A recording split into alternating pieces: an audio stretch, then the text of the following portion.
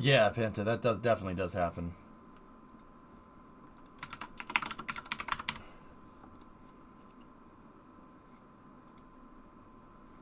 Okay.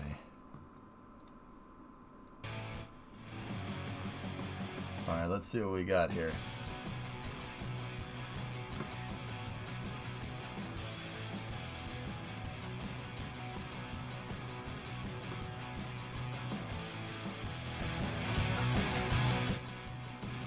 Alright.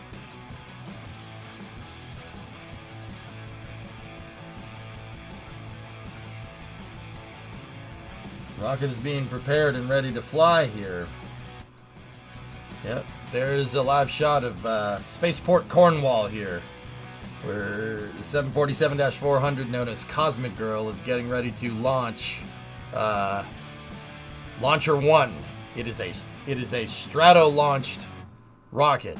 That 747 has that rocket slung under its left wing, and the rocket is it's a two-stage rocket with payload that's designed to get up into space. The 747 will go up, and then it'll let the thing fly, and then the rocket will shoot up, and it'll go into orbit, which is a hell of a maneuver here. This is a high-profile launch because this is the first launch. This is the first ever launch from the UK, which is pretty crazy. I mean, technically they're flying out over the Atlantic Ocean and they're going to launch it due south, but I guess this still counts.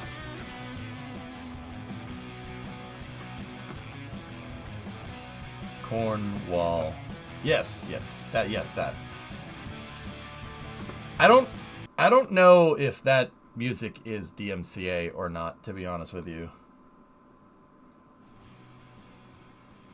Plane or rocket? There is a rocket mounted on that plane. Are they planning to launch fly outside the TFR? That was a different company. Serious? That's Virgin Galactic, not Virgin Orbit. Those are two different companies.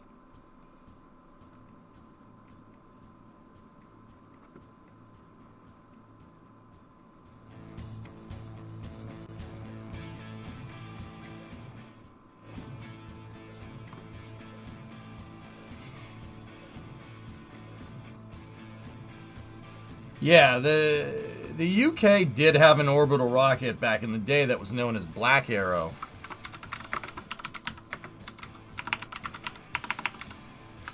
Black Arrow, it was basically a little small sat launcher, and the UK ended up launching it. The United Kingdom ended up launching it out of Australia from Woomera, and actually, it was pretty cutting edge for the time. To be honest, the way they delivered the fuel, I forget the exact ways, but it did reach orbit on 1970 and in 1971. So it did work, and then they decided to join the European Union, and update here from Britain surrendered their orbital launch capability. Red team has approached the vehicle to do our disconnects, and that is normal. That's normal for this phase of the mission. That means that we're fully loaded and getting ready to go. A couple of notes here on the Virgin Orbit purpose. We're on a mission to open space for everyone, and that's enabling a host of companies, research organizations, and universities to have the ability to have a space present where traditional ground launch is cost prohibitive. We support our customers to open up communication channels during natural disaster events, global and local conflicts. We're enabling the real-time monitoring of humanitarian weather and climate crises, providing infrastructure for telemedicine and global connectivity, controlling the environmental impact of production, and preventing illegal trafficking and smuggling. We're really proud of our customers' work, and we're grateful to be a small part of it. We're going to bring up a couple of graphics now and give you some information about our actual launch platform that we're using today. The first one we're going to look at is Cosmic Girl. Is this live? I don't know. Prepare to fast forward. Preparing to fast forward. Fast forwarding, sir. Fast forwarding.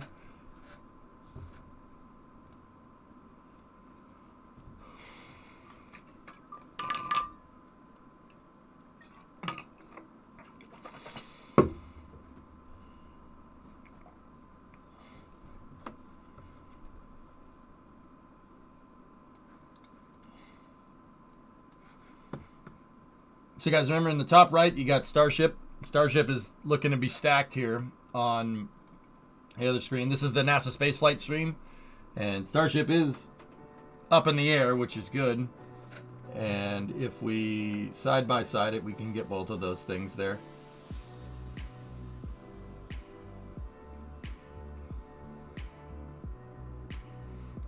But I'll keep these guys up here. It's interesting that they're billing this as the UK's first launch. I mean, I suppose it's the first commercial launch, right? Because, I mean, does Black Arrow count? I would count Black Arrow, so I don't know if I would call this a first launch, but then again, that's just semantics. Point is that they're launching something, which is cool. I love how space can be a problem. Yeah, Ian, I know what you mean. You're either grounded, waiting for a ride, or drifting in space for months before you get to your destination. But there is a solution. Air launch. Instead of launching a big rocket from the ground, you take a 35,000-foot shortcut straight towards the stratosphere. That's where you launch your rocket. You can fly smaller rockets more often to more orbits for less money. It's getting everybody's attention, but it's not a new concept.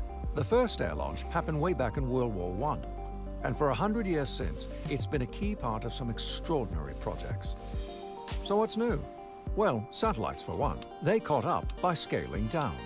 Small, cheap satellites mean more access to space, and demand has never been higher.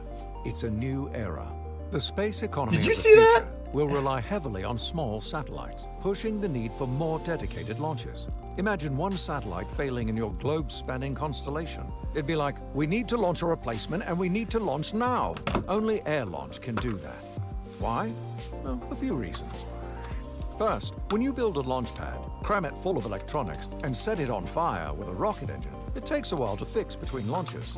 And to keep us safe back on Earth, under every launch is a no-go restricted zone. So if Weekend Warrior Willie finds himself sailing past that line, the whole mission could be scrubbed. This no-go box is smaller and farther from people when you launch from the air. Oh, and don't forget Mother Nature. Thankfully, the weather is better above the clouds. This can all cause congestion for ground launches, but not every mission can wait. Air launch can be more responsive, more flexible, and less disruptive. It's launch on demand, just like booking a flight.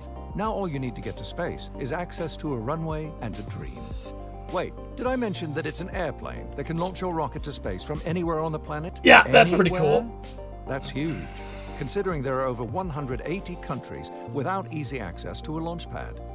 They'll need to launch thousands of satellites to space in the next few years. Without air launch, the math doesn't add up. Soon, satellite makers and operators will be able to launch from anywhere at any time, and countries and businesses around the world will have access to space like never before. This is big. It's democratizing space. So the question is no longer, how am I going to get there? It's, where do I want to go? I just need to go back here. For ground launches. One. Small.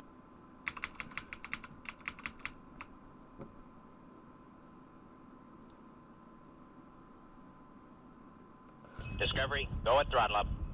Yeah, okay. That's what I thought I saw.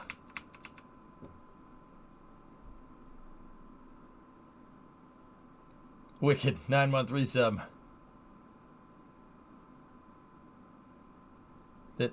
Yeah, okay. Yeah. Down. Yeah. Small, cheap. GPS 2R1. That's interesting that they put 2R1. GPS 3 is actually the current generation GPS. Satellites. Yeah, Landsat. Mean more access to space. Yeah, this goes 12. So, if you guys are wondering, like, you watch the weather in the morning, like on the news, the weather reports, you're like, oh, let's look at a satellite view. That's the GOES satellites. The GOES satellites are the ones that give meteorologists the data that they need to predict the weather. And demand has never been higher. As well as satellites Cool. that will serve... Prepare to fast forward. Preparing to fast forward. Fast forwarding, sir. Fast forwarding. And then back in July, our straight... What am I looking at? When does this happen in the launch?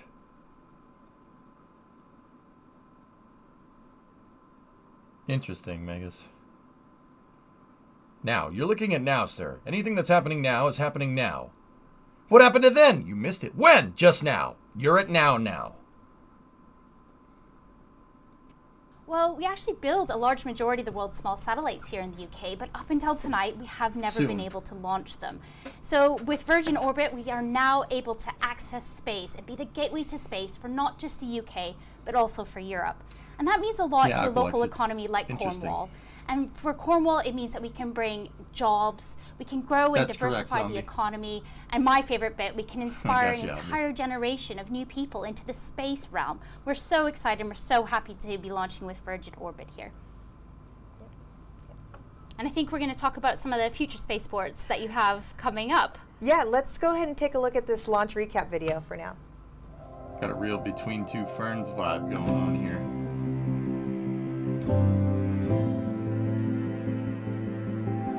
Hey, I've seen that plane. That plane was parked not far from where I fixed the truck for Route 154. Yeah, that's cool. Oh. Release. Is this launch live? It is. So, they're showing some pictures of Cosmic Girl and stuff, and that's all fine and dandy, but the cool thing about this is when they go to launch this thing, the 747 goes into about a 45-degree climb, and then when they let the rocket go, it kind of peels off to the right. Think almost like the Enola Gay when it went to drop Little Boy. Basically, it kind of went into a turn and then let the thing go, and then kind of kept going away. It's the same kind of idea. You kind of lob the rocket.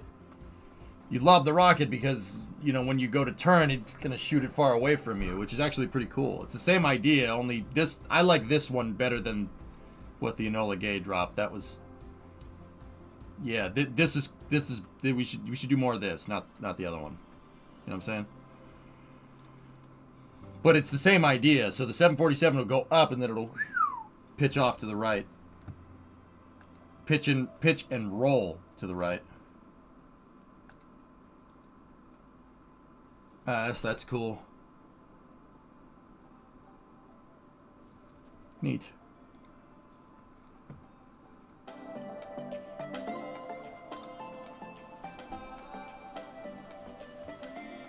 You mean this piece of junk? Sure. Yep.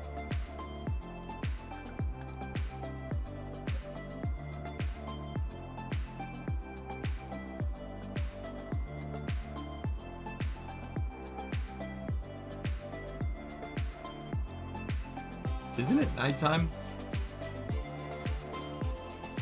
Oh.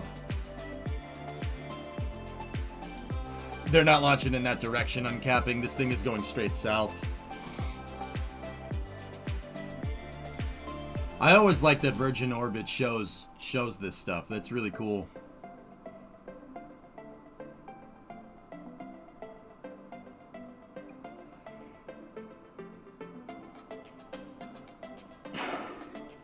Ship quick disconnect just moved in before being fully lowered. Yep. I agree, Benno, yeah.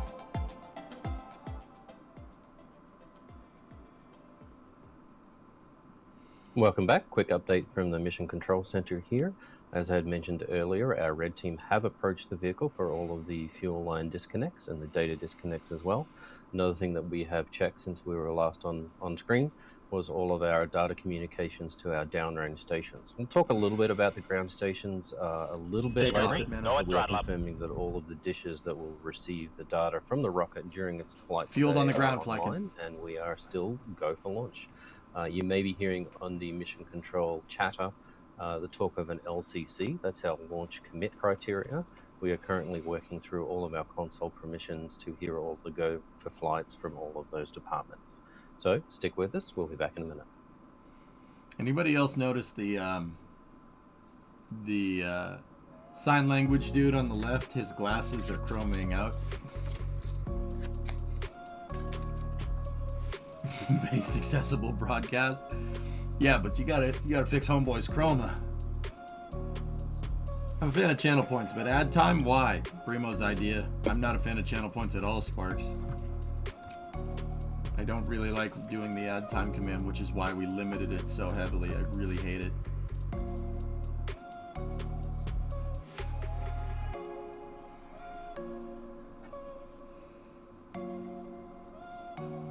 With that being said, I will run. I think it would be better to run an ad when they get right before they get into terminal count sequence. Because so nobody jumps in right when the thing goes to launch and gets a freaking ad. Artemis 3 forward skirt is heading off to receive spray on foam insulation. Very nice. Very nice. Yeah, it's all coming together.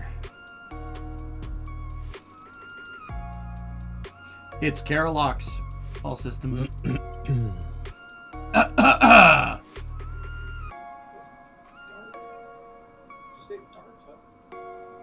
Data, as pronounced in the America, data.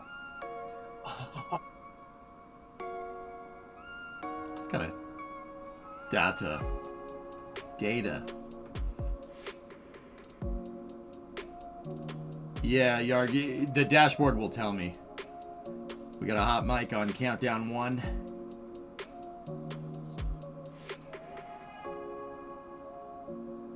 He's making fun of you guys. Okay, so the crews right here, guys. The umbilicals right there for the first and second stage are right there. The crews are looks like they're packing up some of the lines here. The telemetry that they did show indicated that the vehicle is fully fueled. Rocket launches. Launch all the rockets. Is that fog rolling in on Starship? It looks like it. Yep. Yep, those are the umbilicals. They'll detach the umbilicals and then they'll taxi the plane out. The plane that they're using to launch here is a 747-400. It was a former passenger plane for Virgin Airlines, and they converted it. Now, I know what people are going to ask. Why would you convert a 747 to launch a rocket? Why this plane? So, a lot of people don't know that a 747 actually has a spot for a 5th engine. It can take 3 engines on the left wing and 2 engines on the right wing. Usually it's just 2 and 2. The reason why they put a 5th pylon or a 5th engine mount, it's called a pylon. The reason why they did that is so the 747 could fly. When the 747 was made, there wasn't necessarily the infrastructure out as far as this plane could fly. So just in case there weren't on-site maintenance facilities for 747s, where, you know, at the time when this plane was flying to remote areas, right? So this is the 60s and 70s. They added a spot for a 5th engine. So if a 747 has a problem with an engine and the engine needs to be replaced, another 747 can bring the engine to it. They can drop the engine off, install it on the good plane, take the junk engine, put it on the 5th pylon, and send it back. That was an idea that was incorporated into the design. So a 747 with its 5th pylon, its basically inside engine attachment point, is actually a perfect structural spot to be able to hold something like this because it's designed to hold an engine, which is actually pretty cool. A lot of people don't know that. The 747 can hold 5 engines. Now, don't get me wrong, I don't think it could run 5 engines. I'm pretty sure there's not the fuel lines or anything. It was just designed to deadhead an engine. But the 5th pylon is there, and that's where they've mounted that rocket. Where's this pylon located? Right there. The rocket's launcher mechanism, Chief, is mounted on that 5th pylon. Does the Dash 8 still have that? I don't see why you would change it, Sebi, but I'm not sure. Yeah, see, there's the 5th pylon right there. Speaking of Artemis 3, the LH-2 tank recently moved for the white light scans. The Artemis 3 tank. Very nice. Good. Good, Novus. Good. Keep cranking them out. Mass produce. We need more. 4 launches a year, minimum.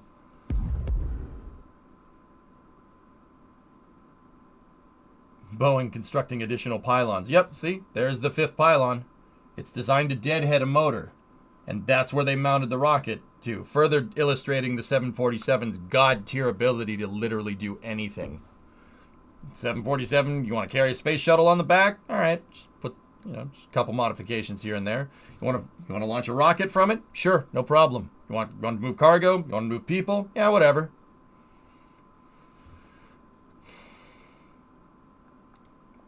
It's an absolute unit of an airplane. Yep, you want it to move around to other payloads or other airplanes? You can do that. Great shot, Sebi. I have it up. I have the NSF cast up there on the right. So Virgin is currently showing the telemetry. They are fully fueled. What is this using? It's using kerosene and liquid oxygen. And there you could actually tell they're using helium ullage right there. I don't think the fifth pylon has power and connectors. No, I think it's for deadheading only, Mank. Did I tell you I'm going to fly on an A380? Neat. Can you please talk about what GMT is and why do we use it? GMT is coordinated time. It's Greenwich Mean Time. Basically a universal time standard that if you need to sync up points between time zones, Clayton, you use GMT. It's the 0 hour, exactly. How do they counterbalance it? Wing fuel transfer as ballast? GMT, UTC, it's the same thing. Yep. Okay, they're moving the pylons back. Pylons and fuel lines are moving away. Ground crews are moving the umbilicals, pretty much indicating that this thing should be in the next 15 minutes ready to go.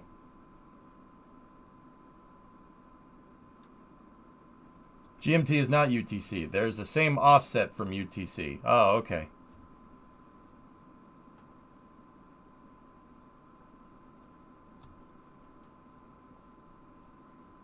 Starship wet dress should be expected soon now, right? I would think so, Erudite. Yeah, they wouldn't be stacking it if it wasn't.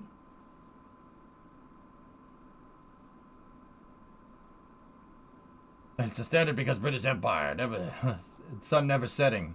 Tessa, I think as a Scot you have Stockholm syndrome. Just saying.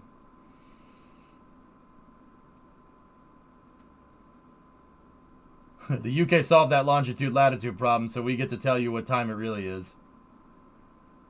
What's deadheading? The motor is just sitting there doing nothing. Like, and it doesn't provide thrust. They could just mount it there. It's basically an extra motor mount. So, like I said, back in the day, the 747 could fly to really, really remote places. It's an extremely long-range plane, right? 747 was flying to places that could not support a 747. They didn't have the maintenance facilities there. So in order to, keep the 747s flying, they could have it so if one 747 that's at the destination where they couldn't repair it had a broken engine that they couldn't fix, another 747 could fly out with a new engine. They could drop it, install it on the plane, and then deadhead the junk engine back to where the thing could be repaired. Nowadays, you don't see that so much. But at the time, 50 years ago, made a lot of sense. It's actually really smart. The water there taking off in a westerly direction. It's like a spare tire, but with engines. Yep. Ireland, and is going very close to counties Kerry and Cork. Then she'll take a left-hand turn and go into what we call our racetrack. And as you can see, it's aptly named because of the shape. We do two passes in the racetrack. The first one is the cold pass, and that's essentially where they call it the racetrack, and it's an oval. On the aircraft, the rocket, the prevailing winds, as an American, the weather, I understand this. And then we go into what we call our hot pass, and that's where Launcher 1 goes onto its own battery power and switches to autonomous mode. When we're getting very close to the drop point, our pilots will pull into the aircraft pull-up maneuver. You'll hear on the MCC audio the words release, release, release that will come from the pilots. The rocket will drop on its way to space, and Cosmic Girl will come home to Cornwall. Special shout out to our airspace support in this region of the world from the UK and from Eurocontrol, as well as authorities in Ireland, Portugal, Spain, and France. Stay with us. We'll be back in a moment. Okay. And let's have a little bit of a chat about who's on board Cosmic Girl today. We're so lucky to have two pilots and two launch engineers who are incredibly talented and well-versed in Cosmic Girl and this incredible launch that we're about to see.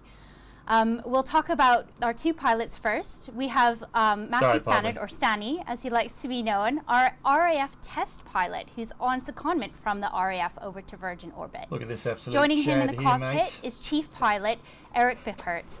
The two of them are an incredible team, and we know they're going to do an amazing job for us tonight up above the Atlantic Ocean. Joining them in the back, we have two launch engineers. We have Dale Alexander, and we also have Bryce Schaefer.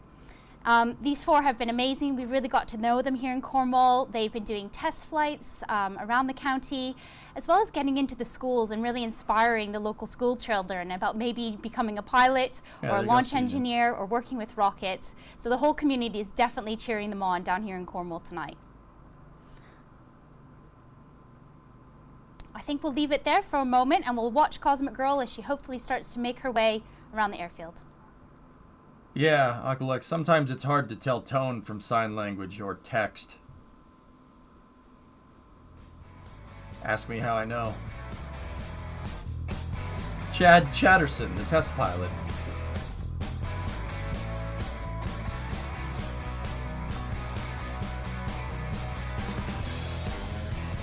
They're doing control surface checkout, hydraulic checkout, guys. So, you know, like, okay, I'm not like super well versed in planes and stuff. Like, I know enough to be dangerous, right? To put it in Mr. Funny's words. Every plane, before it flies, you do a checkout on the control surfaces to ensure that the hydraulics are working. And also the pilots are probably talking to each other. Stanny and Bip are probably talking to each other right now, discussing takeoff procedures and what the contingencies for takeoff, V1, V2, stuff like that. Yeah, you test all the control surfaces. Make sure, verify that all your hydraulics are working. It's part of the pre-flight checklist.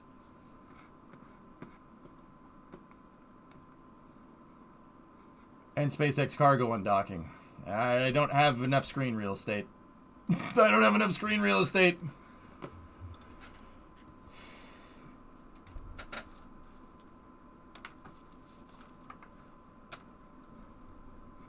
I know someone who needs a checklist. Your mother. What does the inside look like? Is it still chairs or it's empty? It's been emptied out a little bit, Contra. Turns out that thing is a little bit on the heavy side. 2023 is a big year for spaceflight. Yep. Foz, 17-month resub. Melissa Thorpe is the lady doing commentary. She's the boss. She's also the boss of Space Cornwall. Her accent is Canadian. I was wondering, Foz, like, I'm hearing a little bit of British, a little bit American, a little bit of Toronto. I heard a hint of Ontario there too.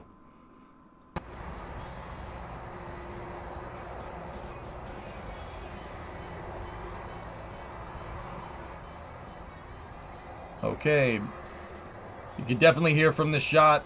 Oh, the ground crews are taking pictures. That means their job is finished.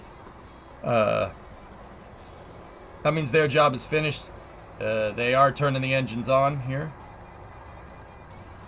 747 does have its strobes on. There is a TFR out there, Benno. It's interesting, guys, because they said that the TFR, you know, we can launch out in the ocean. The TFR is not going to be. It's going to be smaller than a ground-based launch vehicle, and it's not. It's about the same size, which is, I don't know why they'd say that, but all right. Yeah, serious. Yeah, look at the light pole right there. It's a little windy. It looks very clammy. It looks very British, dare I say.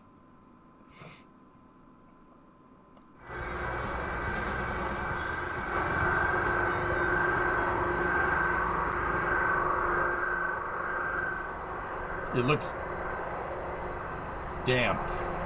Discovery, go and throttle up. It looks damp. Yep. Cold and windy. Yost. How many SLS launches a year? Wow, that was so clever, S. That was so clever. You want to see something else that's clever too? Ignoring you. That's so clever. You're so witty. It's great.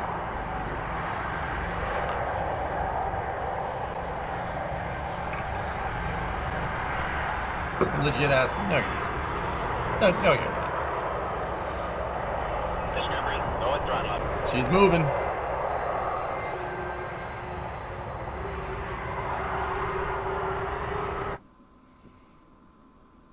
Okay, Cosmic Girl is taxiing now.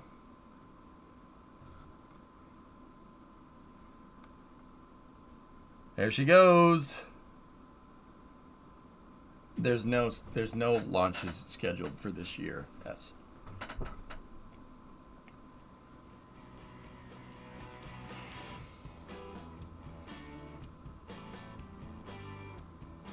How does she take off without the rocket hitting the runway?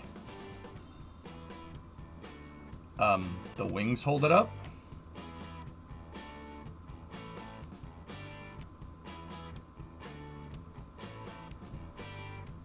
Once again, guys, the rocket is riding on an engine mount. The 747 has the ability to carry 5 engines. It can get power and fuel to 4 of them. The 5th one is in case another 747 is stranded somewhere. A 747 can carry an extra engine. And that extra engine can deadhead, and they can bring it somewhere to fix a stranded 747 if it has problems with the motors. You guys got to understand that, and that's basically been incorporated in the design since. An important thing to understand is that when the 747 came out, it wasn't the most reliable thing out of the box.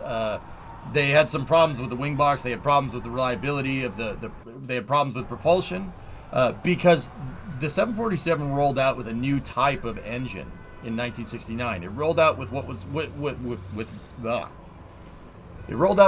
would be known as a high bypass turbofan, JT9D.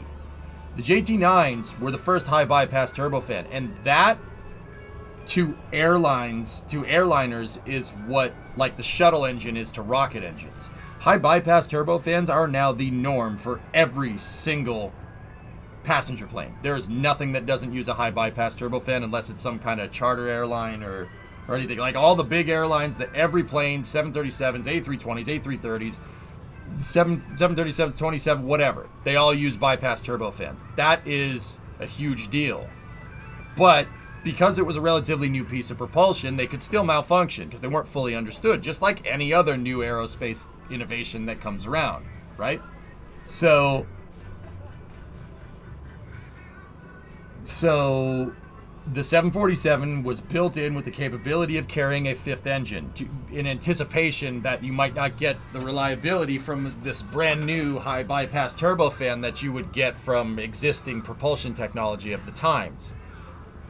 Now, in Virgin Orbit's case, they're using that 5th pylon to launch a rocket. Yeah, they're using the 5th pylon to launch a rocket. The 5th pylon is located on the left wing between the number 2 engine and the fuselage. Are they taxiing down the runway and turning around, I guess? Sevi, I have a question. Where else would they be going right now?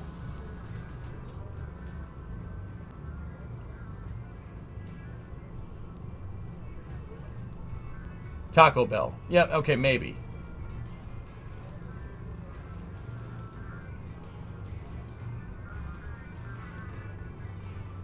To my mom's house. Okay. All right.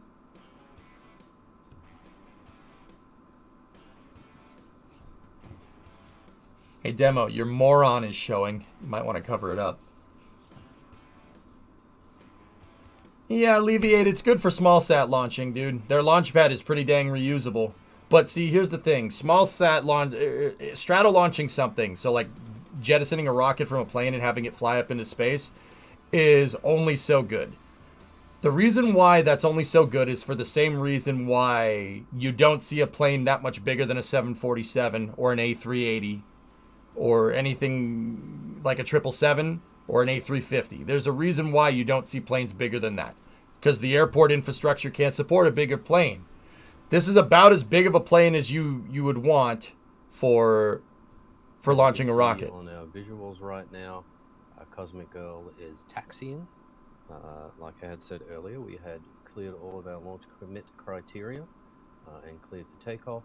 our crew, ground crew. Yeah, of course, Baden. Baden. They're launching from a 747. Pilots are ready for takeoff. So we're just positioning ourselves for wheels up, still planned in the next minute or two.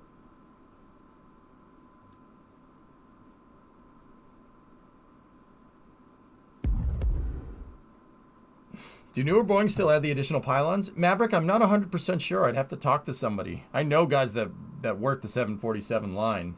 I'll have to ask them. Yeah, Driados, we had said sure. earlier, this is our second nighttime takeoff. Our last mission was also a nighttime. And some folks in the area of Cornwall and also the counties I mentioned. Yeah, it's a earlier, two-stage the south part of semi-cryogenic Ireland, rocket, Baden. You'll see it here in a moment. Cosmic Girl making some practice runs out there off the coast. Okay, they have the lights on. Cosmic Girl is now on the runway taking off.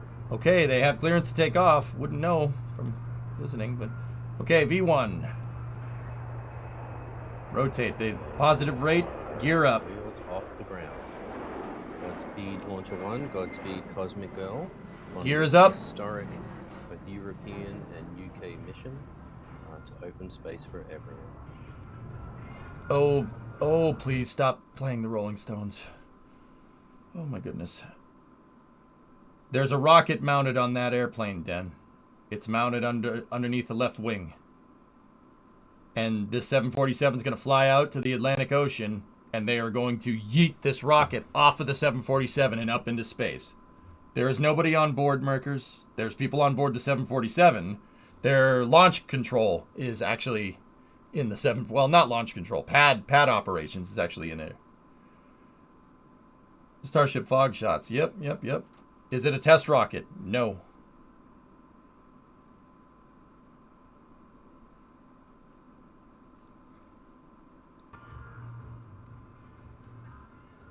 Yep, still playing the Stones. The mission is called Start Me Up, so they're playing Start Me Up by the Rolling Stones. So this launch is actually kind of a big deal because this is the first launch from British soil. Now, I know technically they're launching it out over the Atlantic, but this is a plane that took off from the UK that's going to launch something into space. Since the plane is part of the launch infrastructure, I would call this a launch from the UK. This is the first rocket launch from continental Europe. That's an orbital attempt, and the first commercial launch out of Europe as well, and first commercial launch for the UK. Our rocket fuel and our liquid. Do you know how long it takes to get to altitude? Conditioning ground support equipment can be 30 loaded minutes. on the aircraft itself and then transported to whichever runway can support a 747. So we unload the rockets, we mate the payloads to the front. Yes, sir, Karen. Usually through a special clean room that has been set up. We also have a mobile clean room that we can bring to different launch sites. Then it's attached to the rocket. The pad is a little bit expensive, Tessa. The thing is that their launch pad has interchangeable parts. There's a lot of parts available for it, so And we've done that a couple it's not the of worst. times Not the worst idea, dude. where we essentially back up the payload conditioning trailer to Cosmic Girl while she is attached under wing with launcher one. And then Woomera, the, Hokey. connection there. The Black Arrow. So the Black the Arrow idea rocket is launched that 4 we times can from fly to Woomera your in port, Australia. or It's your right. It's airport, in the your interior of spaceport, Australia. It's land, way in the roll out interior, aircraft, way out in the outback. have They launched from there, and they had 4 launch attempts. 2 of them were successful. connected up to your facilities, And then and then take off. the British government decided to, I guess, try and buy Scout rockets instead from the U.S., and then they joined the European Union and it got rid of it. Parts of Black Arrow did find their way into Ariane, which is pretty cool. The first Ariane rockets were literally a combination of like the British and French space programs. Now, don't get me wrong, the modern Ariane 5 rocket and going into Ariane 6 don't share much in common there, but You can see on the graphical user interface here. it's still some interesting bit of history. All of our temperatures and pressures remain to be nominal. Some of the more interesting Yeah, there you go, stuff Ascendant. you'll see is now down at the bottom of the screen, where the Cosmic Girl panel shows that. Yeah, there you go, it's Marcus. currently a little over 300 miles per hour, and steadily climbing, just gone past 12,000 feet. What is that stat behind me? Hydraulic pressure on the pylon? Cosmic Girl. How to get is myself a qualified sign in language aircraft, interpreter? No, I'm is good. captained and that means that what mass can this captain launch? on board in the cockpit is the person. It's a small sat launcher, Owens. I'm not sure what the exact payload capacity is off the top of my head. To altitude climbing or the trajectory that Cosmic Girl uses to move out to the racetrack, and that's up to the captain. But generally, what we expect. Why does basically everyone launch from Cape Canaveral? Is it because of the infrastructure? That's exactly right, Erudite. Approximately a little over 35,000 feet. All right, I'm going to shut the Starship stuff up here for a second. We do have confirmation that a Dragon resupply was separated from the ISS just a second ago. That's pretty cool. I had mentioned the data coming through earlier through an umbilical. Once we had disconnected from that IT trailer that's sitting on the tarmac next to Cosmic Girl, all of our data is being streamed through RF links, or radio frequency links. So they're essentially a type of Wi-Fi. Our aircraft has that, so our rocket data will come up to the aircraft, and then the aircraft can transmit back to the ground, and you can see the live data that you see here on the GUI. Once the rocket is dropped, it has its own S-band transmitter. It's a relatively tried and true technology, S-band. It's the same technology that streamed the photos of the initial Apollo moon landing through the Parkes Radio Telescope in New South Wales, Australia, back before I was born. But that will be transmitted. Battery's dropping voltage. It's on internal power, dude. At least I think it is. Fly our trajectory to orbit. We will show some graphics a little. No, maybe not the rocket itself. Let me see. As well as 27.7 is just fine, Mercs. As she works her Yeah, way to release it's 28 volt plus.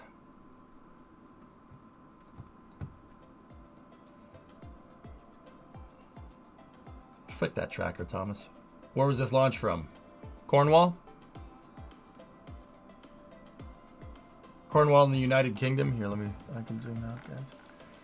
Want a little bit of a better picture. So I do have ADS-B up here, and we can do a side-by-side between the cast here and the map view.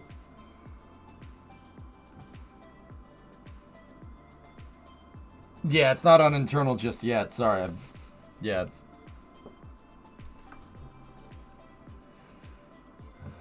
Link blocked. Thomas, can you link ADS-B? I'm out of monitor real estate, Flykin.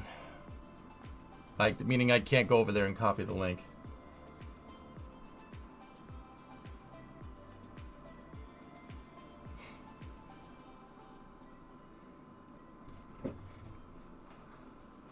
Discovery. Hey, Signer, 35-month resub. Thank you. Yeah, I want to show the undocking too, Vet, but I'm out of screen real estate, believe it or not.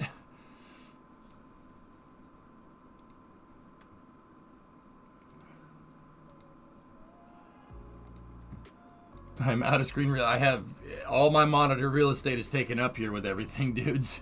Sorry about that. Is this the Virgin Orbit launch Cosmic Girl from Cornwall, England?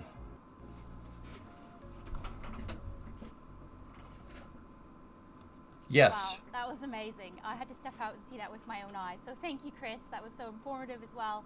I'm absolutely buzzing. That was huge, and now we can't wait for the rocket launch. I'm now joined in the studio by a good friend, Steve Isley, who is Vice President of Business Development from Virgin Orbit. Hi. Hey, Mel. Yeah, I mean, what an exciting day. And I'm really pleased to introduce Secretary of State Grant Shapps, who's in charge of the Department for Business, Energy, and Industrial Strategy, leading an economy-wide transformation by backing enterprise and unleashing the UK as a science superpower through innovation.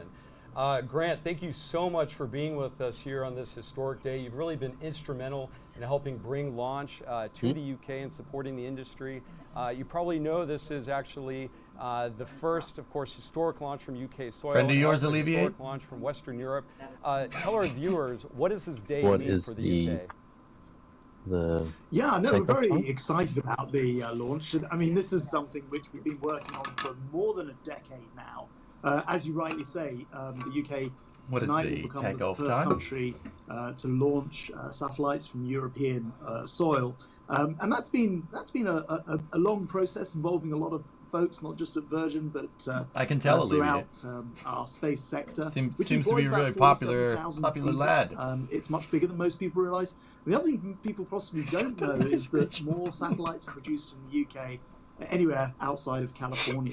So we're big into producing particularly the smaller and the nano satellites, the type that Virgin Orbit put into space. You're going to want to look east, hot shots. You should be able to see it. Evening, Oh yeah, you'll see it go up. That's for sure. We're delighted to have backed this launch. Spin is not very popular in the UK. Yeah, I couldn't have guessed. Spaceports springing up throughout the UK. So we were excited to see this one and others develop. And you mentioned some of the industry here in the UK. So how do you think this and future launches will really help propel the space ecosystem? East, I thought you mean West. Yeah, that too. And what makes the UK such a great destination for launch and for space? Yeah, it is West. I mean, sorry, for a start, I think anything like space keeping track of a lot of different things right now. People's minds. I was just watching. Yeah, we have to look east. I don't think we'll see it though. If you're in the UK, you look west. Sorry, we're giving this a mention and saying I'm used to saying east because the satellites are being launched having a coast to the west. It brings people's attention to it. So if you're a youngster and you're watching this tonight, or you're catching up on it, you know what I'm trying to say. You'll be understanding that space launches are something that happen from the UK. I think that's incredibly important. It brings more people into the business. You asked the sensible question of why the UK. Well, it happens that particularly for the type of satellites which are increasingly getting launched, a lot of these smaller satellites, they've gone from about 1% of the market to 11%.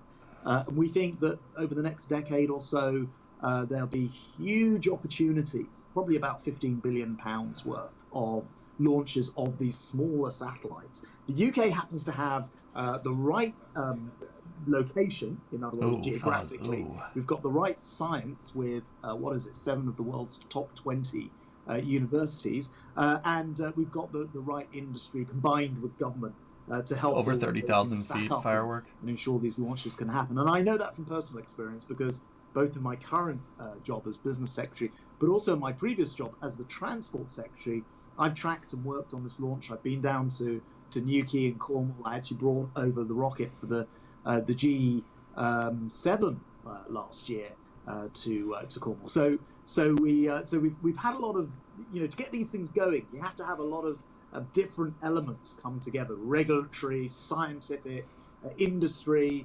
government, all working in tandem, and that's the thing the UK's got going for it. And we know that you have a strong love for science, and part of your platform is making Britain really a science superpower. How do you see space launch and this ecosystem developing in Cornwall contributing to that? Well, look, it's hugely important that I was just looking across the kind of list of the payloads tonight. There are a whole I'll be right back 1 second, dudes. Different satellites. So you've got Amber 1, that's a satellite that's built in Glasgow. You've got Prometheus 2, that's a satellite built in Hampshire. You've got Space Forge satellite that's built in Cardiff. So you see, as I go around the country here, every part of the country, every part of the United Kingdom has got a link to what's going on in Cornwall tonight. And that's incredibly, incredibly important and exciting. But as I mentioned before, not to take anything away from Virgin Orbit, because you guys have got there first with this unique launch system that has so many benefits. But we have a number of vertical spaceports being built and being planned, so 7 in total. And I'm expecting to see vertical launch from Scotland, for example, possibly later this year or next year. So this is an exciting time. It's worth a lot of jobs, not just in Cornwall there, perhaps 250 or so, but actually across the country, in the thousands, in the tens of thousands, and making the UK a great place to do space. Yeah, and you mentioned some of the payloads on this mission, and there's some firsts. I mean, there's the first Welsh satellite, the first Omani satellite. So there's a real also international flavor in space. How important is it, one, for the UK to have its own launch and end-to-end sustainable space-based capability vis-a-vis other spacefaring nations, so as a nation leading in the space realm, and 2, really international partnerships. I mean, I know that this is important for UK, you mentioned the other launchers, but clearly space is an international cooperative industry, and so working... This segment is too long? What, you guys don't want to sit here and listen to politicians talk? I can't imagine. What? That sounds entertaining or something.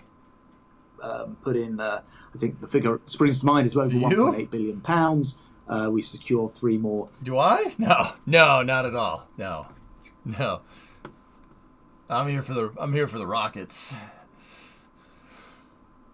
Kind of interestingly, though, you ask a really interesting question, because the UK is the only country in the world to more than 50 years ago have designed, built, and launched its own rockets and satellites successfully into space, and then scrapped the entire launch program. Now, this was back in 1971. It's a long time ago now. It was kind of a surprising thing to do, given many other countries or other locations continued or have got into the space race. When you think of EJ, you think of Grant Shapps or something. Who is that guy again?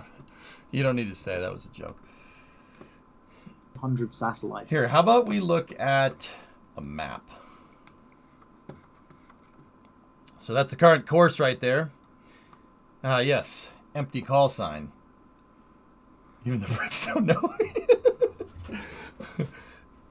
We don't know who you are. Is that you guys' way of saying that you don't like somebody? I don't even know you. Yes, you do. No, I don't. Hey, BCMD, what's going on? Like, actually, I don't know. Oh, okay. All right. The UK has all the pieces to the puzzle. You've got all the satellite manufacturers, you've got incredible universities, you have the logistics, and now you have the launch capability. So really, you have this end-to-end sustainable space applications mission capability that is unrivaled practically for the small satellite market in particular, and definitely joining the other few nations that actually have Hangman, that makes sense. So I think really that we're pleased to be your partner on this journey and help make that a reality. Maybe shift. Well, thanks very much. It's great to hear you say that, because folks won't know, but we generate about £16.5 billion from space income each year in this country, and it's only set to grow. And we're going to work internationally to make that happen. And having this launch capability from British soil clearly puts us front and center of that. Absolutely. And finally, I think some people know that you're a pilot yourself. So as you know, captive carry is happening. Our pilots are going on this journey, going forward.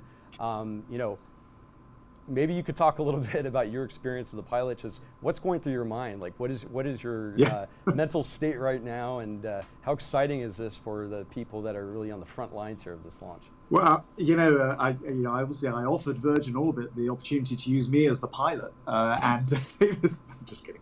I think everyone who flies, everyone with a pilot's license knows that the thing that you're always doing before a flight is you going through the pre-flight checks in your mind, and then after that you go through the whole sequence of thinking through the flight. I visualize the flights that I take in advance, and I know that the captain will be doing exactly that. I did, Hangman. Incredibly experienced RAF pilot flying the aircraft this evening. He will have run through this, has done it, of course, in reality as well, so it's not just a sort of in principle thing. And that visualization, I always find as a pilot, really helps the process of flying. And of course, on a mission as important as this, I know that is the work that will have been going on in advance. Yeah, and we're of course rooting for our pilots, we're rooting for our engineers, we're rooting for our team. I know the country is behind this mission. We're excited to be here in the UK. Grant, in the few seconds we have left, is there anything else you'd like to tell our viewers maybe about this mission, or about some other insights, some parting words, if you will? Well, look, when I came down to Newquay, and we brought over the rocket last year, actually it was a replica of the rocket last year, some people said to me at the time, this is all fine, but actually, is this just a static display? Is it really going to happen? Is it really going to happen from the UK? And, collectively, and you guys in particular, have proved that the answer is definitively yes. The aircraft's in the sky, I think in 48 minutes or so, we're looking for the drop. So, I just want to say a big thank you to everyone. And it's now thousands of people who've been involved in getting this mission up and running. There were any number of things which could have stopped it. And the first time you do something, particularly from somewhere new, there are lots of regulatory barriers to overcome. I actually want to express my thanks to my Irish counterpart, who I spoke to and helped clear the airspace, to the Portuguese, and many others who've been involved in this evening. But look, I think this is an amazingly exciting time. We're all eyes glued to the drop and the launch of these satellites, and well done to you folks for making this happen. And tonight, all eyes are on the United Kingdom launching these satellites. All right, Secretary of State. I think it's funny. All right, because over here in the States, guys, if there's a politician up on the screen that people don't like, Americans will. Oh, they'll let you know. Don't worry. They'll let you know that they don't like that person in particular. It doesn't matter who it is. Somebody will be like, nope, I hate that guy. That guy sucks. What makes me laugh with you guys is how passive aggressive you are. It's the funniest thing ever. And I'm not trying to say like you should or shouldn't hate the guy, but it just makes me laugh, man.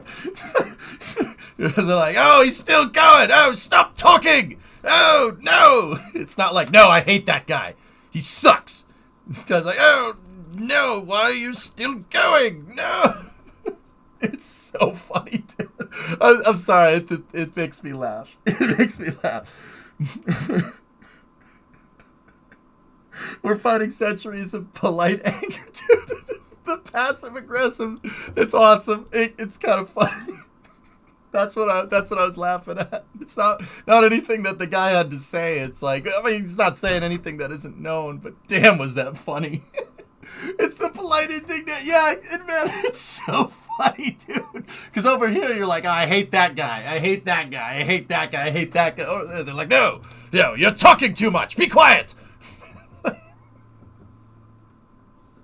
I love it, man. It's awesome. It makes me laugh, man. I don't mean that in a bad way. It's pretty funny. It's like, even with a guy that you hate his guts, you're like, oh, stop talking, sir. Oh my God. We will insult you, but you won't be able to tell. Exactly, Zan. Like, I could tell from how dry the room got that guy is not liked very much. Oh, boy, thanks, guys. That was funny as hell. Like, I get it. The guy probably sucks, but it's so funny, dude. Oh, okay. Bring it in. All right. Yeah, there's etiquette. Uncapping. That idea is something I'm not familiar with. People over here, people will just say, "I hate that guy. That guy sucks." But over there, it's like, "Oh, I hope you step on a Lego." It's like you are politely insulting. That subtlety just isn't a thing over here. You know what I mean? That's a secret. We don't like any of them. Yeah, neither do we. It's funny how that works. There isn't enough redacted expletives to describe how badly people think of that man. Yeah, we're a lot more straightforward about it. Yeah, exactly, Capybara, exactly. That's how we trick you, though. Yeah. No, EJ, over here the insult is, we hope your pillow is warm on both sides when you want to sleep. Oh, well, no, I say. I'm sorry, dude. Seeing you guys go off, I've never seen that before. It's pretty funny, man. I hope your tea is too watery, sir. I hope your spoon falls in your soup. Oh, it's funny that it clicked in my head. I'm like, do they not like him? Are they being sarcastic? Oh, yeah. Okay, you don't like him. All right, I get it now. It took me a second. That's what's funny. I was like, wait, what is happening right here? Should I say calm down? Should I not? Wish they brought the lettuce on instead. Okay. Yeah, see, there you go, Olivia. That's what I mean. I wish they brought the lettuce on. Oh, really, Tessa? Jeez. Okay. Oh.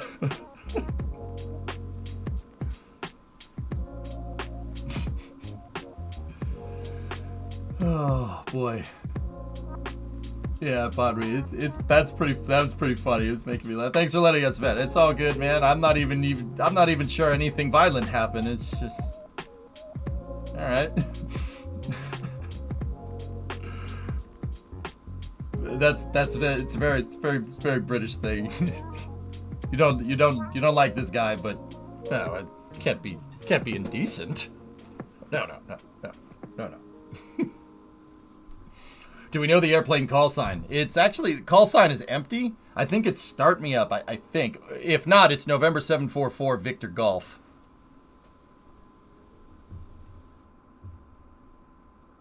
Real crap going down in chat. What are you gonna do, Sirius? Hope that he stubs his toe? Oh, I hope you stub your toe. I hope you step on a crack! Ah! 2 depart burns for dragon are complete. I think we can't be playing that. That's all. Let's see. Okay, Sam. Yep. Cool. Let me see. Meteor over the UK.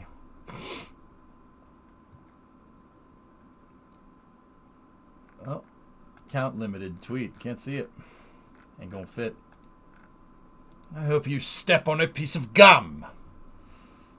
Love the telemetry overlay. Yeah, Whitney, I'm good. How was Kerbal? How was Kerbal earlier? Good, bad? You didn't crash. You didn't kill Jeb, did you? His tea and toast would be cold in the morning. Oh, wow. Damn.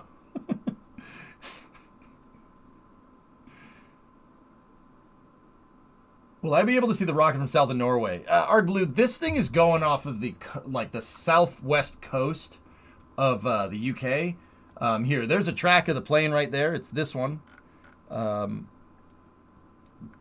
It's basically going to go out here and then just circle around out here. I'm not sure you'll be able to see it. It might be too far off. If you're basically anywhere in this area where my mouse cursor is, you definitely will see it. It'll take a second, but you'll see her fly.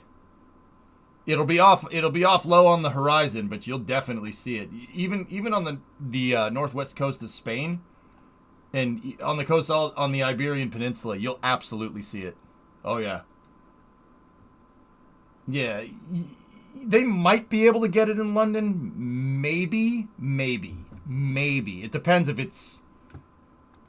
Well, it depends if the skies are clear and there's no clouds. Oh, nope. Nope. No,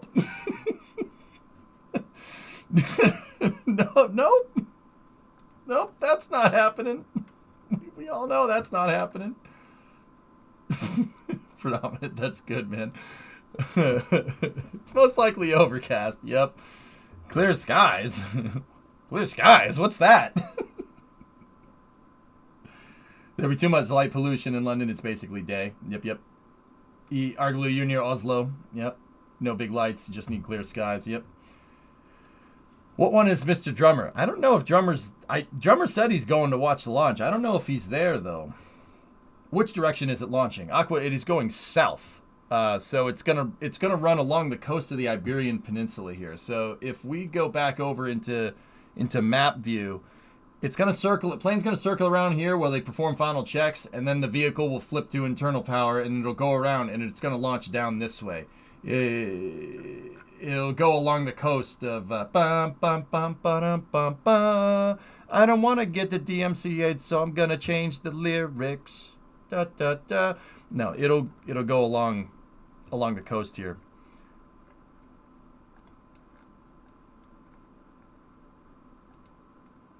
All right. So I also have the side-by-side view here, and then we have the main view up as well. It looks to be a sun-synchronous insertion from what I can tell. I got clear skies in Newcastle. You think I'm going to see anything? I really want to see a rocket, but yeah, you Yanks are too far away. I'm sorry. There's a pond in the way, man. What do you want from me?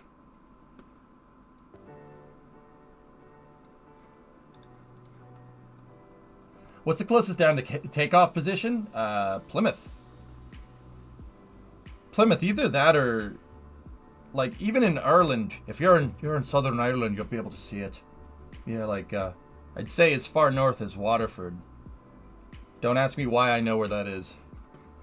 Does the spacecraft have ADS-B? I don't think so, Southern, no. Rockets use different Different, they don't have a transponder like an airplane. Hey, I have a question. Boca is like a 2-hour drive where I live. Do you have any idea when the Starship OFT will happen? They're aiming for the end of this month, but it's most likely going to be March. What is the website for the full flight tracking you use? ADS-B Exchange. ADS-B space Exchange. It's better than Flight Radar. Like, way better than Flight Radar. Clear weather here in Somerset. You're 129 miles away. You absolutely will see it, Jim. Yeah, if it's clear skies, you'll see it. And, okay, so for people in the UK, you guys have never seen a rocket launch. All right, here's what it's going to look like. Picture somebody standing about 100 feet away from you and flipping on a lighter and then going like this. That's what it'll look like. It'll look like a backwards candle going across the sky. Trust me, you'll know it when you see it. You will absolutely know when you see it. It looks like a candle. This one, you'll know it because it'll look like a lighter because kerosene. Drummer's there. He'll give the camera a wave. Oh, all right. Yeah, so if you guys never seen a rocket launch, you don't know what to look for a candle. It'll look like a candle going across the sky. Why do I have to live on the other side of the UK?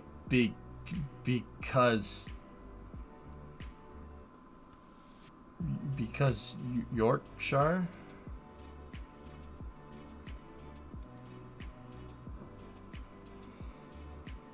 I've seen a Falcon 9 second stage deorbit burn from the UK. Look like a jellyfish going over the horizon. Yeah. Mm-hmm.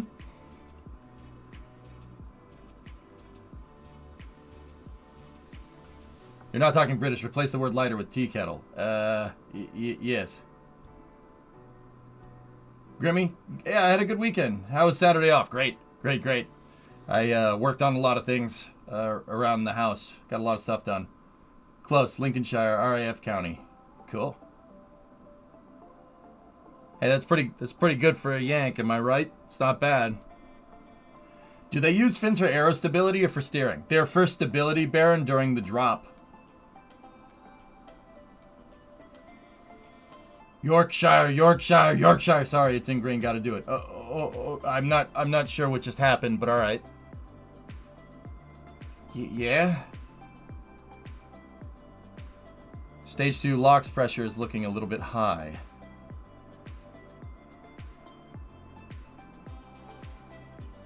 It looks to be in line with stage 1.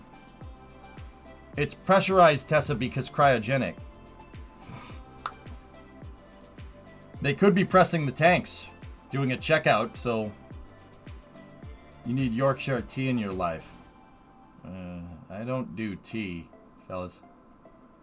Have you ever had Yorkshire sauce? No. Don't mind the Yorkies. They're just in a cult. Oh. Yorkshire. Oh, okay. I got you. Yeah, okay. I'm picturing Chris B, right? Yorkshire. Yeah, okay, I got you.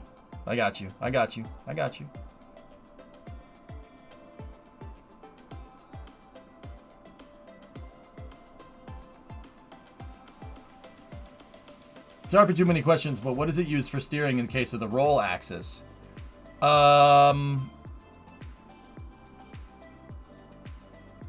know what? That's a good question, Baron.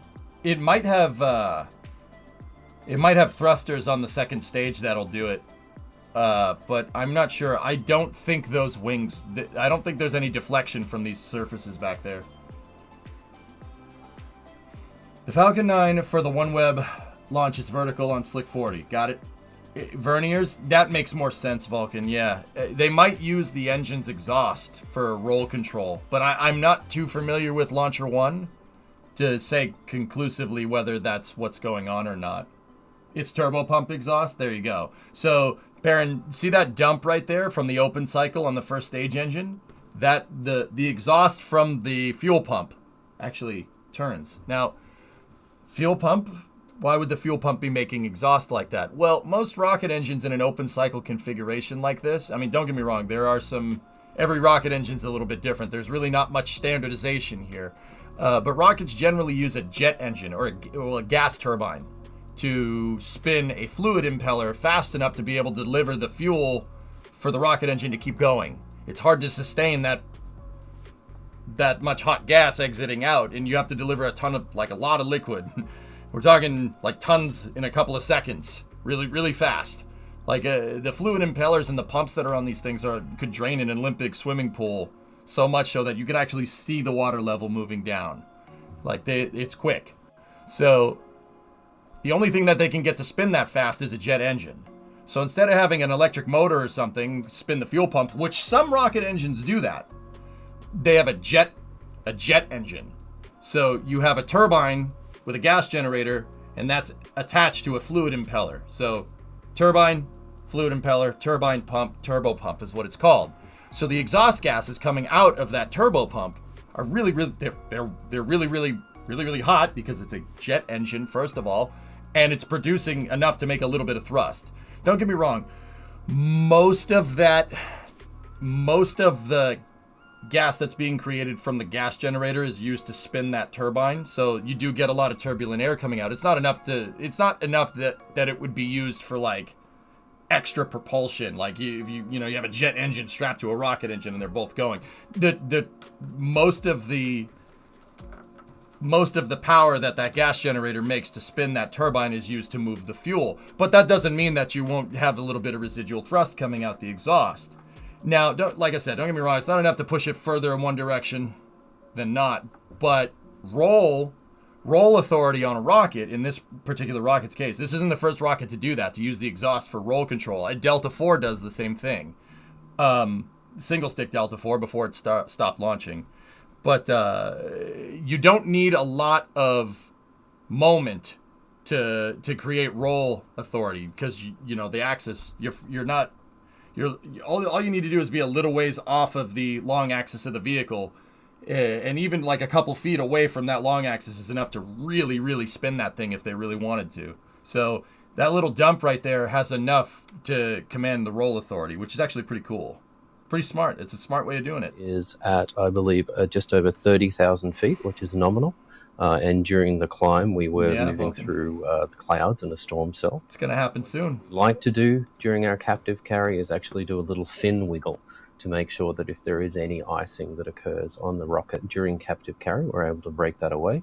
We detected no icing during the captive carry up to this point, but we did that little execution anyway, and that all worked nominal. We are tracking nominally. I keep saying nominal, which is a good thing. We are tracking nominally on our flight path out towards the racetrack right now. We'll be back in a moment.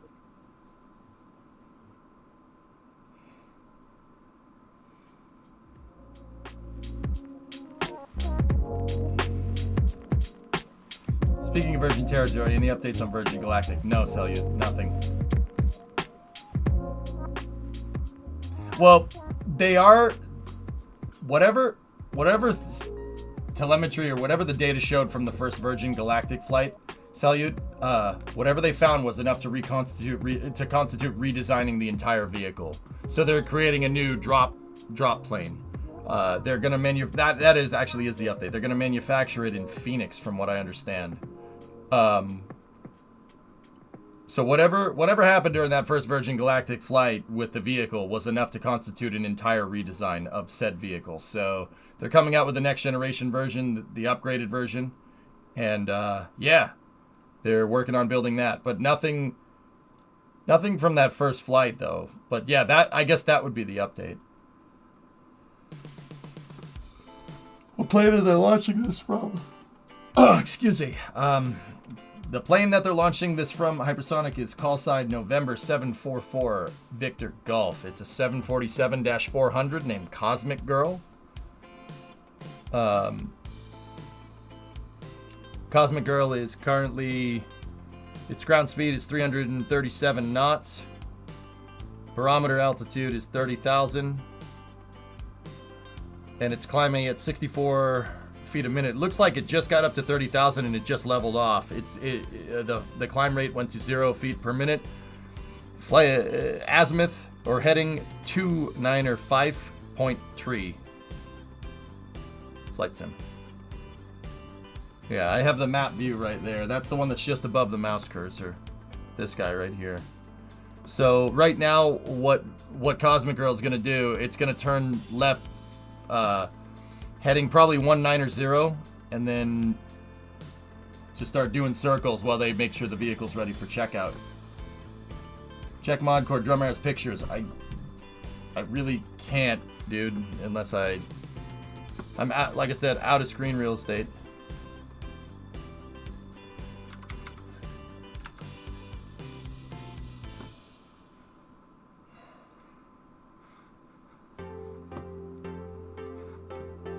I have no idea if this music is DMCA. It probably is.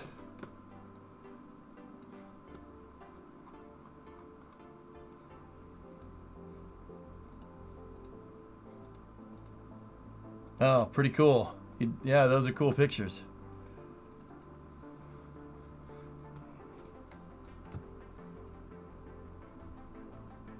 Solution, another monitor. How does saying find another monitor right now help me in this particular moment? You guys want me to go buy another monitor right now? 4 is greater than 3. I have 4, dude.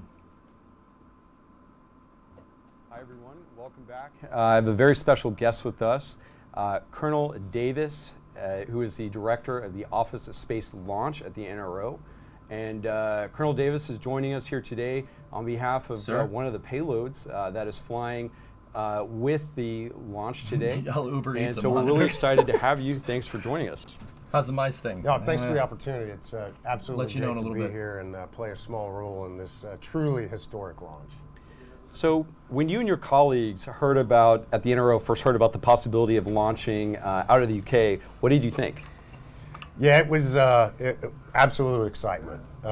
Since the very existence of the NRO started over 60 years ago, we've really taken great pride in how innovative, how we like to advance the state of the art and the art of the possibility when it comes to operating in space.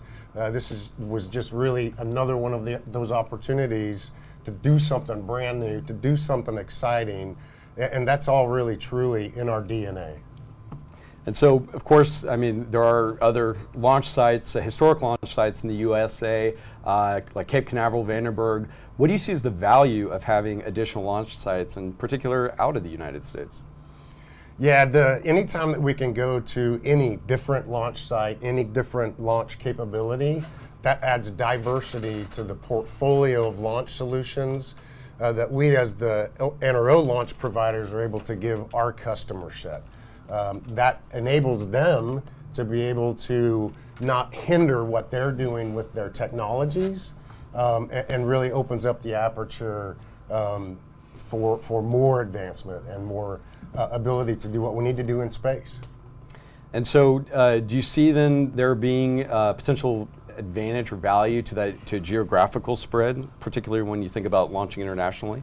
Oh, no doubt. And that's just, again, the diversity that we're talking about. And anytime that we're not committed to any 1 or 2 launch sites, that just it enables us to do different things, to do better things from wherever we need to do. Absolutely. And yeah, we agree. We think there's definitely different opportunities to provide access to different orbits and mission capabilities internationally. So moving to another topic, there's that phrase, responsive launch, responsive space, and it's a pretty exciting term in the national security world in particular. What do those terms mean to you, and how is that important to your mission? Yeah, responsive launch from my perspective is really being able to be responsive to my satellite customers' needs, to be able to deliver a launch solution when they need it, where they need it, how they need it, unconstrained. So having vertical launch, having horizontal launch, all of those things, add additional toolbox, adds to my toolkit that I can take to my customer set. Yeah, absolutely. And then, of course, launching on demand potentially would be a whole nother benefit within a 24-hour period or so, which is something Virgin Orbit is trying to accomplish. So another question would be, a lot of what you and your NRO colleagues have talked about when discussing this mission in particular is the value of the partnership. And I think the international partnership in particular with the UK RAF. With all that's going on in the world and in space right now, both in the areas of conflict and in times of peace, what do you see as the start of international partnerships? Hey, fellas, here's the thing. If any of you guys are ever in a scenario where you have to do a live cast, make sure the teleprompter is near the camera, so make sure the teleprompter is near the camera, so your host is not constantly doing this. Just pro tip for live casting. Pro tip. U.S. Space Force, UK Space Agency, RAF.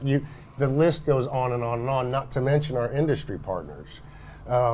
So yeah, partnership was a key part of this entire mission for us. And then, you know, as launch folks, we like talking about the launch, but we don't exist unless we put capability on orbit.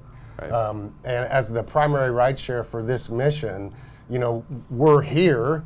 I have a job to get capability on orbit, and with these primary payloads that we're working with the UK MOD and DSTL, that's the whole goal, is to be able to demonstrate our allied interoperability with that data sharing across our partners in this, as you mentioned, incredibly dynamic and quite frankly dangerous space environment that we're dealing with today. So you definitely see that, you know, this type of partnership is something that will be valued going forward, and more such missions will likely be accomplished in the future. Well, yeah. I mean, anytime. Who knows what tomorrow looks like, right? But again, anytime I can provide unique solutions, any other kind of launch solutions to my customer set, that's attractive to them. So yeah, we certainly hope to. Yep. This has been the Cornwall community here, the Cornwall Spaceport, the Newquay community have just been absolutely fantastic. You know, we were in a taxi the last time we were down here, and they were like, "Oh, are you out here for the launch? That's so exciting!" You know, the community is just really embracing, and it's fun to be a part of that. Yeah, exactly. I mean, especially being a historical first here, I mean, it really means something to be part of it. So it is, you can feel that excitement, you know, whether it's in the taxi cab or at the launch site. Yeah. And then finally, the other major element of the partnership that often gets discussed is between government and commercial industry. How is the ability to leverage commercial industry in particular, and in order to tap into new capabilities, change the way that you and your colleagues work and think about missions? Well, and it enables us to really unlock the innovation. You know, that we are all about advancing technology and innovating. Nobody does that better, more efficiently, quicker than the commercial environment. So anytime that we on the government side are able to put constructs in place, like the contract that we used to acquire this particular launch service, that really harnesses the energy and the power that's in that commercial industry, so we can work together better and ultimately advance our U.S. and allied capabilities. Yeah, I can agree more, of course, on the commercial side. But I mean, and we likewise appreciate the partnerships with government entities that are also encouraging and supporting new technologies to come to the market. So it definitely is, you know, it's a symbiotic relationship that I think fosters and supports both sides. So Colonel Davis, it's really been a pleasure having you here today, and we thank you for coming down to Cornwall. Do you have any final thoughts or words you'd like to say as we get ready for the launch? No, I just, again, thank you. Thanks to Mel, who's been the host most of today on this, her and her team, and then the Virgin Orbit and Virgin Orbit National Systems teams have just been fantastic to partner with on this particular mission. And I personally have been really proud to just play a small role in it. So thanks very much. Thank you. All right, back to you guys. What do you mean back to you? You're the host.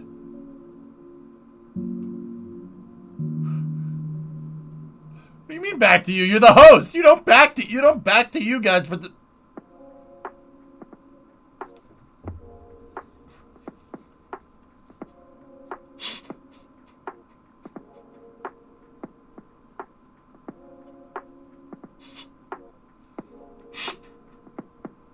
I'm sorry. That's messed up. Oh boy.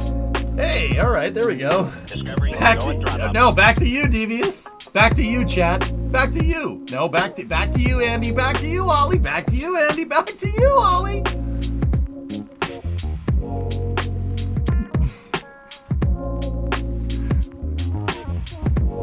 No, back to you. You hang up first, chat. I'm the host. I ain't getting paid to be the host, mate. I'm getting paid for this.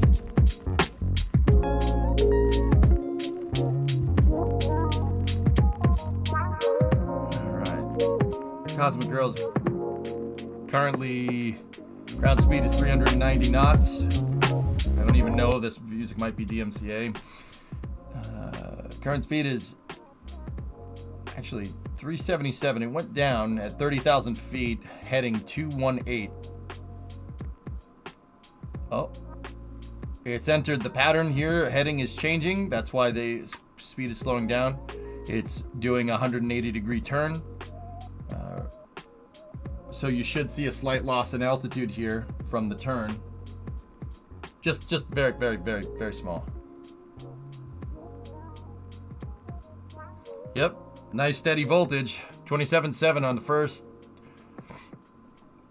28.4 on the second one. I mean, a viewer in chat pointed out that they're getting slight undervoltage to stage 1 comparatively to stage 2, but that I know enough about electrical engineering to know that just might be that the first stage has more electrical systems on it and it might be drawing a little bit more.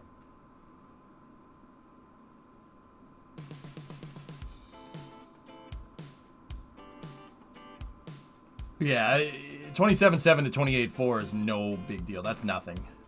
Drawer.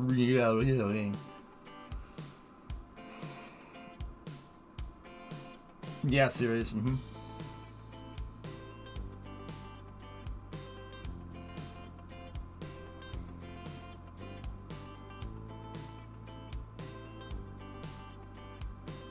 It's a 24-volt system. That's voltage, peanuts, yep. Okay, Cosmic Girl is...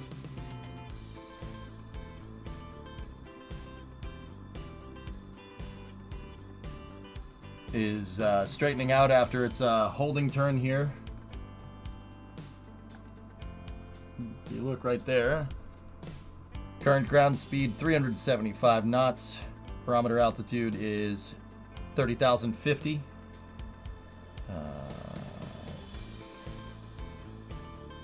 Track, so it's heading 350.9er, 351.1.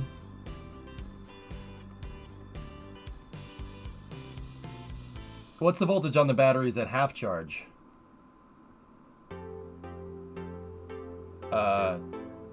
What? Welcome back, everyone. As you can see from the data that we're just showing on our graphical user interface, all of our levels are still... The graphical user interface. Earlier, we're watching that payload adaptive temperature, but that is still doing totally fine for this phase of the flight. For those folks that have been watching our 3D map, which we'll bring up now, you'll notice that we did fly just south of the county of Cork in Ireland. We've taken our left-hand turn, and now we're in our racetrack that I had mentioned earlier. So we'll be moving into our coal pass in just a moment. Left-hand turn. We are still on track for our previously advertised drop time. So yeah, stay with us. Data.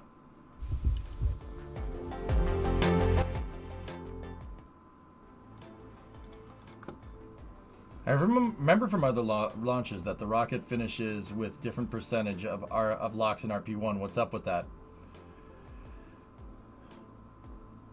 What other rocket launches have showed something like that, Sally? You're always going to have residuals of either one. It really depends, because if you think about it, there's not like 100 liters of fuel to every 100 liters of oxidizer. You need to understand like stoichiometric ratios for chemical deflagration. There are ideal amounts of oxidizer and fuel that you can deliver depending on what oxidizer and fuel that you're using. And in that regard, you're always going to have a little bit of residual of each one. But you can have differential amounts. Think about this for a second. Look at that liquid oxygen tank on the rocket. Look at the fuel amount. Look at the fuel tank on the rocket. All right, even up there on the second stage, right? Look at the fuel in the oxidizer. Now, there seems to be a lot more oxidizer. The relationship on the first stage seems right. There's a lot more oxidizer and fuel, and then the second stage, the tanks seem to be about the same size. Why? Why would you do that? I mean, there is stoichiometric ratios to an extent. You're never going to carry the exact proportions of fuel to oxidizer, and even then, sometimes, it's not 100 of this to 100 of that, right?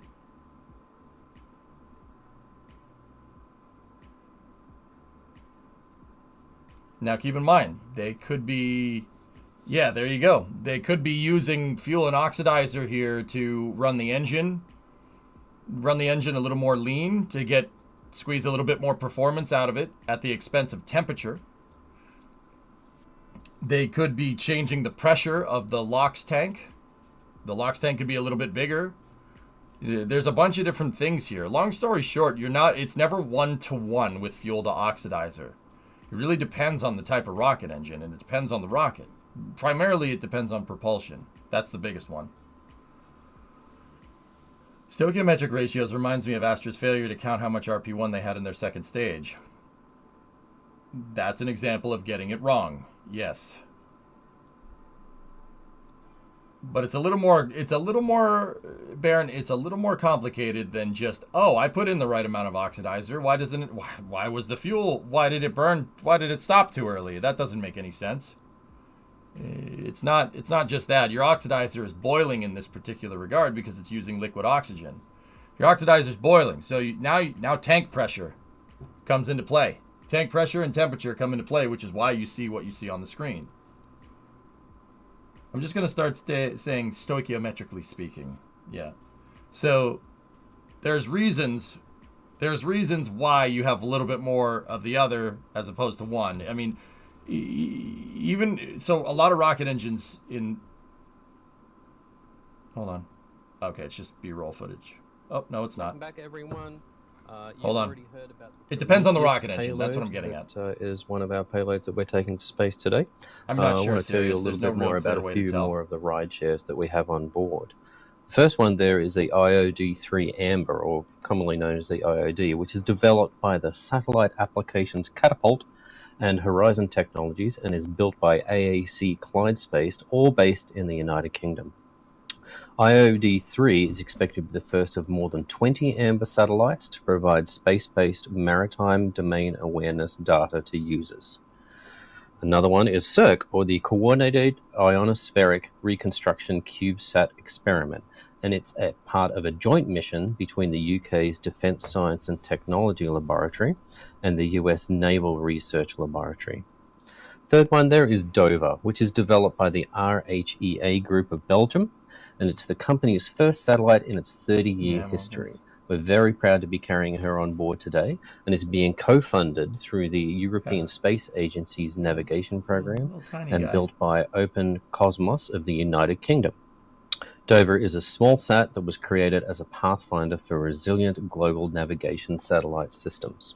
Yeah, Dan. We're going to bring up the GUI again. Just a couple of notes from the MCC. Our launch commit criteria for terminal count has been given the all clear. The terminal count is the portion when the rocket goes into an autonomous mode. We did have some questions on the YouTube stream that I want to address. Oh, no. Some folks saying this is actually the second launch after Wallace and Gromit went to the moon for cheese. Thank you very much for that. And also the use of Fahrenheit versus Celsius. Typically in the aerospace world, we use imperial units over metric units. Too long to answer. I think that's all I got for the moment. Like I said, we're moving into the cold pass, and things are about to get very exciting. So please stay with us. Yeah, scripted. What's going to happen with the 747 is it's going to start pitching up, and then it's going to start turning, and then they'll release, and it basically lobs the rocket. And it basically lobs the rocket up in the air for ignition. Gromit, we forgot the crackers.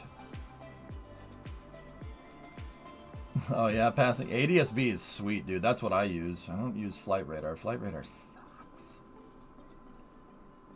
Yep, turning left. Yes, that's right, Booger. But anyway, erudite. I don't. Talking about the benefits of hydrogen versus methane. The quick answer is that hydrogen. My honest answer is it comes down to application. It comes down to application. What are you trying to do? Now, methane. You get pretty good performance and you get pretty good impulse from it. So you get pretty good impulse and you can get a pretty good amount of thrust out of it. To speak in more rocket-y terms, I guess. And it's relatively easy to handle. Don't get me wrong; it's still full cryogenic. So you have cryogenic liquid fuel and oxidizer. Hydrogen is also fully cryogenic, but hydrogen is really difficult to handle. But you get the most impulse out of it. So it really comes down to what you're doing. You know, methane seems to be the trend that everybody's working towards because you get better performance than kerosene, and it's easier to handle than hydrolox. Out of the UK, but let's hear a little bit more from a familiar face, Sir Richard Branson. Start me up. I can't think of a more perfect name for Virgin Orbit's first launch from Spaceport Cornwall than the UK's first launch and the start of an important and exciting new capability. I first heard the Rolling Stones when I was at school, and their songs have been in my head ever since. As a nervous teenager, armed with a tape recorder, bigger than me, I interviewed Mick Jagger for Student Magazine. And years later, we tried to sign the band, and years after that, we finally managed to bring the Stones to Virgin Records, and they helped make us the biggest independent record label in the world. I remember hearing Keith Richards kick off Start Me Up when we promoted the Stones comeback tour in 2012. A decade on, they're still going strong, and I've loved spending time with them over the years, even if Ronnie Wood beats me at poker and pool. One of the most wonderful parts of Virgin Orbit's missions has been the opportunity to bring the Virgin family together, not least by honouring a Virgin Records artist with each launch. And this should be the most thrilling one yet. Congratulations and good luck to all involved in this launch in Cornwall, the UK and worldwide. Like the song says, once we start it up, we will never stop.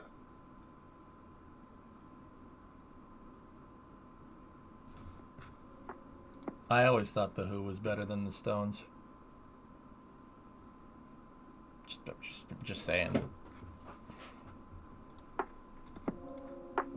Just saying. Stones are good. I thought the Who was better.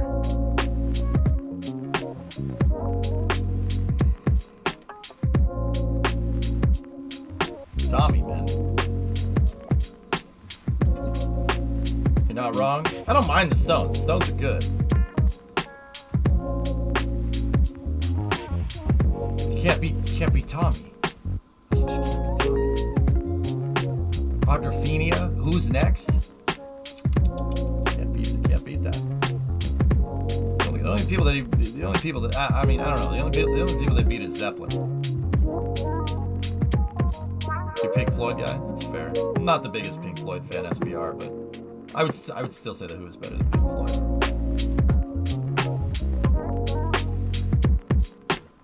Painted Black's a good song, absolutely.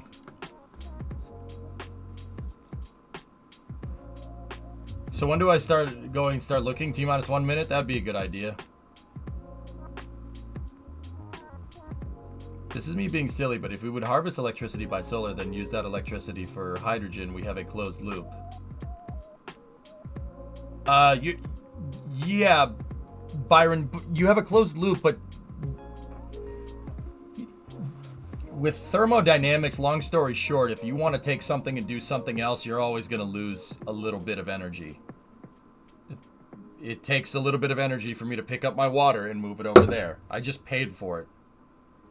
I'm not getting that back. You know what I mean? There was an onboard there. So you're always going to lose a little bit of energy somehow. So it's not totally closed loop. Nothing ever will be. Because thermodynamics is like playing the game. You never win. You just lose or don't lose. You know what I mean?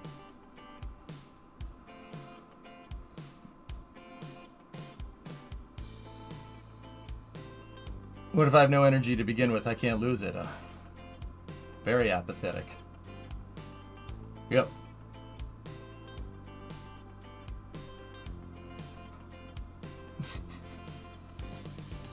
You can't break wind. You can't win. You can only break even. You can't break wind. Nice conflation on my part. All right. You can't win. You can only break even if it's very cold. It never gets that cold. Correct. Yeah, thermodynamics is a cruel mistress. You got me. I mean, you can if you want to, Admana. That's fine. I give you permission. Why is Cosmic Girl drifting? Deja vu? All right. We are 1 minute out from the drop. We should start to see the altitude increase here. Well, it's time to drop ready here. So you guys got to be...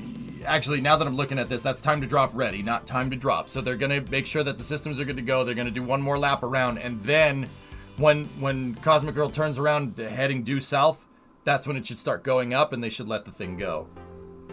How far north is it flying? Well, I have a map view teed up just for you, right here. See that sucker right there? That's the one we're looking at.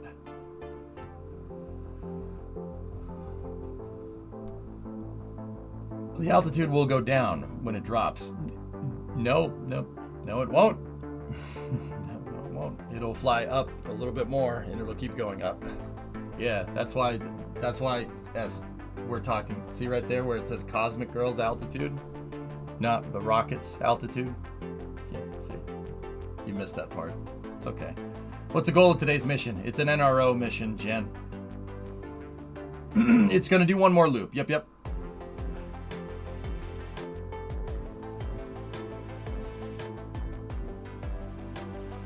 Yeah, you have to match it to get the guidance systems working, goalie. Define NRO, National Reconnaissance Office. Oh wait, no, the altitude went up. Did they let it fly? Wait a minute. Okay, drop ready. Drop time. Wait a minute.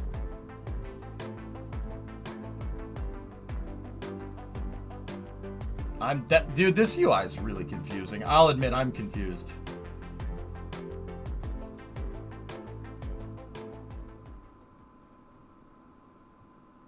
Yeah, they did drop it. Just a quick update from the MCC. That's a very weird way to explain that, but all right. The screen right now. So they did drop, but we didn't see it. So that's good. Working through the hot pass. The counter on the left-hand side is a little bit of a misnomer because it's really drop ready time. And I also did want to mention, you probably saw a quick camera feed that we had where the screen looked black. That's actually nominal because that was a live camera feed from the camera that's actually on the rocket underneath the paper. Oh, there we go. You can see now this is an aft camera view from the drop. So we have it dropped. To be a successful ignition. Oh yeah, it's graphical user interface. Yes, that's right. As we make our way to space. I misunderstood, guys. I thought they said time to drop ready and they're gonna do one more lap around. I misunderstood. That's my fault. They did let it fly. That's shot of the first stage. She's burning. Everything. I mean, this shot looks right, but I don't know. Could be flying into the ground for all I know. We don't really have much information here.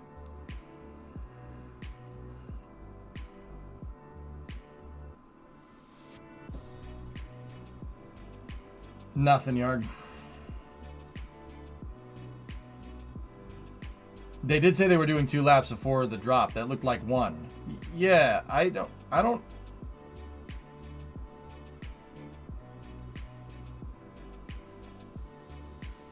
Yeah, Thomas, but the thing didn't say that.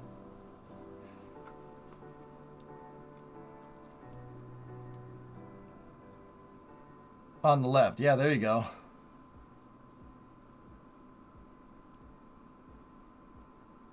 Yeah, that's... Like I had said before, a lot happens very quickly after drop. You can see here that we're actually getting towards the end of our stage 1 burn. Everything is nominal so far. We've had our pitch up on the bottom. Discovery, go and throttle up. Stage 1 throttle down, Commander. On the graphical okay. interface, if you do have that one up. We have made it through Max Q Alpha, which is one of the most stressful physical moments for the rocket. Very comfortably through Max Q. And then also through our maximum heat, aerodynamic heat heating. What the frick? We have made it through MECO, our main engine cutoff. That is our Newton 3 engine shutdown. Max Q at engine cutoff? Nominal. And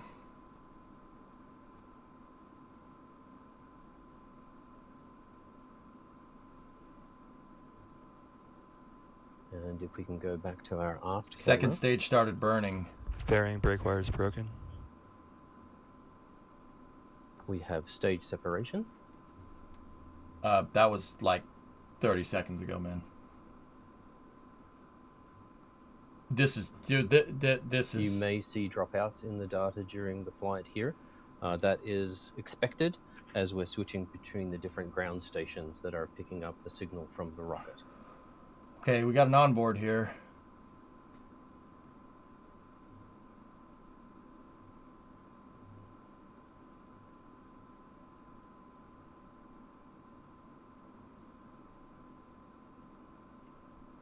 So, guys, I don't know how updated that data on the telemetry that they just showed us was, but they showed... Switching data source to Nuki. Switching data source to Nuki. All right, so we now, should... As you can see, the trajectory that's being shown on the screen is no longer of Cosmic Girl because she is on her way back to Spaceport Cornwall in the UK. The trajectory is now tracking Launcher 1 as she makes her way down the Atlantic Ocean. Okay. The percentage indicator here went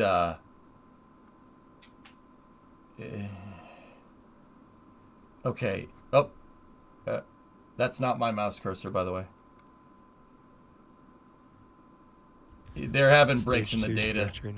This data is weird. If this data is right, they're getting rapidly fluctuating pressure changes inside of the LOX engine, almost coming up on which is not right. That's not right. Stage 2.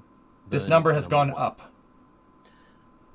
On the GUI here, you can see in the center there. Oh, okay. US data is different than UK. Got it. But you can see the fuel and the oxygen leaving the stage as it goes through the engine. Another really neat thing to see is the gimbal over on the left-hand side. The blue square with the dot in the middle shows you the position of the engine as it is steering stage 1. Stage 2 burn nominal. There's a little bit of a bucket right there. Acceleration is steady at 1.25 from what I... Oh! Altitude now is looking around what was that? 600,000 feet. Maybe another blip in the telemetry, but the accelerometer just took a dump. Approximately 3 miles per second.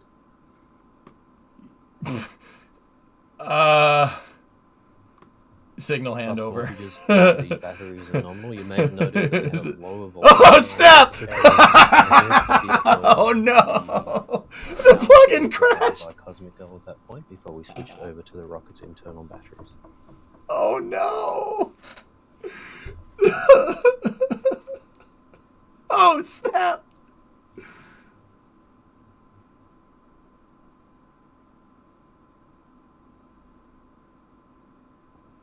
Stage 2 burn is a little longer than the stage 1 burn, so it'll take a little while for us to get to second engine cutoff 1.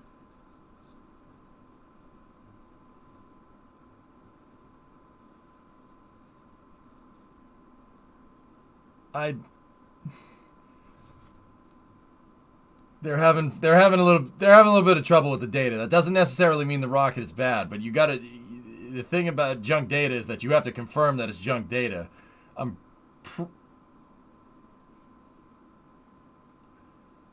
Oh dear.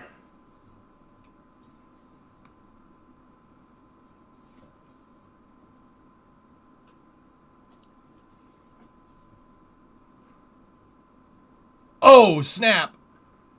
As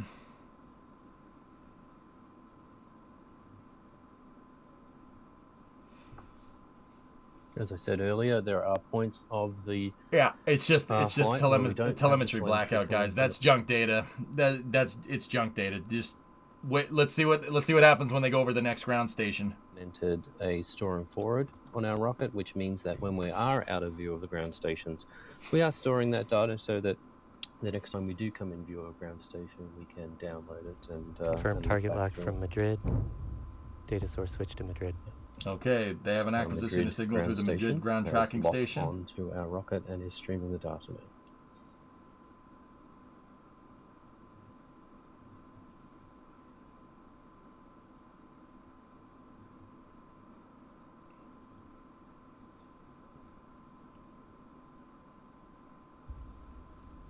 Confirm signal from Mas Palomas, switching telemetry source to Mas Palomas. Okay, they're switching their telem over to the Spanish ground tracking station. Newton 4 shutdown initiated.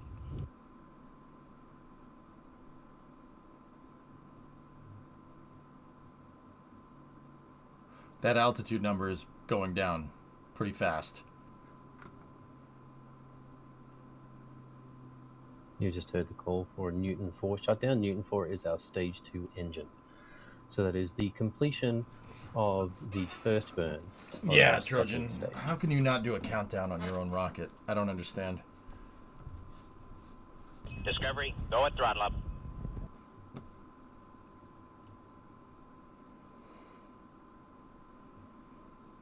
You can see along the bottom of the screen right now our flight timeline has been updated to show the Cosmic Girl is returning, obviously, and then Launcher 1, which takes up the majority of the flight timeline there. It is at our that altimeter is going down, guys, and the speed is still reading 0.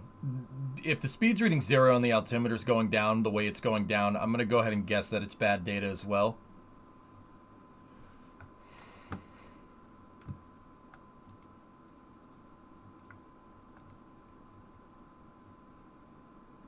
Yeah, I don't know what's happening either. Michael is...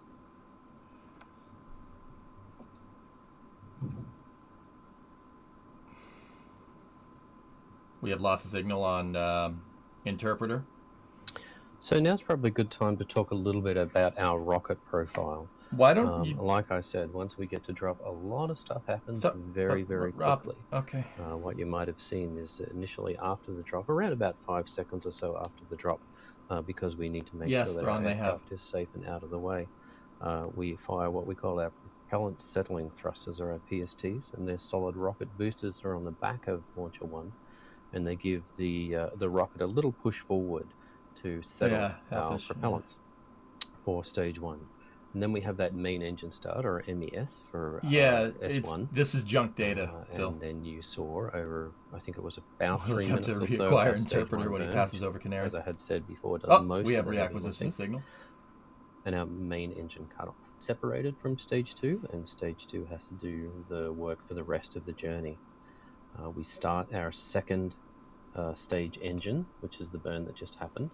And during that burn, we separate our fairings. And what that does, it opens up the pointy end of the rocket, essentially, through ordnance firing. That opens up that section. How can I make a 90-degree turn in KSP? Go slower. We continue to fly under power on our second stage during that first burn, and then we'll have that cut off. And you can see the graphic on the screen right now. We again get to the coast, which is the phase that we're in right now. And we do a maneuver. We execute a maneuver called the barbecue roll. So essentially, we are rifling through the atmosphere. And what this does is it avoids one side of the stage from getting too hot and the other from getting too cold. Our rocket is covered in a spray-on foam insulator, but this is a very standard maneuver procedure that most rocket companies execute. Once we've finished our coast, we will do a second engine start, so SES2. Oof. So we restart our handoffs usually take this long to lift us a little more, and then we'll cut off that engine, and after that will be our payload separation, and that's when we can start popping champagne corks and dancing. Aqualux, if the altitude is actually after 200, payload separation, we do. If the altitude is actually 240,000 feet, you're screwed. That's re-entering. Yeah. This number needs to be up over 350. 350, 360.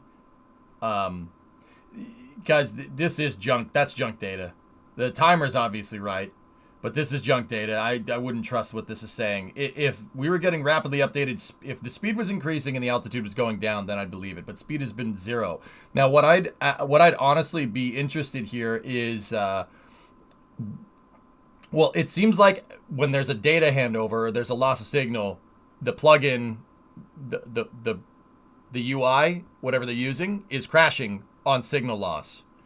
We saw OSNAP 2 times, and each time we saw it, they were handing over to a second ground station. When they handed over to Nuki, it crashed, and then when they handed over to Spain, it also crashed. So signal handover, the plugin doesn't like signal handover, which is what it is. But they've said they have a signal lock from Spain, and ever since they had a signal lock from Spain, it looks like the data that we've seen here hasn't been good. So I'm wondering if they have data. Right now from our Mission Control Center over in Cornwall, Repeating the UK. message, it reached orbit. Okay.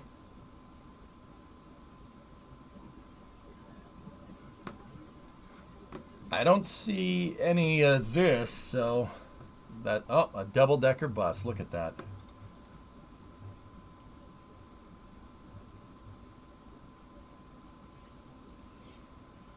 Yeah, there's no not like this, so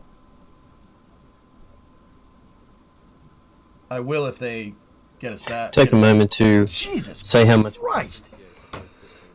Why? Why? It is a historic day, obviously, for the United Kingdom, but for Eastern Europe as well. And we very much appreciate you all being here today, including those folks that have joined us on the live stream through YouTube. Thank you for being here and being part of this journey with us. You're welcome, I think.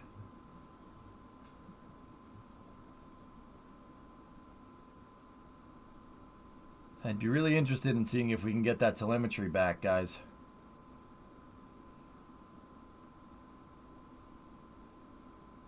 Alex, good morning.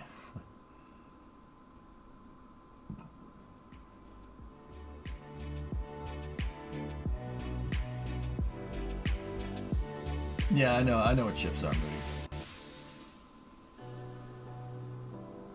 Yeah, the cast isn't bad. They're doing okay. It's not bad for a first try, to be honest, guys. If this was like the 30th or 40th Virgin Orbit launch and they were still doing this stuff, then I'd be concerned. You're never going to know how the cast is going to go until you actually do it. Take it from somebody that live streams a lot. With that being said, it is kind of funny. But how many times do I misspeak during a stream? Discovery, Plenty of times. throttle up. Hey, Spiffy. 19 months. What's going on, man? The feed of the mission control confirmed it didn't blow up.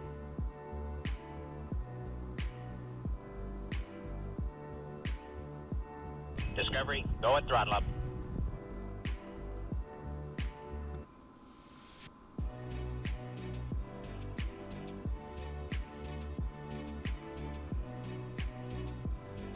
Oh, okay. The Twitter is also saying they reached orbit. Yeah, keep in mind, guys, you can reach orbit and still have junk data. If they don't have a good signal lock, I mean, they clearly have a signal lock enough for them to confirm with telemetry. But once again, if the data that we were seeing on their UI was consistent with the UI that the flight controllers are using, it is junk data. I could tell you that that data was no good because it said the LOX tank was empty when it was firing, when the rocket was firing. So let's, it does look like they're moving through the checklist. Yep. Now, they said they're in orbit. Are they in the right orbit? I'd be interested. I don't know, man. It's very strange.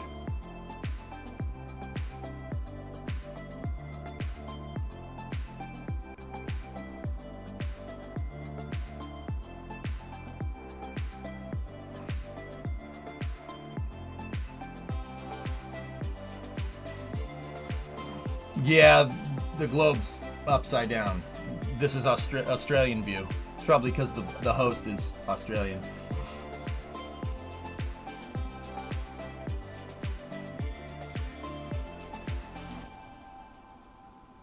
Yeah, Alex, that's possible.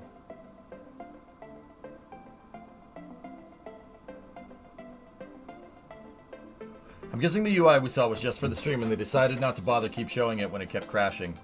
Ender, that's also a possibility, yep. Currently waiting for your Cosmic Girl to fly over your house for landing. It should be there in about 15-20 minutes.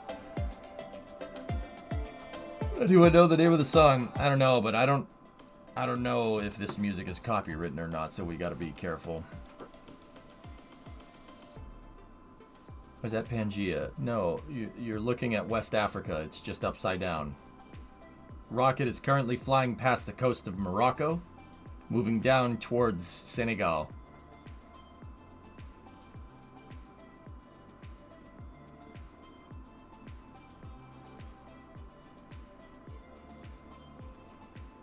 Yeah, Aqualex, I got it.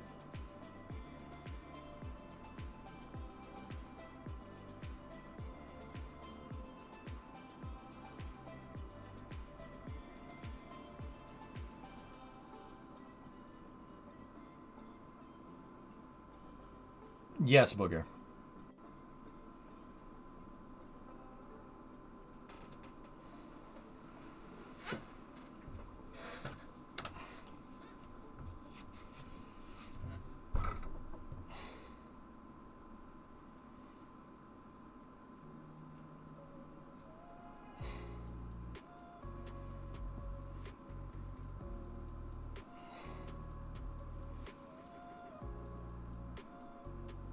Yeah, guys, everything looks good here, but you wouldn't know by looking at it. You wouldn't know by watching the cast. I mean, I don't see anybody freaking out. There's a couple people on the phone over there. That guy looks a little confused. And this guy was doing one of these a second ago, but everything looks okay here. Actually, kind of probably just launched that. I know how much of America has led the way in spaceflight. Yeah, we're good at that. Cop looks bored. Police officer playing on his phone.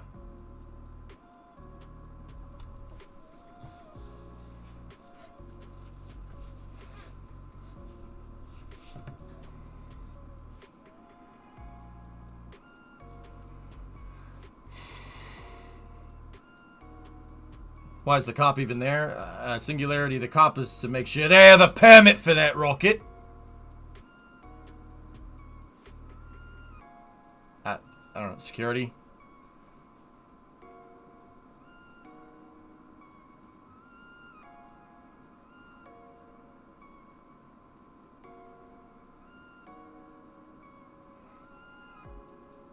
You do for this one.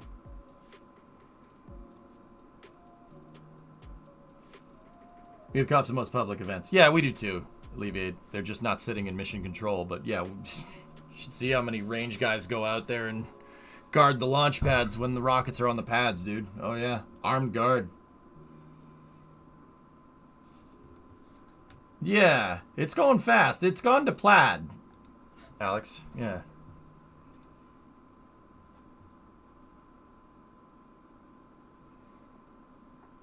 You've been waiting your whole life to say that in context, haven't you? Yep. What do you mean, this one? Where did you get all these? Found them. What's that? See mine. By the power of Grayskull. Combat, it looks like the rocket made it, dude, but the telemetry went haywire there for a second. Literally, the plugins that they were using to view in telemetry crashed, and we saw it on the screen. Zonku, nice. Just a load of junk.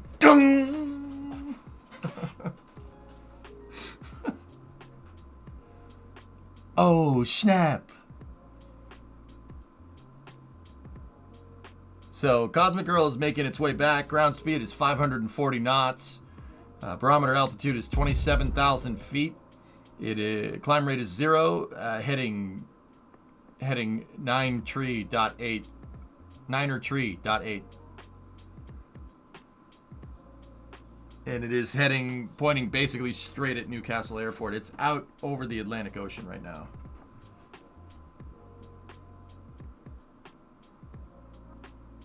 Everybody want me to unpimp the auto, let me hear you say what? What? Control, we're gonna change the traffic light back to green. SMA concurs changing traffic light to green.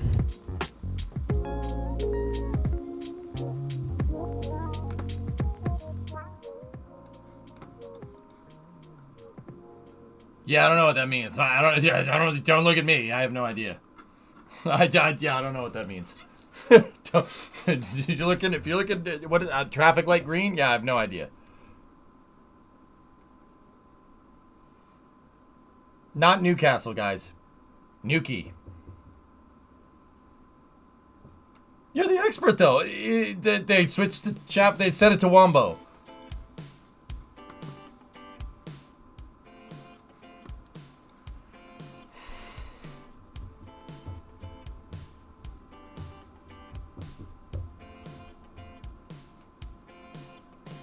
That castle ain't so new no mo. Yeah, explains why the rocket was 0. It was just waiting at a red light. But they switched it to green and it's... LD to SMA on control, do you copy? SMA controls on copy, go ahead. Have you let the tower know that hazardous operations have ended? No, I have not and I cannot, but I can coordinate with Range 1 on FA in it. Copy. Also, did you change the traffic light?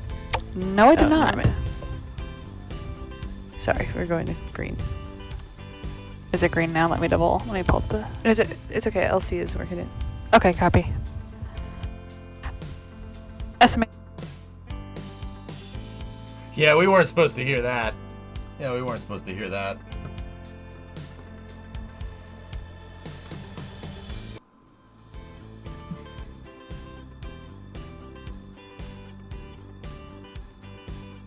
It's not going near Florida. Firework. At least I don't think. That's the comms I want to hear. Yeah, absolutely, Jim. Mm-hmm. I don't know what green light is, guys. I would assume that probably refers to a different phase of the mission. If there's a green light, they'll probably go to like the next phase of the mission or something. That would be a guess, but that is a huge guess. I have no clue what that means. No, they said so it looked like somebody told the mission director to tell the tower that hazardous operations at the airport have concluded. It looks like they forgot to tell the tower that the plane left. That doesn't make any sense. Well, you know, I just said that out loud. I'm like, tell the tower that the plane left, unless they left without permission. The plane has not landed though yet, subtly. It's got to be the filling equipment, the traffic light. Oh, okay. Thank you, Thomas. Let's see.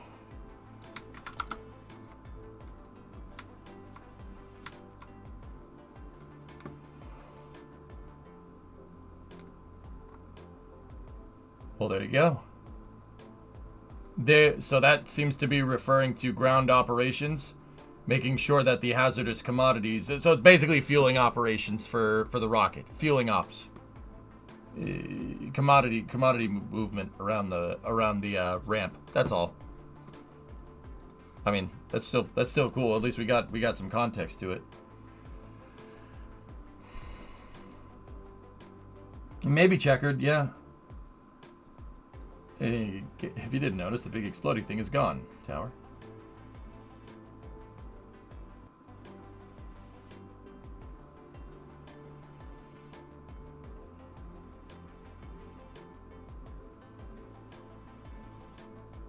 I watched it Aqualex, but I honestly forget. I forget.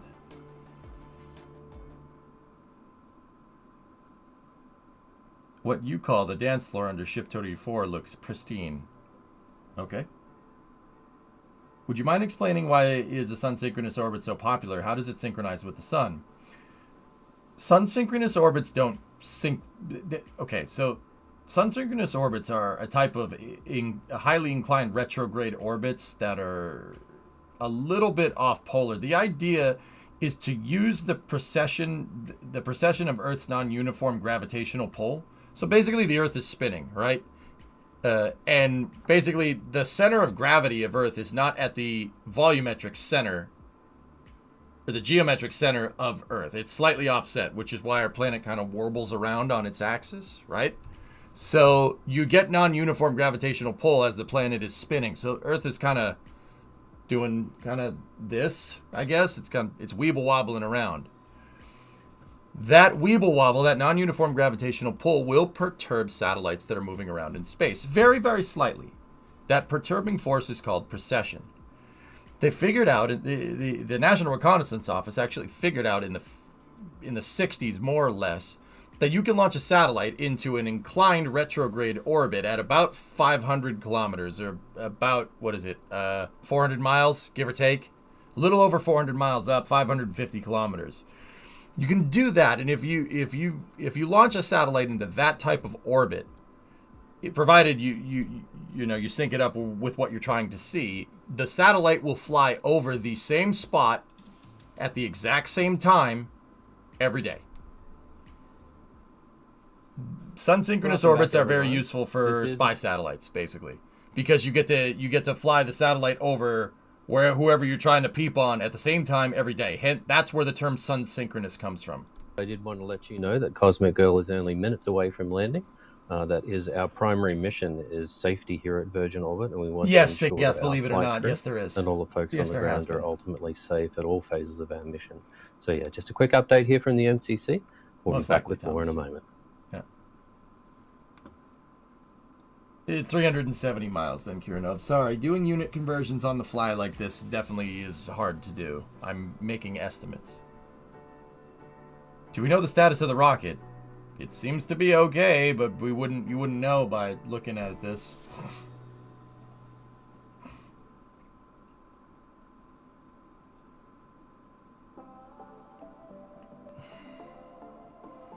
So if you're out in Southwest England right now, Cosmic Girl is approaching Newquay here.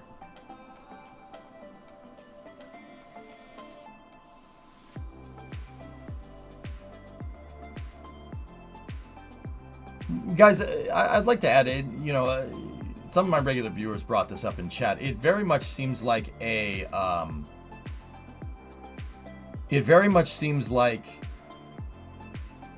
this is the norm for this. The last Launcher 1 launch had funky data like this as well.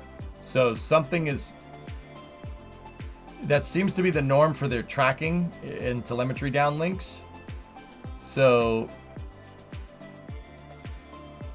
yeah. That seems to be the norm for them, with the rocket's telemetry just bouncing all around all over the place. Launcher 1 is in a ground station coverage blackout. Yeah, right now it is. Alpha, my thing is that when they announced over the mission controllers, or the flight controllers announced over the communications loop that they had a signal lock and switching signal to good telemetry, we didn't see a telemetry update here on the stream. Now, does that mean the rocket's kaput? No, not at all. Oftentimes, what we see here on the stream is not what they're seeing in mission control.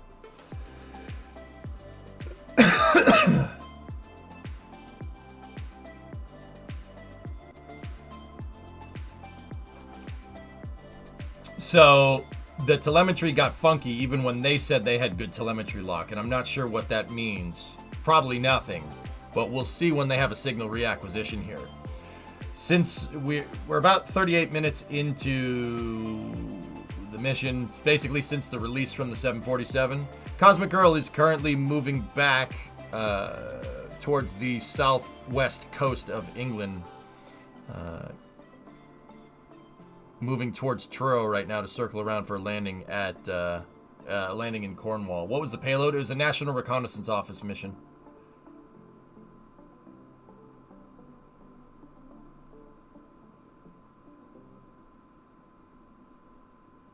Any speculation why Virgin Orbit telemetry is so bad compared to SpaceX?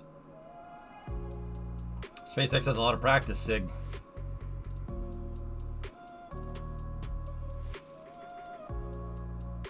Looks like they'll have another burn. They didn't release a timeline, probably because of the national security payload. Yep.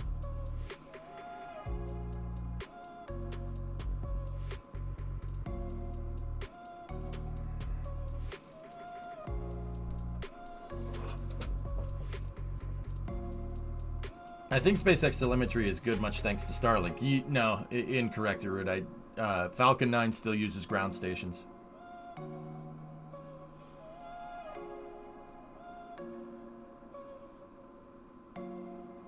Yeah, exactly, Thomas. This is the first time they're launching and using these facilities in the UK, guys. So, yeah, stuff's going to be a little funky. That's just kind of the way it is. They're not going to know, like, you're not going to know that the ground tracking station works. There's no way to know that if it's going to work until you launch the rocket. You know what I mean? It's not like they have a demo sat up there that they can ping the ground tracking station with. I mean, maybe there's something that they could do, but yeah. You're not going to know how that's all going to work until it actually happens.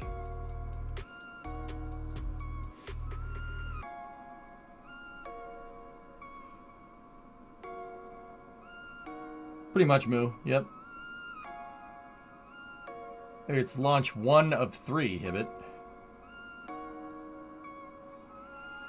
Yeah, exactly. Passing, I don't know what any of that stuff means on that logo, so I just say National Reconnaissance Office. How long do you think until they use Starlink for augmented data link TDRS style? Falcon 9 probably won't, Aquilux, because changing the antennas on Falcon 9 and going through all the paperwork that you need to do that is not even worth it. Not worth it. Now, Dragons, this, that's a little bit different, you know what I mean? But yeah, Falcon changing a launch vehicle's systems. First of all, why the frick would you change that? If the ground stations are working and basically giving us uninterrupted footage almost all the way to the ground almost every time, I wouldn't bother. You also don't want to share bandwidth connection with a commercial service. Bingo. Yep, that's a good point, Predominant. Nice. SpaceX and whom else? SpaceX and SpaceX.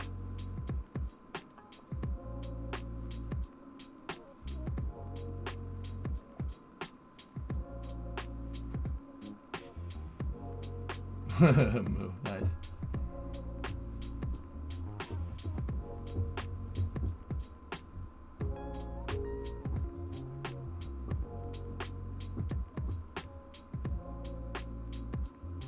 It's the same reason why NASA hasn't updated TDRS in a pretty long time. It's because there's no need to. TDRS works fine. And building a new satellite constellation in geosynchronous is a very expensive endeavor. Ministry of Defense Science and Technology Lab stand out as a Brit. Oh yeah, MOD is on there. DSTL, yep.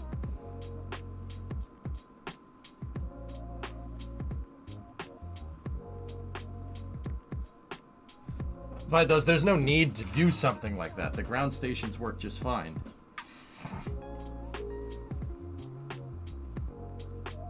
VO's media budget went into that telemetry graphic at the beginning with the tank info. Yep. If this is their first launch to orbit, does that mean they are no longer a Virgin? Forlorn, this is the 3rd launch to orbit. So, I mean, I'm not really sure what that means. Welcome back, everyone. It appears that Launcher 1 has suffered an anomaly, which will prevent us from making orbit for this mission. We are looking at the information and data that we have gotten, and we'll be back with you in a moment with more. Damn. I had a feeling. They said they had a relock on the data, guys, and the thing went haywire. I had a feeling.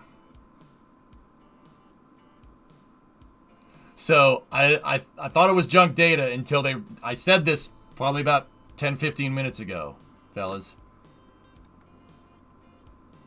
It was junk data until they locked the telemetry again. They said they locked telemetry and the data was still bad. So that means that data, the altitude, that means that data over there was right. 244 at whatever speed it was going at. Yeah, remember when I said that that's re-entry?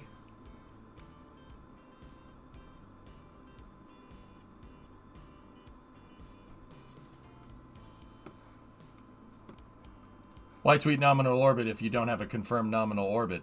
Don't know. Probably a scheduled tweet, yeah.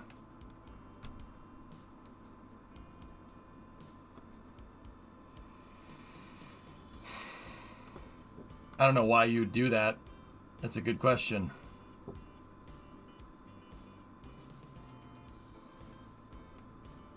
See, that's what I mean, fellas. We were talking about this a little bit earlier. And sometimes the telemetry that we see on the screen isn't what they see in mission control. They said they had a telemetry handover and good lock through Spain, and then nothing after that. And then the data was still funky, which means something strange happened there. But, oh snap! Yeah, the plugins crashing kind of. Dude, none of that data looked right to me. None of that looked correct. So, what do we know? Well, we know that there was engine cutoff. The max Q call was very off time. Very off time. They called max Q and then main engine cutoff right next to each other. You don't stage at maximum dynamic pressure. So that could have been a problem with the junk data that the commentator was reading. It's possible, right?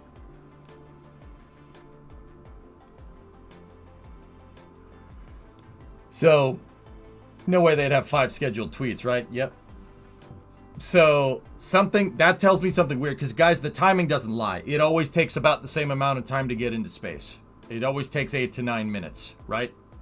Max Q right at staging, no, you don't do that. That's asking for RUD. However, whenever the dynamic pressure was at peak, was not near main engine cutoff because we had a signal lock through Spain. Could have been a staging event. That's possible. Something wrong could happen during stage, but they did confirm second stage ignition. So the thing is that when we saw second stage ignition, that's when I wasn't sure if the data was still good, because the LOX indicator readings were very, very, very, very, very wrong. It may not have been junk data. This is so bad as a company. Yeah. Well, mission timeline was off. Started out with just skipping. Yeah, something was very, very peculiar with that whole thing. Guys, I'm gonna go back and take a look at this. I want to see this data one more time. So let's back it up a little ways. Cosmic Girl is at 2,500 feet, ground speed 141 knots. Climb rate is minus 320 feet a minute, heading 302.1. It should be coming in for final here at Nuki Airport. But yeah, something. Let's back it up just a little. Yeah, see what I mean? Here, look at this thumbnail. Let me show you.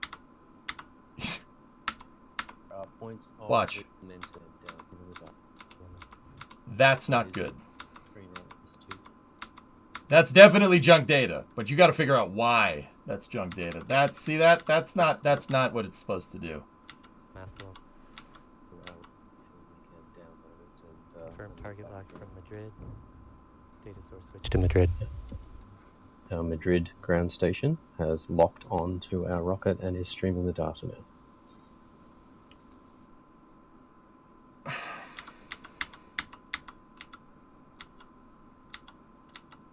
All right, let me watch this data again.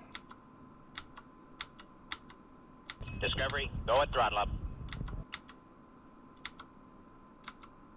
So, look, we had an onboard from the second stage right there at 10 minutes and 48 seconds. The Chrome crash error said out of memory. I wonder if the surge of data filled the tab's RAM and crashed it. It's possible. Hey, Wefrel, 27. Switching data source to Nuki. Now, as you can see, the trajectory that's being shown on. So, guys, apparently apparently Virgin Orbit had suffered an anomaly here with the second stage. We're trying to go back and I'm trying to go back and look through the cast to see what I can find. Yeah, I see it, that Sparrow. Hold on. Spaceport Cornwall in the UK. The trajectory is now tracking Launcher 1. All right, let's take a look here. At T plus 11 minutes and 9 seconds. You got a steady acceleration. Gimbal looks good. See, that right there is not good. 78% fuel, 29%. Now, I don't know if this is measuring volume or pressure or whatever. I mean, the pressures are down there. But chamber pressure seems to be okay here. Chamber temperature is good. The nitrogen COPV is good. Helium is... As she makes her way down. Nominal. But see, watch the oxidizer numbers, guys. That's what I was looking at here, and I was getting a little confused. Because even then, 56 to 77 is no good. But it's still reading good LOX pressure here. But remember what... Yeah, see, the fairings flash. So I'm guessing that the fairing flashing like that means the fairing separated. But also... Yeah. So, guys, their chamber temperature... Yeah, their chamber temperature is not nominal.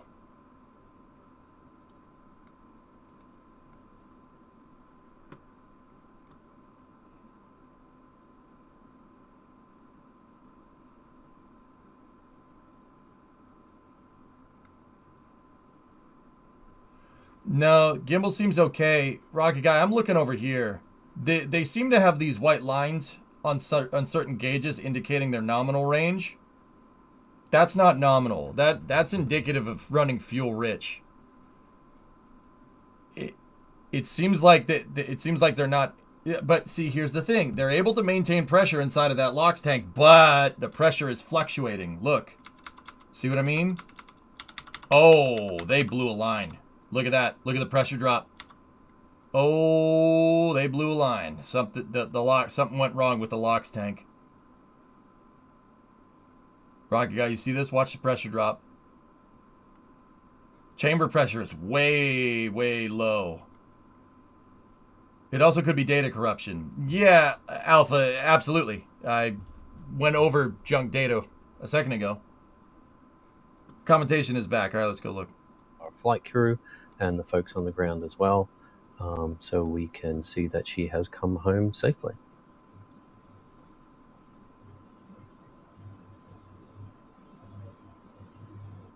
I mean, once again, fellas, we don't know what's good data and what's not good data. You gotta kind of take that into account. That did look consistent there.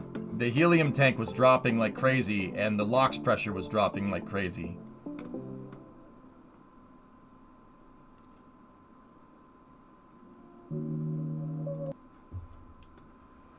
Yeah, you can't really trust it. I mean, it is indicative with blowing a LOX line, but that's, once again, it's... Stage 1 burn, so this said as it was happening that date is probably crud. Engine cut off 1.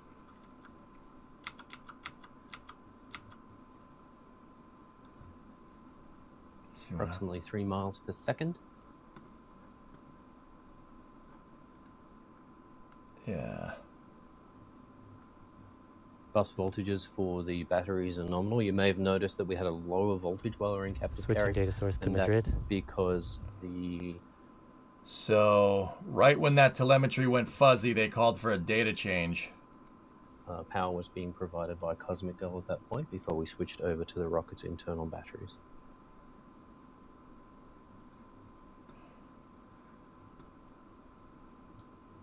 No, it's so difficult, Erudite. It makes it so good. This is their third or fourth Rockton, I can't remember. Stage 2 burn is a little longer than the Stage 1 burn, so this might take a...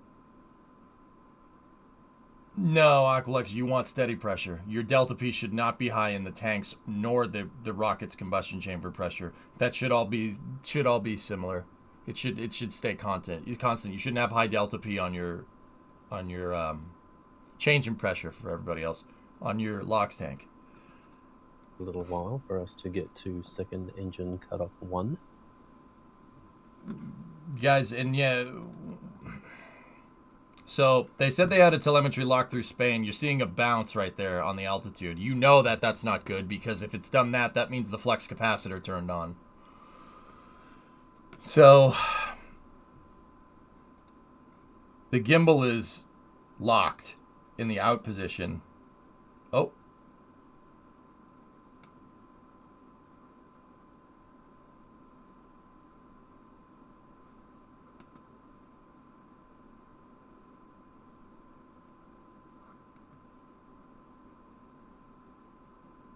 Yeah, this is junk data. I wouldn't trust this. That's what was throwing me. When we were watching this happen live up there, that's what was throwing me off. That shouldn't be doing that. It basically is in the ocean or in space, or in the ocean in space, and then the thing takes a dump.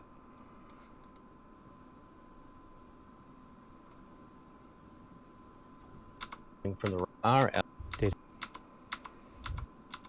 of our goal is returned. Yeah, that's. I'm going to go ahead and say that that's probably junk data as well. Look at the onboards of the second stage. She did it. She did it. I was diving. Goalie, there's no possible way that you could tell that from looking at the 20 seconds of onboard that we had. And then roll and then screen right now.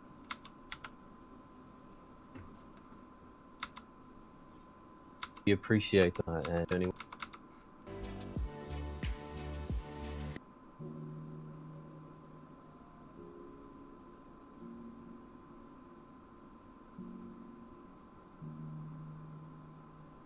This was the 6th launch, 4 previous successes. Thank you.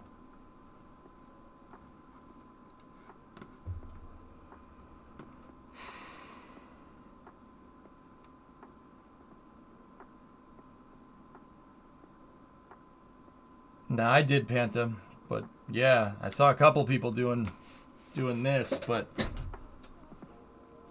the onboard showing sparks flying around had me worried. Well, Liquidators, sparks flying out of the nozzle like that on the onboard view is not the worst thing. It looks to be a successful... Sparks flying out here is fine. It's basically coking. Unburned fuel getting shot out of the combustion chamber. That happens with Carolox, dude.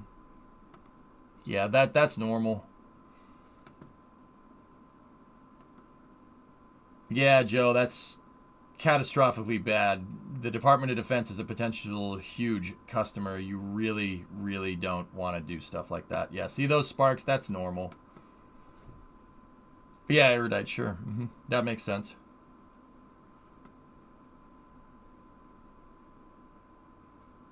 All right, let's take a look here. 9 minutes, 27 seconds.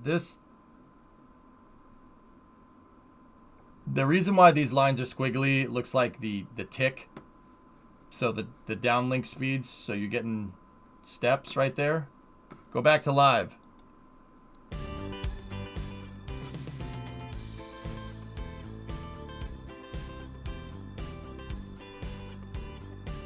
Okay. Wait, if it's defense stuff, they could be lying about losing the rocket. That's the 5-head move, Metreon, isn't it? No, Badger, they said they had a problem.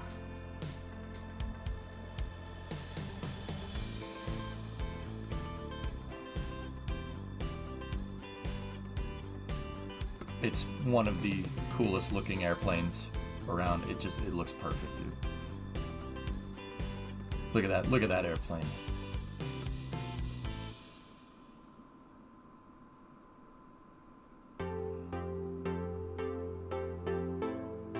Oh, man. What a beautiful airplane that is. And that one launches rockets, which is pretty cool. It's not the 747's fault the rocket doesn't work.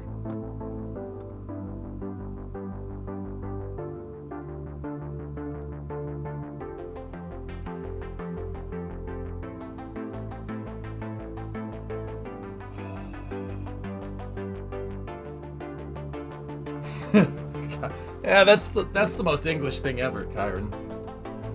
That's 2 failures in the last 5 launches worldwide. Insurance rates are going to spike. Yeah, guys, that's not good. It's not. Anytime one of these guys fail like this, it's really, really not good. That's bad for the industry. It's bad for the commercial market. Very bad. I mean, it's bad for the company, obviously, but it's really bad for the commercial market. And the reason why it's bad is because failures like this basically affect insurance premiums, guys. They affect insurance premiums. It literally will cost more to send something into space because insurance companies aren't going to take the risk if they know there's a higher risk of failure.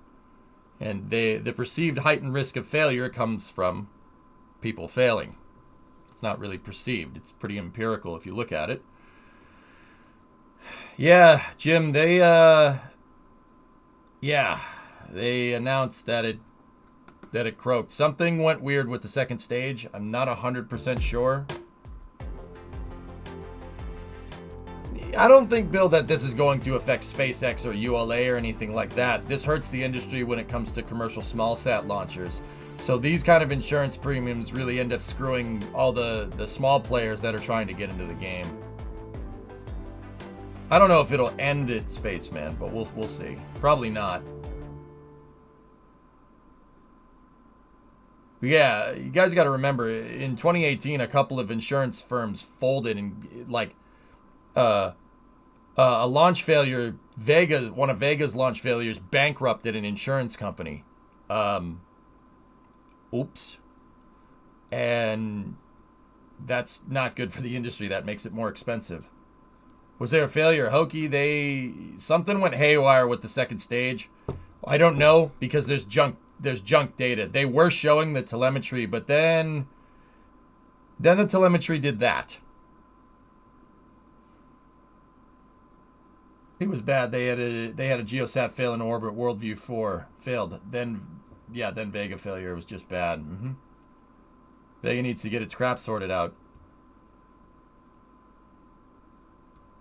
They were testing the Epstein drive. I was going to say the only way the rocket would do that in real life is if they had a flux capacitor or an Epstein drive. Yeah, even an Epstein drive, it would be a parabolic. You'd see it go up like this and go that way. It would look like that. Oh boy, it's not funny. This sucks, dude. Show them the speed telemetry. Yeah. I would like to add, Hokey, that this was happening in like real time. Like, watch. That's and then, dude, get this. Watch.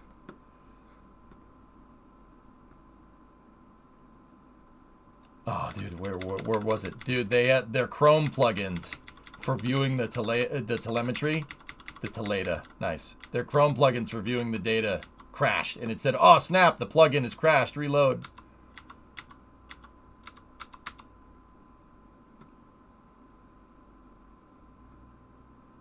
Yeah, subtly. Okay. So, it's in your clips? Yeah. Tweet saying it was in orbit was deleted now.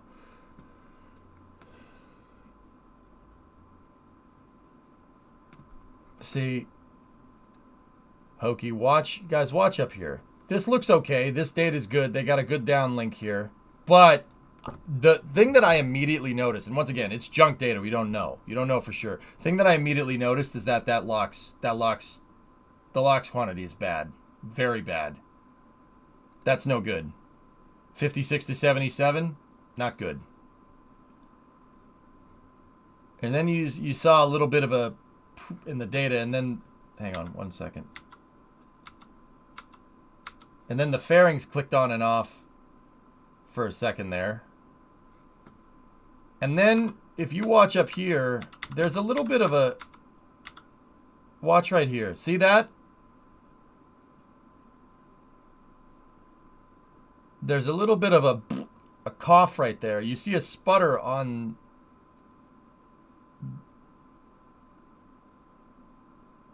You see a sputter in speed right there, but see, this is how you know this is junk data. That doesn't show up over here. If there was a drop in speed and then an acceleration in speed, and then it re-accelerates, that's decel and excel right there. You'd see it. You'd see it right here. That's junk. This is crap data. Now watch over here. Watch the altitude. As we find more, we're removing our previous tweet about reaching orbit. We'll share more info when we can.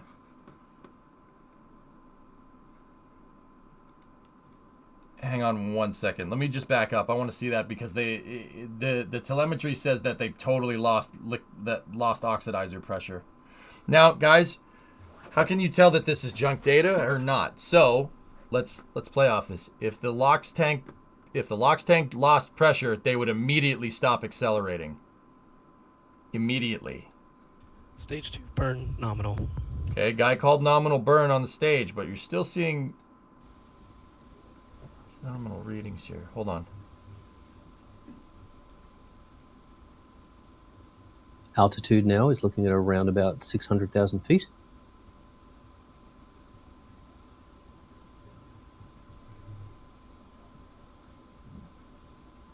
Approximately 3 miles per second. Yeah, I'm pretty sure that that's bad data right there. A Logitech Extreme 3D Pro, Niroku. Okay. Bus voltages for the batteries are nominal. You may have noticed that we had a lower voltage. Yeah, see? Yeah, something strange. Back, and thanks for sticking with us for this long, everyone. We have experienced an anomaly, and we are gathering more information. I did want to take this opportunity to thank our customers, our Virgin Orbit team, VONS, UK Spaceport Cornwall, of course, and our BSL interpreters over in the UK. We're going to be ending our live stream at this point, but please be sure to check out our other channels, our social media channels, for more information as soon as it's available. Yeah, okay. I want to go back and look at this a little bit more, dudes. So, yeah, it appears that the Virgin Orbit mission Start Me Up did not work correctly. I'm trying to see if this data is good or not. So, no, they admitted it subtly. Towards the Canary Islands. Yeah, they thank you. Thank you for flying with us. We lost your satellite. Okay. All right, I'm trying to watch here. Let's take a look. Isn't stage 1 the hard part for this kind of profile? Stage 2 trajectory nominal. I mean, apparently not. Stage 2 trajectory Night Sun nominal. Temple. That means our flight path is as expected, being picked up by those ground stations. We're probably almost coming up on halfway through our stage 2 burn. So this data looks right. That looks correct over here. Look, see, this is correlating what that's saying right there. That's right. That that speed right there and the acceleration look good. This is all correct. What I'm noticing here, fellas, is this. That's not supposed to be like that. That was the first thing that caught my eye. That's not supposed to be like that. If these are representing your fill percentage, these might be a little bit away. It's not like fuel's going to be at 70 and oxidizer is going to be at 70. That's not really how that works. They might be like 71 to 68 or something like that. That's okay, but we're seeing a huge differential in how much is in the LOX tank and how much is in the fuel tank, and this is where this gets weird. Like this looks like this data is all good. On the right? GUI here, you can see in the center there, obviously the flame coming out the left-hand side. It's down to 43, down to 42. They lost a little bit of pressure. Oxygen leaving the stage as it goes through the engine. Another really neat thing to see is the it depends, Erudite. What about the helium amount? What could cause that? Now, Harmon, here's the thing. This could be a bad sensor because that thing is going up and going down and going up and going down and going up and going down. I'd have to really, really look through this like on a per second basis here. If one data point is not correct, can you trust any of them? No. Panther, see that? That's bad. That's bad data. Because, like I said, if there was a dump in the speed like that, a sudden deceleration and then acceleration, right? That would have shown up over here, and it definitely would have shown up here, and it would have shown up here. Now, here's the other thing. Check this out. The altitude over here, see that? That correlates to this over here. The speed and the altitude correlate to these. So that's right. I'm pretty sure that that's good data over there, but we'll see. Stage 1. Stage 2 burn nominal. The flight controller right there said the stage 2 burn is nominal, which means that the thing is working correctly at this point at 12 minutes 19 seconds.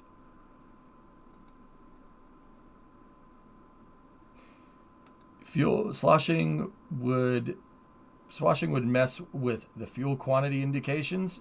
Aqualex, what we'd be looking for here, what you'd want to look for here is if that LOX was sloshing around, yes, it would screw with the sensor. Not so sure about pressure, but you'd see the gimbal start to toilet bowl. You'd see it start to do this.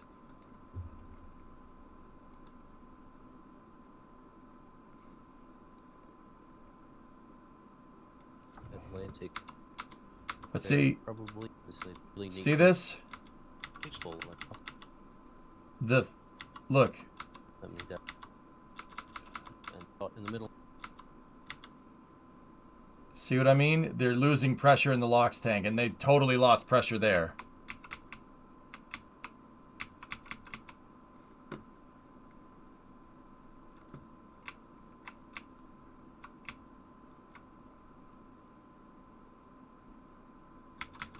Guys, we'll never know.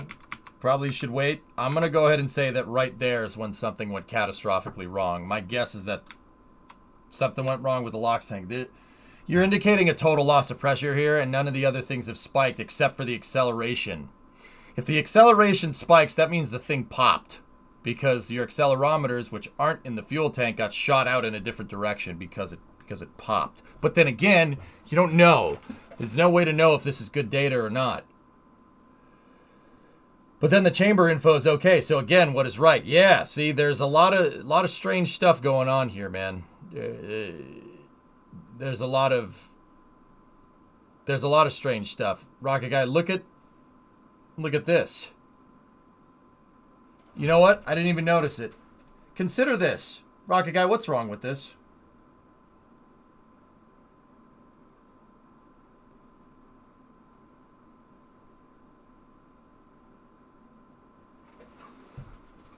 The burn timer on yeah, something went haywire here. What's that, Phil?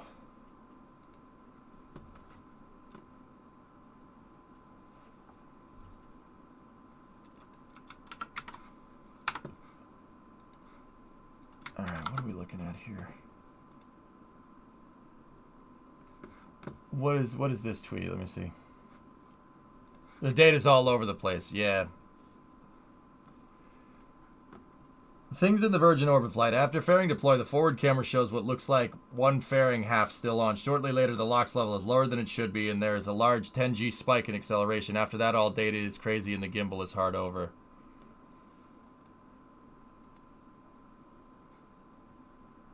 Well, guys, all the calls were wrong. They called the announcer called max Q at staging, which makes no sense. I mean, yeah. I mean, that could have just been he was reading junk data. It's possible.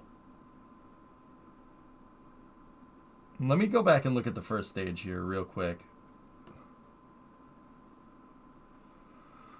Yeah, that all seems right here.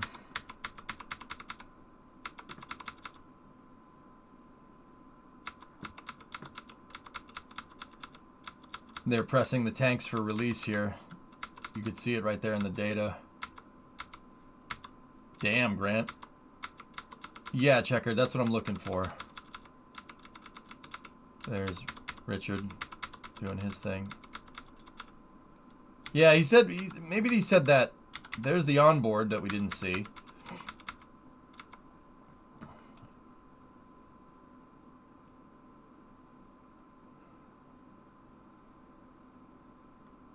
Stage 2 is pressed. Or no. Yeah, okay. Yeah, pressure. Yep.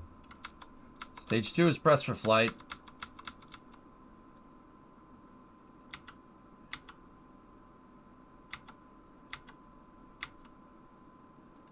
Let me watch this again. Drop ready. Okay, so if this engine ignites, you should see a small bonk in the pressure when they opened up the valves to the motor.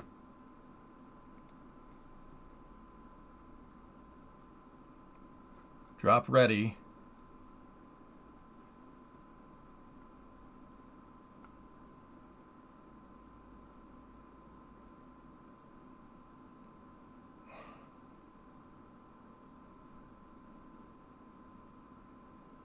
They just deleted the tweet saying that there was an anomaly. Oh, this is a dude. This is a cluster, dude.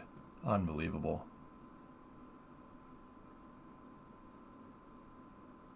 Yep, there you go. That was engine ignition. See the spikes? Downward spike in pressure right there. Perfect. So she's on.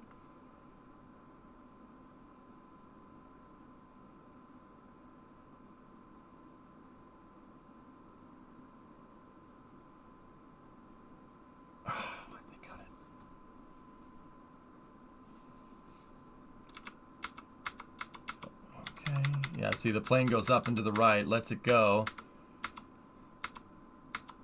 This looks right, guys. First stage, that the plume looks fine. I mean, it's really hard to say though. Here, Stage 1 burn. Everything is nominal so far. We've had our pitch up on the bottom on the burn time Stage 1 that you throttle can down see commanded. on the graphical user interface. If you throttle down commanded. So that's throttle. That's basically going into a second throttle bucket. do have that one off, we have made it through max Q alpha, which is one of the most stressful physical moments for the. All right, let me take a look here.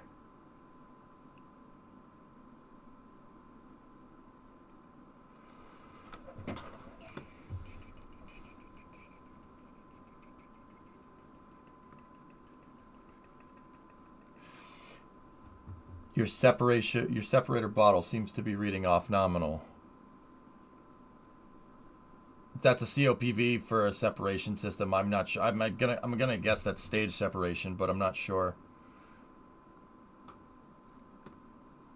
There's the throttle down commanded right there. Ooh, it went back up at engine cutoff. That happens, and then you have zero acceleration. So this is 290,000 feet. And don't get me wrong, it's stepped like that because of the rates, the data rates.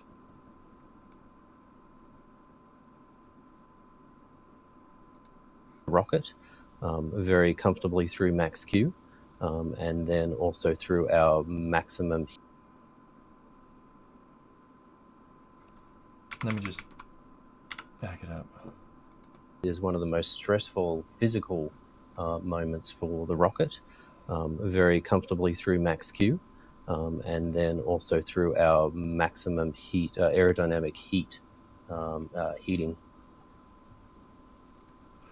So, guys, this could just be residual. That happens. That acceleration G should almost be constant. Yeah, they shut the engine off. They throttled it down and then they shut it off. That's what that looks like. That looks okay to me.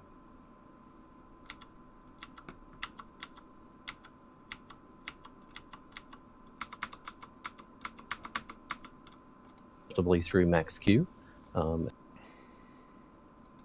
then also through our maximum heat, aerodynamic heat. It could be at low because they've already separated. So what we want to look for here is a drop in pressure again. That second acceleration bump separation, yeah, it could have had residual. It could have done what an early Falcon flight did, where the residual, because there definitely was residual, it accelerated again after it shut the engine off. It could have bumped it, but I'm not sure. Heating. There's your drop in pressure right there. Drop in pressure. The second stage is on. It's on. 938. T plus 938. That thing is running. We have made it through MECO, our main engine cutoff. That is our Newton 3 engine shutdown.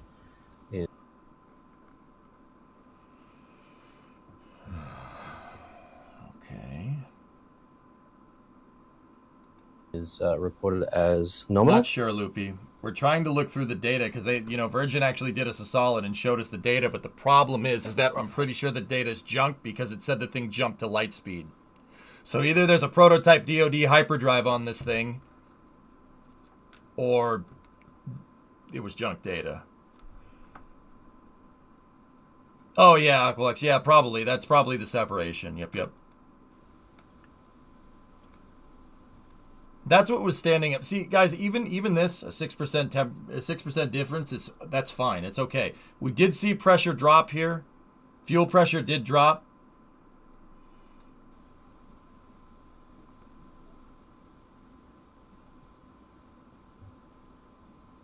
And if we can go back to our aft camera.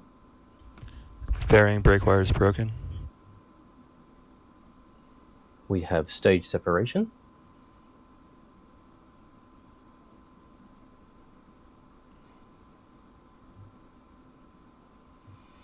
You may see dropouts in the data during the flight here. That is expected as we're switching ground stage. It's hard to say whether this is a fairing that's on or if it's the horizon. It's really hard to tell. What about roll tab? Not sure.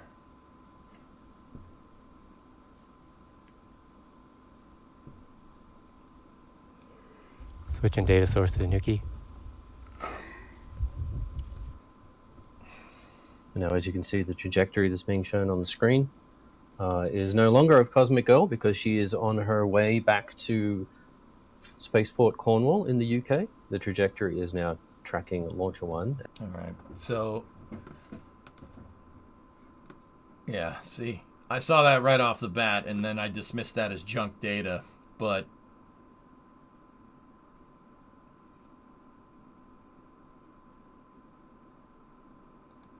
as she makes her Stage way 2, down burn 2, the nominal. Atlantic.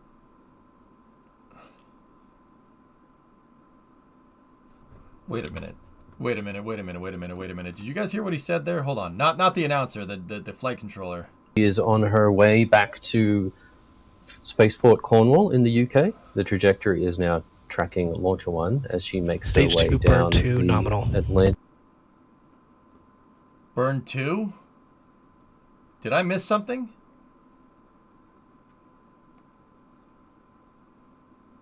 It's possible, Spaceman, yeah.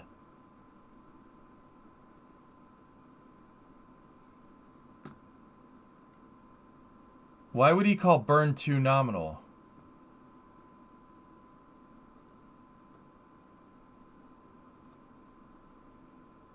But isn't this burn 1 unless they're using some funky naming convention? Yeah, he may have just misspoke. Atlantic Ocean towards the Canary Islands. Roll tab is gone where they're hiding something. Erudite, the second stage doesn't have a roll tab. Nice. Nice, drummer. Stage 2 trajectory nominal. Stage 2 trajectory. See, this all looks good until the speed indicator does a little bump. Nominal. That means our flight path is as expected. Yeah, funky naming. Burn 2 is stage 2's first burn. Got it. We're probably oxygen fuel. This is actually before what we were looking at, Rocket Guy. Almost coming up on halfway through discrepancy, our dude. Yeah, this is no good, man. Number 1. On the GUI here, you can see in the center there, obviously the cool flame coming out the left-hand side. Yeah, see, there's that little guy there. You can see the fuel and the oxygen leaving the stage as it goes through the engine. Another really neat thing to see is the gimbal over on the left-hand side, the blue square with the dot in the middle.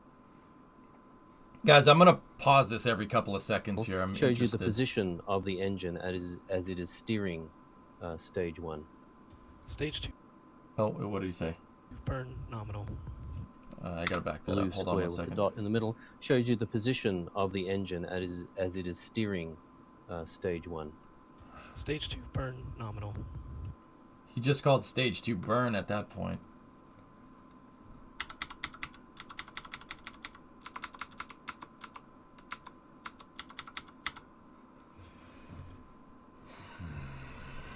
Nominal. Atlantic I'm not sure if that's supposed to do that, rocket. Towards the Canary Islands.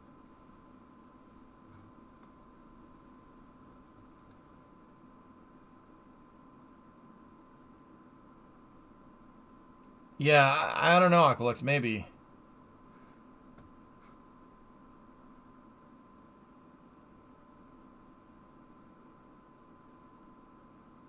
So, yeah, that chamber pressure is awfully low, but I don't know. Does Newton 4 regeneratively cool? Yeah, I think the white tab is the nominal indicator right there.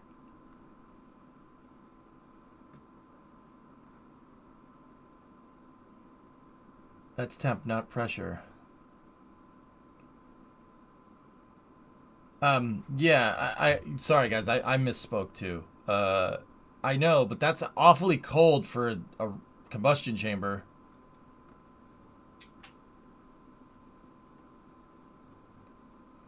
And it looks like something flashed there on 11 minutes 25. Something with the payload flashed there, but no, chamber pressure is in the nominal range. The chamber pressure is staying nice and constant, which means the engine is on. But that's really low fuel pressure, and the Stage 2 trajectory nominal. Stage 2 trajectory nominal. That means our flight path is as expected, being picked up by those ground stations. We're probably almost coming up on halfway through our stage. It could be a faulty temp sensor. Yeah, it's possible. To burn number 1. Almost indicates a flame out at that temp, but then the pressure. Yeah, this is... It's Carolox, Jim.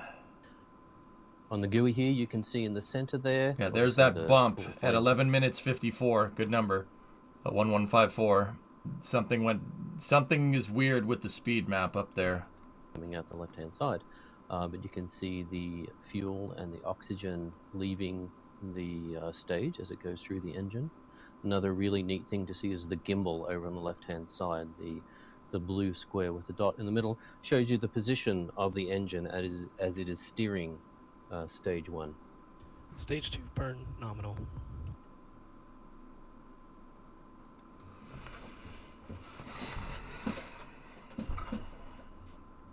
Yeah, it's junk data, guys. I mean, I'm just looking to see if any of this is good stuff. That's really what I'm looking for. I said it was junk data. As it was happening. I could have told you that this is wrong. I mean, I did. Chamber temp is in line with previous flights. Okay, cool. Thank you, Thomas. Altitude now is looking at around about 600,000 feet.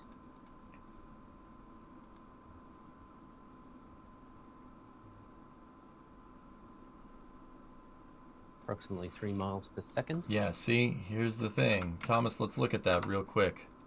Take a look.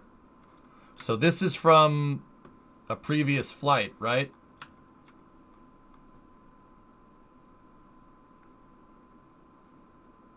Low fuel pressure, high ox pressure, chamber...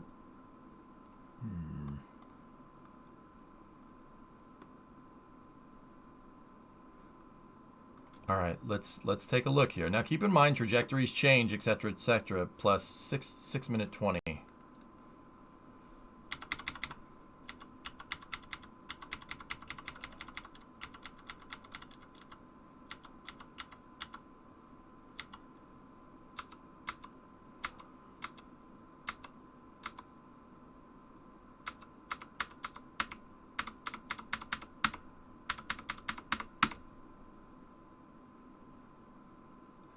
That's more or less synced up. I use the tabs there. Time since takeoff 1928. Drop time 622.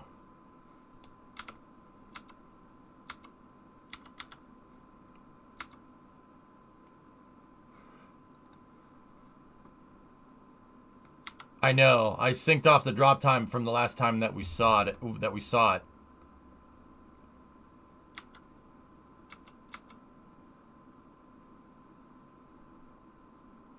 Yeah, see.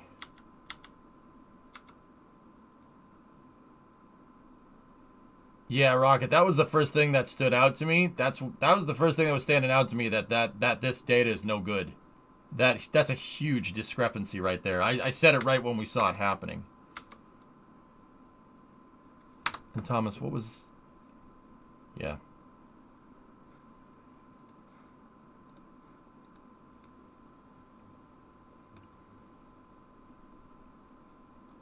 Yeah, see, right there. Right there. 12 minute 23, locks pressure drops completely. And then that's when your acceleration goes bananas. So what are your thoughts on what went wrong? It's really hard to say, drummer. Dude, okay. All this right here indicates a catastrophic loss of pressure on the LOX tank. Right here at this point, 12 minute 23. This is bad. You have no LOX pressure and the engine is still on. It's going to snuff the flames out. So that doesn't bode well right there. But once again, this data can't be trusted, guys. We don't know. It's hard to say. This looks okay, but stage 2 bus voltage always 11. No, it wasn't. Let's see. When did it? Uh-oh. Stage 1. Stage 2 burn nominal.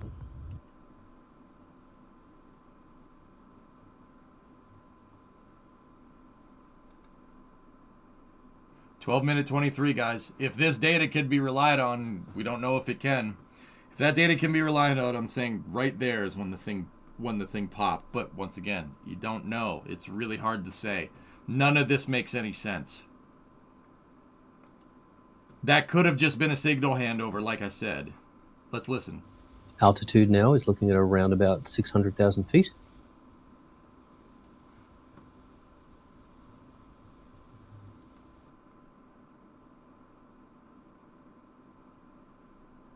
Yeah. Maybe Aqualux, yeah. Approximately. So let's just take a look. From 1223 forward, if there was a problem here and we were still getting telemetry relayed to us, if there was a problem and they lost pressure in the engine or the engine shut off or whatever, this number would start going down and that number would keep going up. So let's watch. We don't know, Quack. We're trying to figure it out. So we're at 11,000, 1100, 588. So this number would start going down and that number would start going up if there was a problem. Altitude now is looking. It went up. That ticked up. At around about 600,000 feet.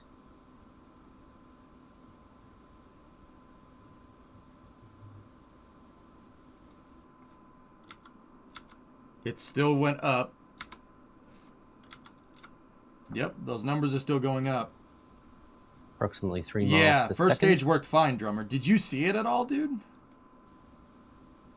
And then the speed went way up. Oh.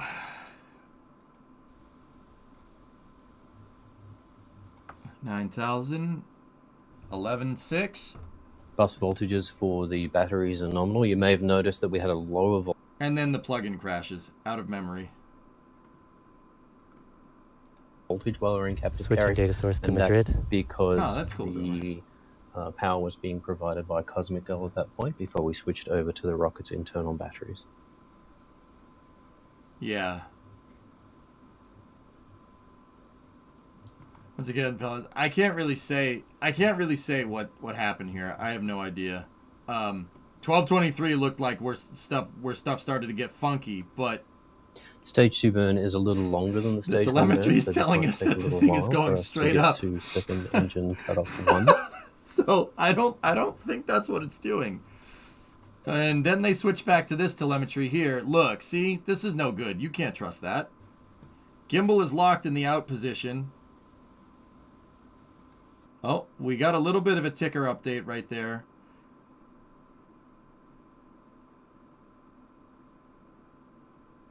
Chamber pressure is 0.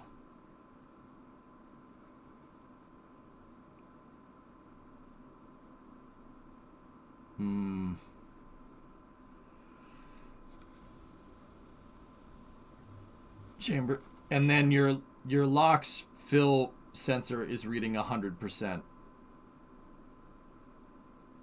I agree, W. That's probably right. Ooh.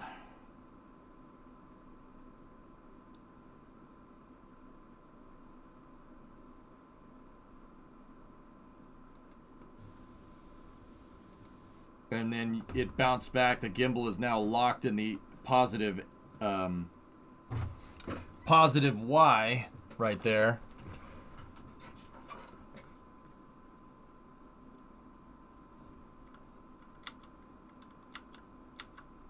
$599, 988, 596, 596.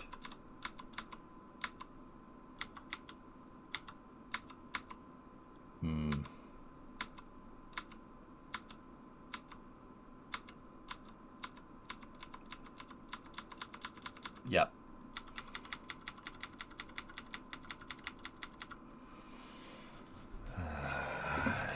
Yeah, something popped. Something popped on that second stage. I think that is a reasonable... I mean, obviously it's reasonable to say because they said it failed, but... 1223. Something went very, very haywire there. Like, badly. Something right here. And once again, I don't know if the data could be trusted. I'm just kind of interpreting what this is saying. It seemed like we were getting pretty decent data. We had a little bit of a hiccup right there.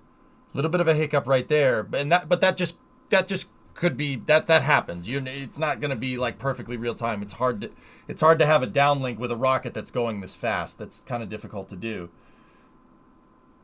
Was it maybe shot down and misinterpreted as an ICBM from Spain or Portugal? I highly doubt that, Erudite, considering that the Portuguese and Spanish air forces were notified of this.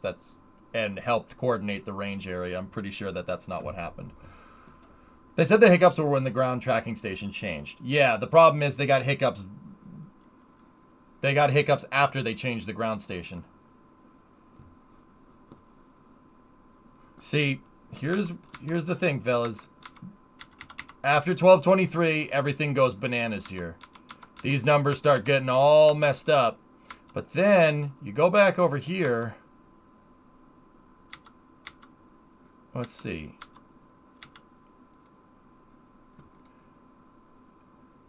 The data says the chamber pressure is at maximum. Gimbal is locked to the left with no oxidizer.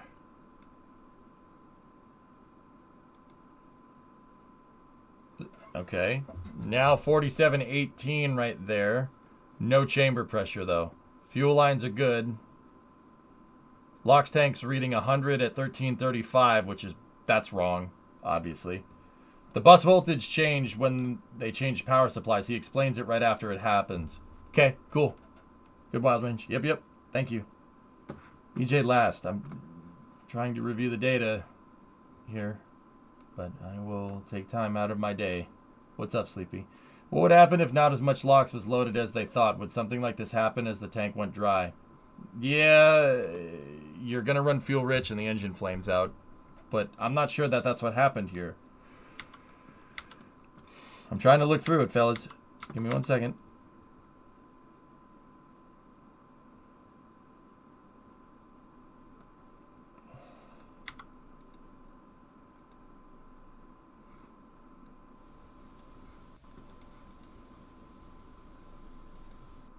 $13.31. Okay. Ooh.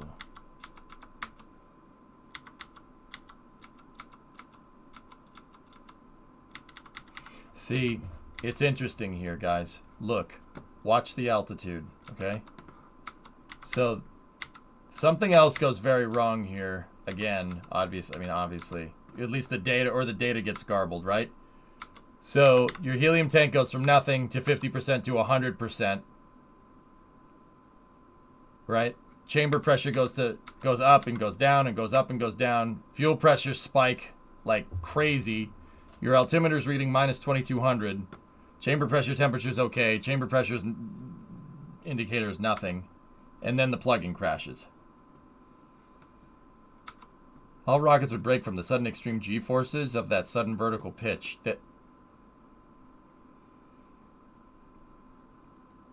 No, Erudite. Rockets would not be able to do this.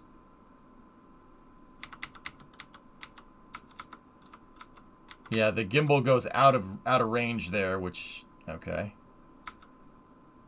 Now, here's something that I noticed.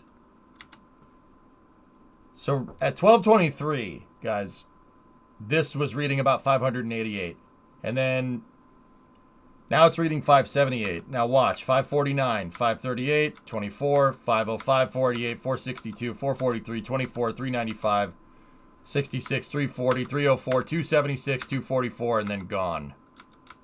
That number never changed for the rest of the stream. Those numbers right there are... Let me take a look. So we're at 78 at 14 minutes, so...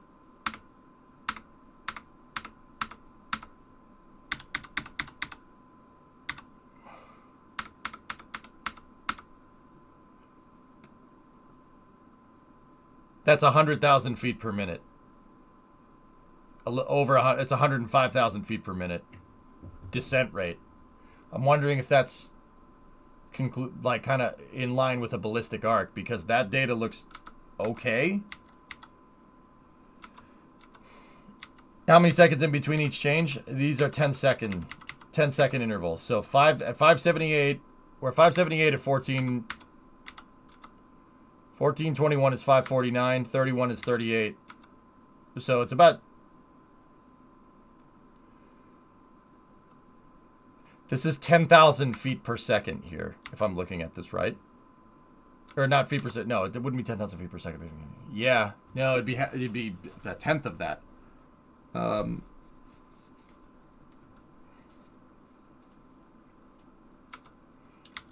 So this is saying that it's every 10 seconds it's dropping 10,000 feet, which indicates that would be 1,000 feet per second, or about 300 meters a second descent rate, which is that's a ballistic arc, yeah.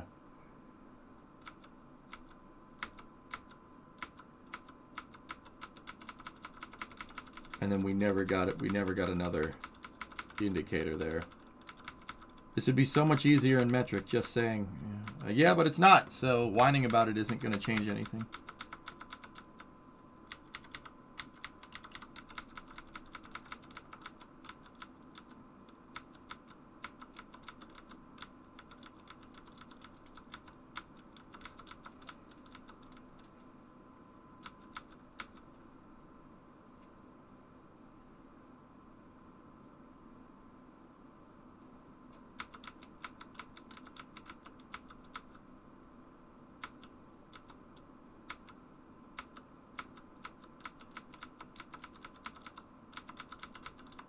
Iglulik, yeah, something went very wrong here.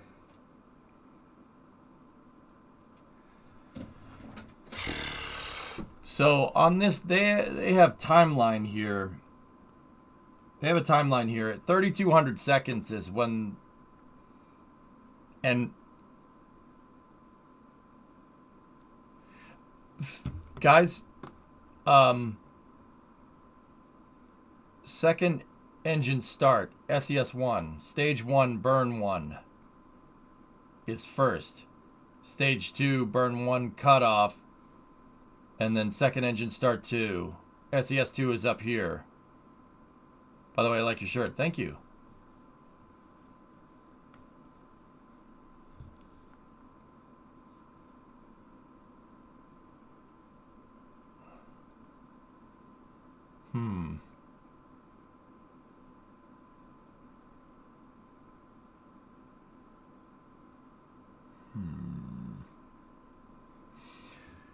We saw an anomaly at 12 minutes 23 seconds, so let's do 12 times 60, 720, and then plus 23, which gives us 743.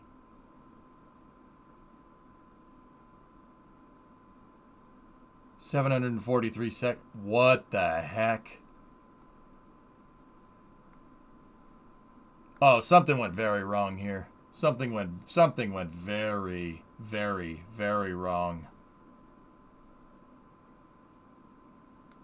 743 seconds is the coast.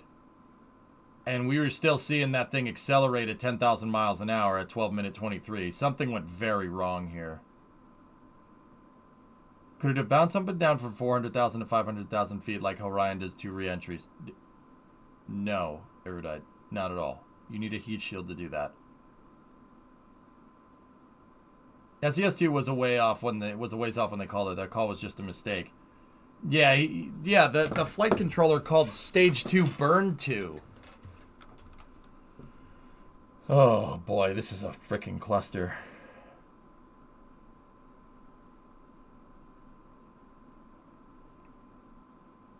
I don't know, Hokie. I don't know. We don't know if the data is good or not. I don't know if that data is good. It's really hard to say.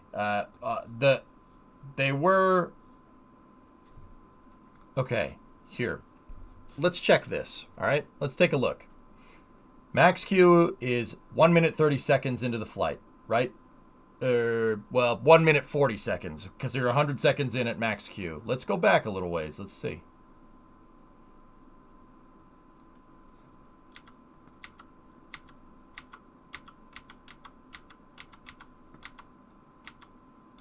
Okay, so we're at 1 minute 15, 25, 35.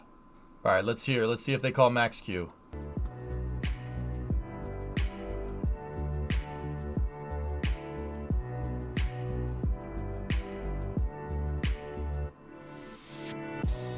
Nothing.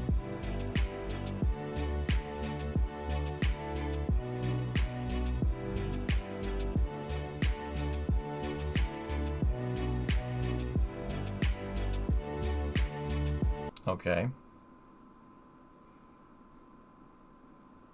Now let me look at that graphic one more time.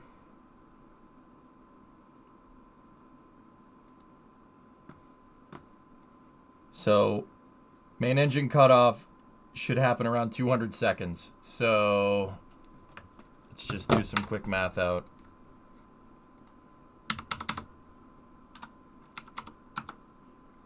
Three minute 33 post drop. Okay.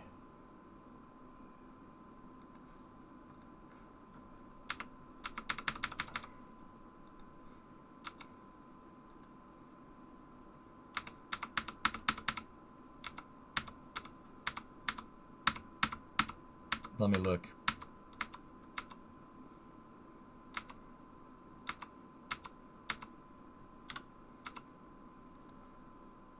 Give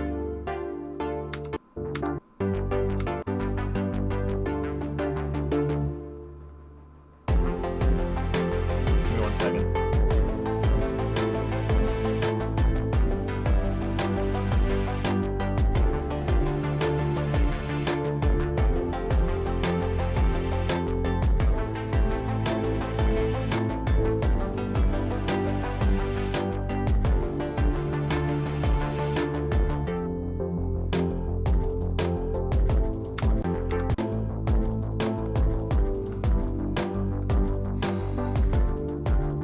Okay, so 3 minute 33 second, we should get main engine cut off. So if we're moving in 10-second increments. 1, 2, 3, 4, 5, 6. That's 1 minute.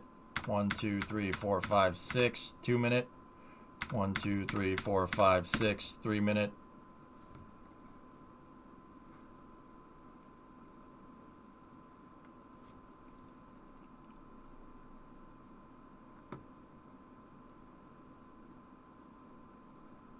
Is it 2 minutes 20 seconds? 3 minutes 20 seconds, right?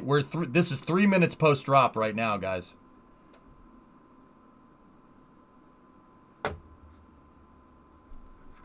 Their planned timeline? Thanks, Fuzz. Yeah. Thank you for screen capping that. I appreciate it.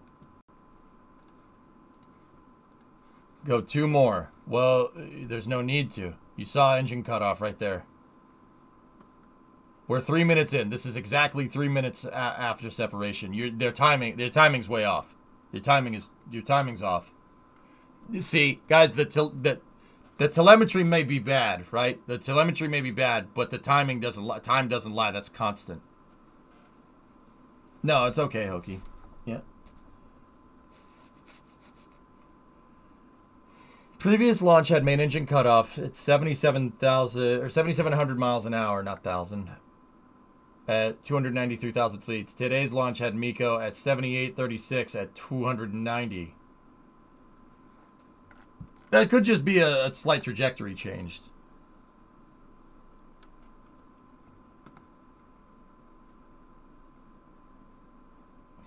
Okay, let's hear what happens in the next 20 seconds. We should hear the call for main engine cutoff here. We have made it through MECO, our main engine cutoff. That is our Newton 3 engine shutdown. Is reported as Too nominal. early.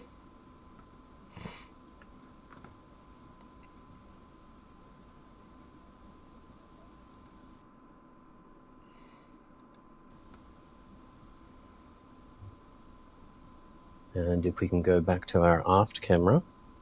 Discovery. Bearing brake wire is broken. Hey Andrew, I finally got Amazon relink, so here you go. Thanks for teaching me so much. No problem. Let me see that timeline one more time here. Pause.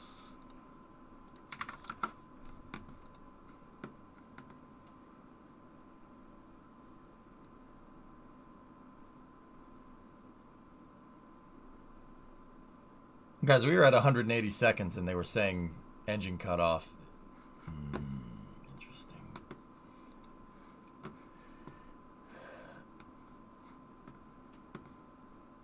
Yeah.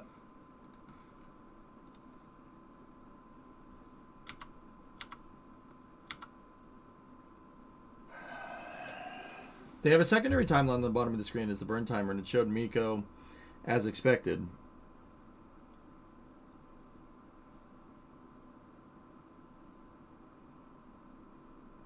I was going to say, what burn time are you looking at? Heating. We have made it through MECO, our main engine cutoff. That is our Newton 3 engine shutdown. What does that call out right here mean? MECO's main engine cutoff, meaning the first stage shut down. It's not behind my head.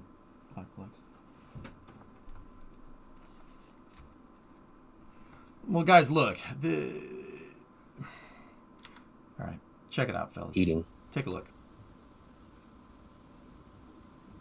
We have made... So right there, main engine cutoff, right? We know we're well past what their staging time, or well before their staging timeline here. Or, well, this is actually pretty much at about their staging timeline, but look right here. Underperformance all day. The thing flamed out at 180 seconds. A 20-second mistime from your first stage is mission failure. Yeah, mission failure criteria all day. I said this with Firefly, dudes, and I don't really like going in here and pointing out like all this crap. It sucks. I'm pretty sure they know they fail. They don't need me being a freaking pissant about it. I understand, but look, that's junk. It's no good. That's junk. It could be junk data. It's possible. The first stage data looks right. That's all consistent here. Everything looks correct. But see where my mouse cursor is in the top right? That guy announces main engine cutoff, and you see a deceleration in the telemetry 15 seconds prior. A 15-second off nominal timing from your first stage means you're not getting into space. You're not getting into space. Could they have just cut the engines and let it fall? All subsequent data was faulty? I doubt it.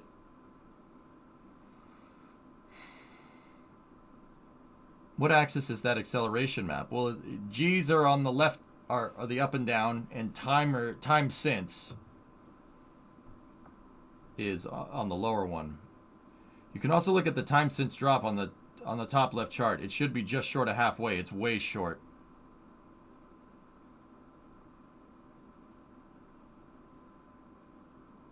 There's a small acceleration bump before the flat line in the acceleration graph. Possibly first stage bumped into the second stage.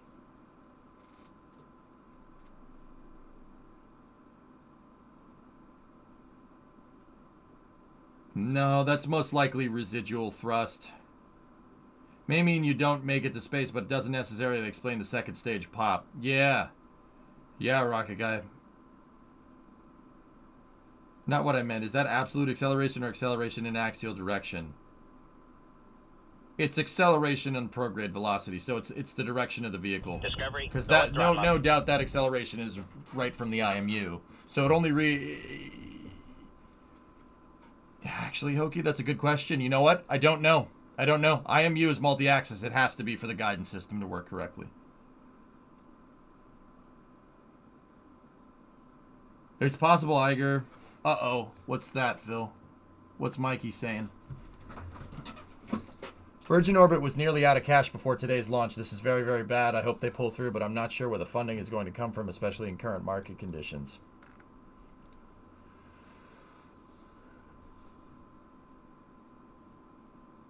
Yeah, passing. I don't... What the... Who made this? At 1 hour, 11 minute, 35 seconds, the launch audio says second stage trajectory is nominal. Yeah, Montag, that's very strange. That's very strange because there's clearly an engine cutoff that's way too early here. Why does the x-axis of those graph have positive values? Are they going to predict the future? Yeah, I don't know. Diddlywink. That's very weird. Time since now. I've not seen anybody done that. With bad telemetry issues, does it also mean they can't even determine the failure at least?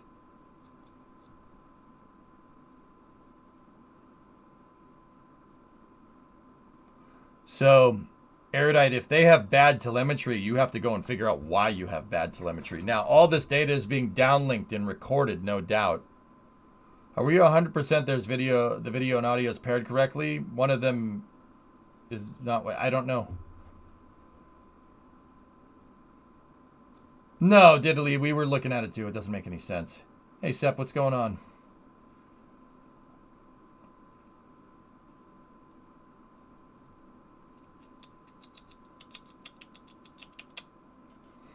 Yeah, this is guys. All right. Between you and me, I'm not trying to talk bad about anybody, but the weird call outs from the flight controller calling stage 2 burn 2 during stage 2 burn 1. Dude, you have one job. You have one job, and the job is to look at that. Yeah, he could misspeak. That's fine. That happens. The weird production of the cast, coupled with the weird ground station links, the hearing... Guys, like, I'll be honest. They were... It looks like the ground operations changed the conditions on the ramp, the Cosmic Girls ramp. It seems like they changed the conditions without coordinating that with the mission director. We heard that open on the loop. Can we change it to green? No, I'm the mission director. I haven't changed it to green. Why would you change it to green? We heard that. We heard a weird call out from the flight. Dude, this whole thing indicates a gigantic cluster frick. Like, not good. Like, I don't want to be that guy, and I don't want to be a jerk. I'm sorry, but dude, you don't. If there's something that requires the mission director's okay to proceed, you don't just do it. You have to ask. You don't ask for forgiveness when it comes to this kind of stuff. That's how stuff blows up. Now, don't get me wrong. Like, don't get me wrong, dudes. You know, they were launching out of California, and those launches were going good. It's interesting when you upend your entire operation and fly it halfway around the world. Like, this stuff happens. You know, you're gonna have weird stuff. I know that from just doing VFTs. You know, doing VFTs with DOS. Like, you know, just because my stream works good here doesn't mean if I packed up my entire setup and set up the exact same thing somewhere else, it's not gonna work exactly the same. It never does. It never does. So I can excuse the weird audio mixing on the cast. I know it's annoying blowing out the mic. You know, it sucks, but you know, unfortunately they left the audio queued on the flight controllers saying, hey, it's clear to go back to the pad, right? We changed it already. No, it's not. I did not say it was good. And then a weird call out from the flight controller. Once again, could be a misspeak, but those are still mistakes. And it sucks. And I don't mean to be a jerk, but I say this trying to be constructive. And once again, I don't have skin in the game, so maybe I should just shut up. And, you know, if I'm wrong, please let me know. But you cannot make mistakes right now. You know, my dad always said, if you practice lazy, you play lazy. If you practice hard, you play hard, right? Like, that's, I mean, obviously that's hand egg, right? Or baseball or whatever. But there's a lot of miscues happening here. And that's just what we heard. Couple that with the weird first stage timing, wonky telemetry from the second stage, and a mission failure on top of that. It's not ideal. On the burn times, any idea what max Q alpha, max Q, then max Chapman? No, Katra, I have no idea what that means. You are nowhere near wrong. This was flubbed on multiple levels, and they keep having delays prior. It seems that they did not do dry rehearsal. Yeah, you don't have to know how to bake a pie, EJ. Just be able to spot when someone didn't make one correctly. Yeah. It was like watching Haas. Oh, God, that hurt. I'm a Haas fan. Bombas and a Ferrari fan, which makes it even worse. That hurt a little bit, but I'm all right. I'm all right. I'm okay. I'm okay. I'm all right. Train like you fight, so you fight like you train. Yeah, don't get me wrong, dudes. I also don't have that much industry experience on the launch side of things here, but this seems like a cluster. It's not good.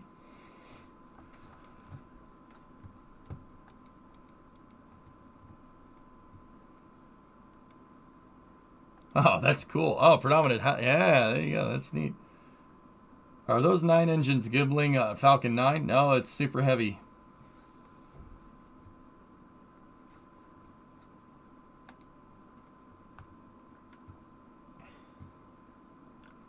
Suboptimal. But yeah, reading minus 10 million miles an hour means that's just junk. It could be a bad reading, guys. You'd be surprised how hard it is to get the telemetry to downlink in real time from something that's going 10,000 miles an hour. It's not as easy as you might think. NASA, SpaceX, ULA, they make that stuff look easy. Virgin Orbit stock is already crashing. They're publicly trading and making false statements like, yeah, that's what I mean. The badly timed tweets, like the badly timed tweets saying you're in orbit, then saying you're not, and then deleting both of those things. Like, dude, something that, like, what are we, like, what am I supposed to do with this? Just sit here and be like, nah, it's fine. They'll be all right. Like,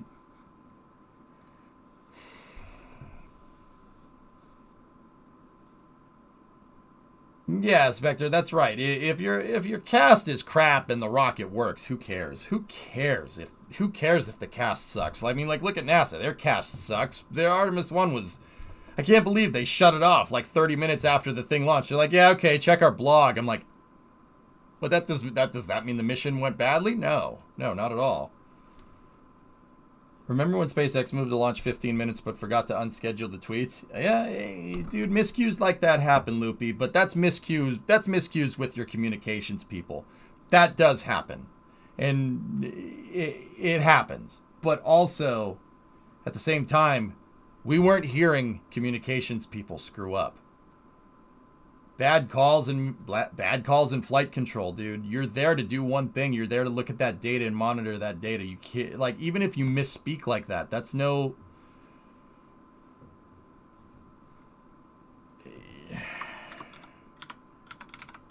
You gotta be able to execute, man. If you can't execute, it's like a football game. You can't execute, you're gonna lose. Take it from a Patriots fan. We cannot execute for nothing. It's bad. Oh, that's okay. That's not too bad.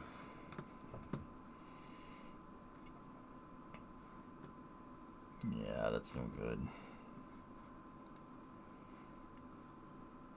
Telemetry lessons. People need to go read Gene Kranz's book. Imagine scheduling tweets without proving out your system and having a great operational record.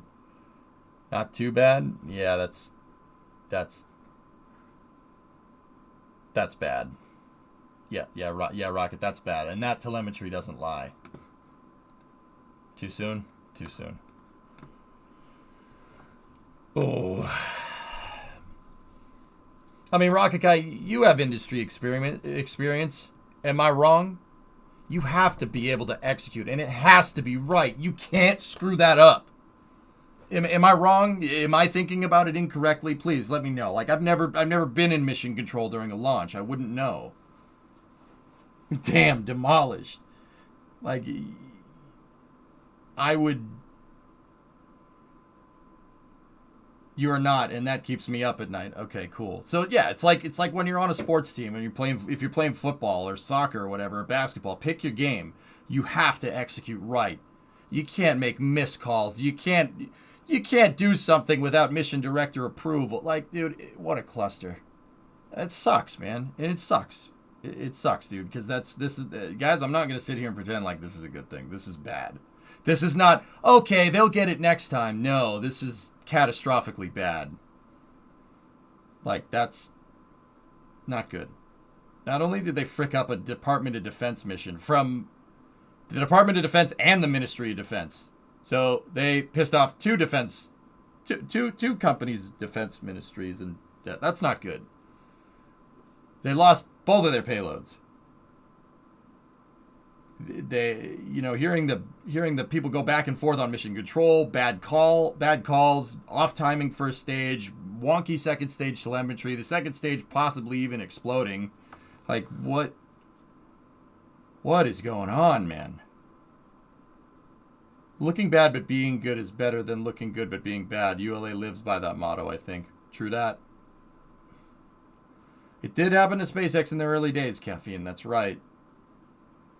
That's right. And then volatile market conditions almost killed SpaceX until Commercial Orbital Transport Services saved the company. Now, unless, Virgin Orbit is going to get some type of billion-dollar contract from NASA or something in the future, that's not boding very well. Do you know their testing regime? Nope. Doesn't bode well for UK launch sites? This is just one thing, Pale Rider. First Omen and Welsh Shat's gone too. Dude, haven't Welsh people been through enough past it? You go to launch a satellite? Nope, it fails. It's like, do you think those guys have been through enough? Here, launch your first set. Oh, it failed. They're probably like, yep. Yep. Yeah, of course it failed.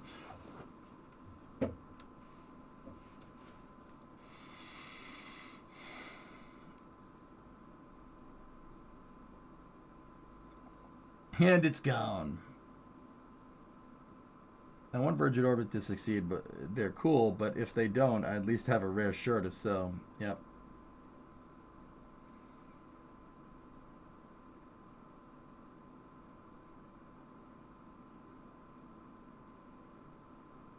Damn, Dr. J.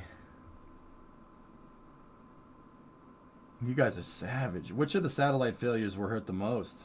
All of them. Nusuro, all of them. Any failure in the commercial market is going to screw with the commercial market. It ruins confidence in bolstering spaceflight as a commercial market sector, Because like picture you're an investor in another small sat launcher company, right? If I'm an investor in Firefly or ABL or Rocket Lab or even SpaceX, maybe not SpaceX because it's SpaceX, all right? Like they're way up here in terms of like reliability, but you don't want to jinx it. It's not, right? If I am an investor or I'm a venture capital company that is investing in a small sat launching company, you know what I'm doing? The first thing I'm doing tomorrow is calling and saying, hey, how do I know that this won't happen with your rocket? See what I'm talking about? You see what I mean? How do I know that, well, did you see the Virgin Orbit's rocket failed? Your rocket isn't going to do that, right? What's that answer going to be? Yep, nope, not going to do it. Click. See what I mean? It's not good for the industry. That's bad. Anytime anyone fails is bad for the industry. Doesn't bode well for publicly traded space companies, too, with Astra and now Virgin Orbit having issues. Yep. Serious question. Are they responsible for the cost of the satellite? It's insured, Celtic, and that's another thing to take into account. Satellite is insured. The rocket is insured. The 747 is insured.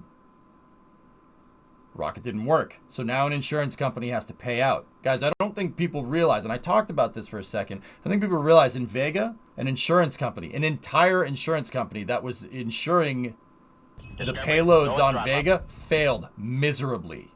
It went belly up because they had to pay out because Vega failed. Anytime an insurance company goes belly up in a new and bolstering transportation industry, it usually doesn't end well. See what I'm talking about? That's not good. That's not good. Premiums go up. That's just how insurance works. I'll give you another point. This is more automotive side of things, right? What's more difficult to insure? A Camry or a Corvette? Think about it. If you're an insurance company, you'd want a higher insurance rate for a Corvette because you're most likely to do something dumb with that car going down the road, right? What was the call out that was miscommunicated? A flight controller called Stage 2 burned 2 right after main engine cutoff. Okay. Camry, because I'm not buying a Camry. Savage. But you see what I'm saying? The insurance is going to go up. Now, we're not at the point where insurance... I think we're kind of at the point where insurance really depends on the rocket. So, like, SpaceX, you're probably going to have a better insurance rate than launching your small sat on one of these small sat launchers nowadays, right? But that's still not good. I mean, that just shows that everybody should go launch at SpaceX if you want mission assurance and, insurance too. Insurance is going to be cheaper on a SpaceX rocket. But does that mean SpaceX corners the market eventually on commercial stuff? Because their rockets are so dang ahead of the game. That's not good for the commercial industry either, despite me wanting SpaceX to succeed on all fronts, Camry, because it gets stolen more often. Wrecked. Does SpaceX still go through regular insurance? With the in-house missions, Yarg, probably not. But with customers' payloads, you're damn right they do. Remember insurance for rentals because they're the fastest cars in the world. As far as I know, government property is not always insured. However, launch insurance is still needed. Mm-hmm.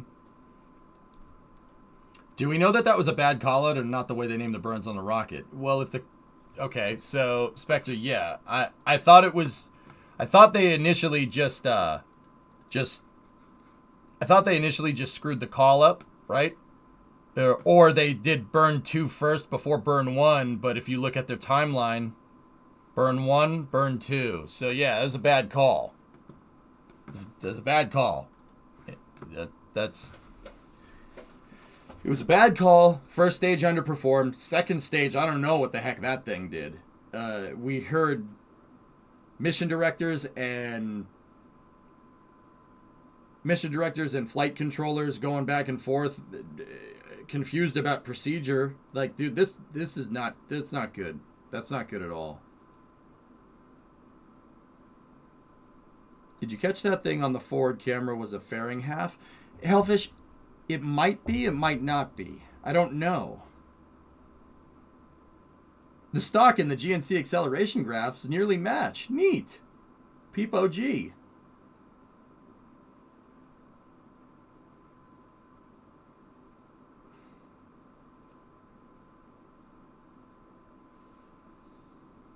Interesting. What happens? Charlinel, Virgin Orbit had a failure. Their rocket didn't make it, and frankly, the whole operation was not good. Not good. That's pretty bad. Oh boy.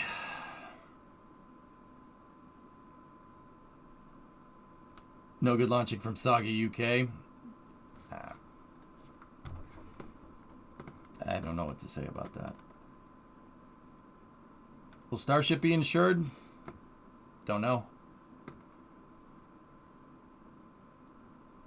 I should have come here before fast forwarding through that boring broadcast. The broadcast was terrible, but guys, crappy broadcasts are excusable when you're doing it for the first, second, third, fourth, fifth, sixth, seventh time. Like that's fine. I mean, SpaceX's first casts from back in the day were just literally a guy sitting at a desk going, yeah, I think it's working. Okay, here's Elon. And Elon going, yeah, it worked. All right, cool, bye, click. Like, that happens. That's excusable. That's fine. I mean, your webcast can always get better, all right? You know, if you have a bad webcast but your rocket works, then who cares? Who cares? You can always make that better. The rocket succeeding is priority one, you know?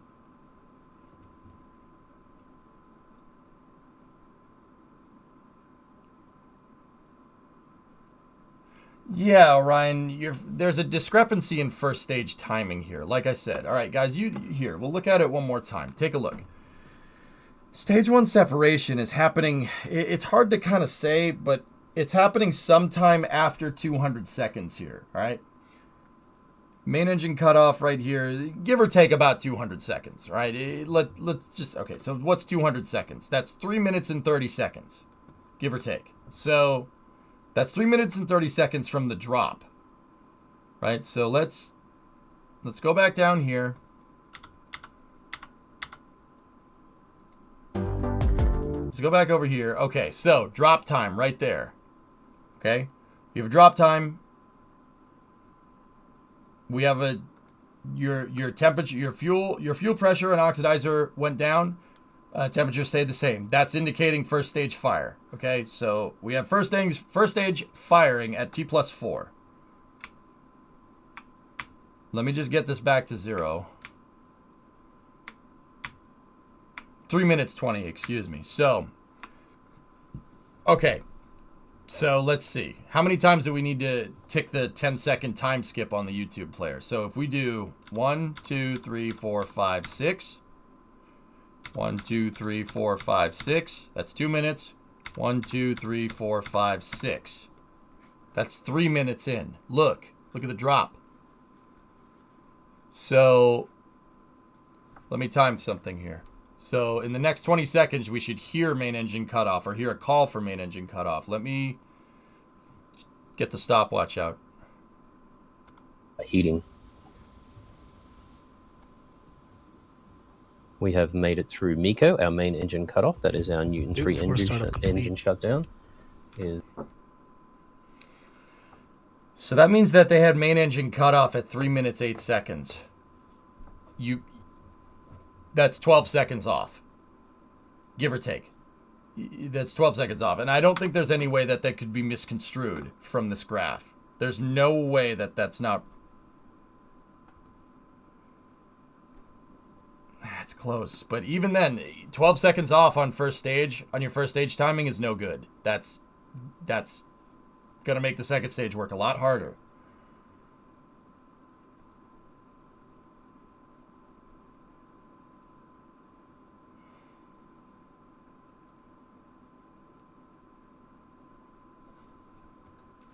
Savage, Dan.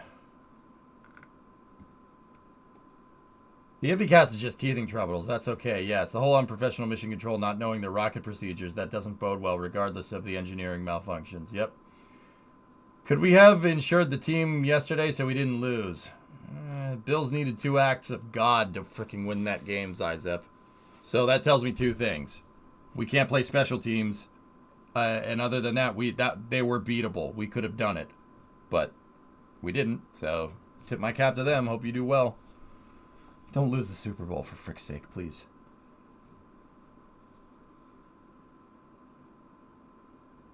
Yeah, Mercs, that's what I mean. Everything is off time here. Everything. They're off their own timeline, dudes. Either that or the infographic, that infographic that they have there is not right. You know what I mean? And once again, see, that's what I mean.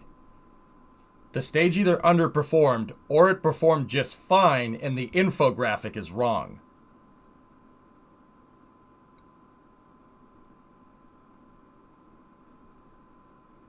So where did they pull the data from the infographic?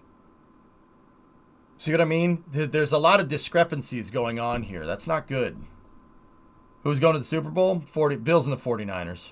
Bills and the 49ers. And you know what? Like, as a Patriots fan, I hope the Bills win. Seriously, I like their team. I think their team's good. I'm not just saying that. I think they got robbed last year. I think they should have won last year, too. Can we look at the timing of a nominal launch for reference? It's all off, Celia. Thomas did the comparison before. So I did a quick plot of the altitude drop from T plus 1 minute 13 to 1 minute 16. Every 5 seconds, it looks like a parabolic fall. It was from the point of 0 speed readout when they were calling it good. It was falling fast. Yep. Pats did not deserve to make the playoffs after the special teams yesterday. Yeah, exactly, Tan. Even if we had won yesterday, we would have gotten railed in the playoffs. Pretty bad, actually. Do we know what the failure is? Nah, Charlinelle, not really. No. So, I called this as it was happening. The data's junk. The data is junk. We were looking at second stage telemetry here. There's discrepancies in the speed map. There's discrepancies in the altitude map. I don't know if that's the quantities here, but you shouldn't have 60% fuel and 30% oxidizer. That's not, and especially if that's your fill percentage. Now keep in mind, fill percentage is not correlative to quantity, right? So the oxygen tank could be bigger. There could be 500 gallons of oxidizer left and 250 gallons of fuel left, and those both could be reading 50% fill, right? Because differential tank volume, right? But 30% discrepancy, 28% discrepancy right there. That's bad. Something is bad. But then again, there's no way to tell because this data is all over the place, dude. It's all over the place. Bold of you to assume the Pats would have gone to the Super Bowl. I did not say anything of the sort, A10. I don't know how you possibly got that from anything that I said. We didn't know. Like I don't know. Maybe that's not. Maybe you're not talking to me. Maybe you're talking to somebody in chat.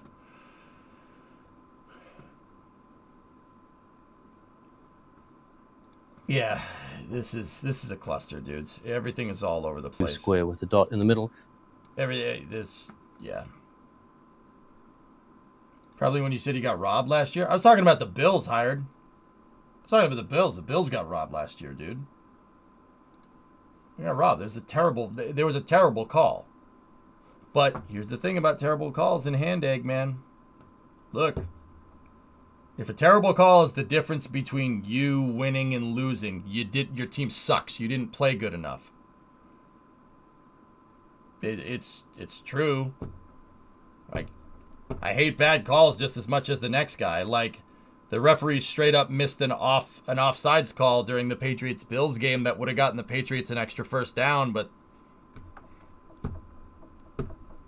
if you need a bad call to win a game, you're not playing good football.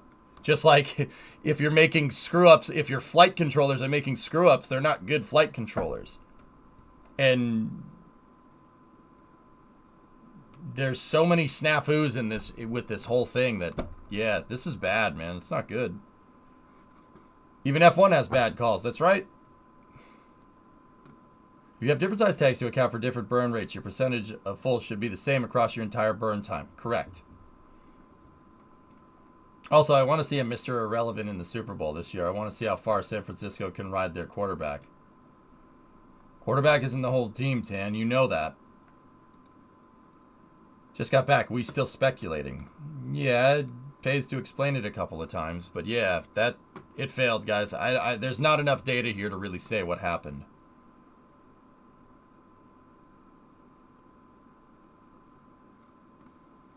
So let's tick back over here and see what is. Let's go to next space flight here. What is the next launch that we have teed up here? Falcon 9 Block 5, Starlink Group 2-4 from Vandenberg is at 11:15. Okay, we got some time.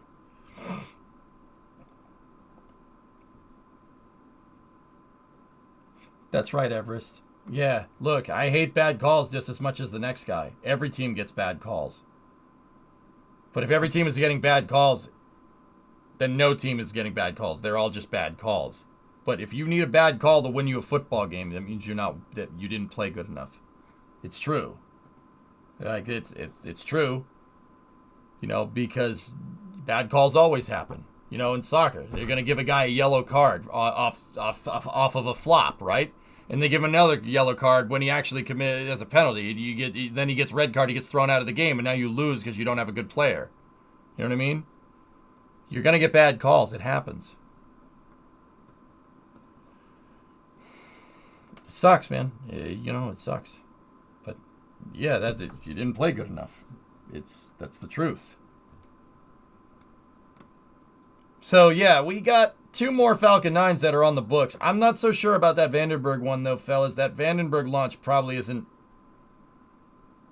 Probably isn't going to go. It's 70% probability of violation. It's pouring rain in California right now, which probably isn't a bad thing, but what hockey jersey is this? This is an 06 jersey? And it's a hoodie, actually. I like this shirt. It's a good shirt. I can't wear my Patriots one today because football season just ended for me. So it's hockey season now. And the Bruins just kicked the trash out of the Ducks yesterday, which is pretty cool.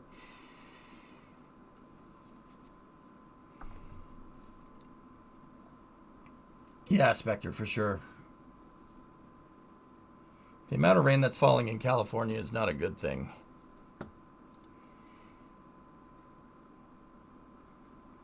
Back when Boston was good. We get confirmation of Starship stacking? Yep. Starship was being stacked. Yeah, Deviator. This 06 jersey is sweet. Primo bought it for me. See the NHL All-Star Game jerseys? No, I haven't yet. Have you seen the new KSP2 images yet? Yes, I have.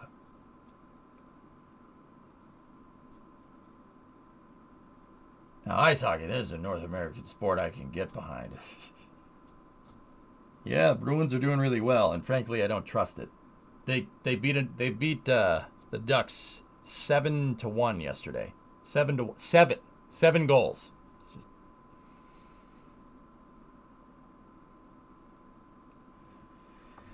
Ooh, that's spicy. It's the Ducks. Yeah, but they're doing that to almost every team, Katra, which is pretty nuts, dude. That's 7-1 sounds like a baseball game, guys. All right, not a hockey game.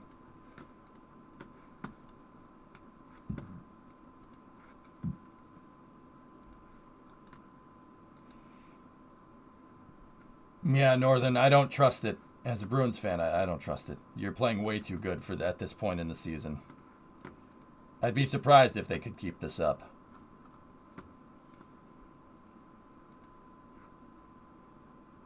You team the Oilers are sucking air. Yep.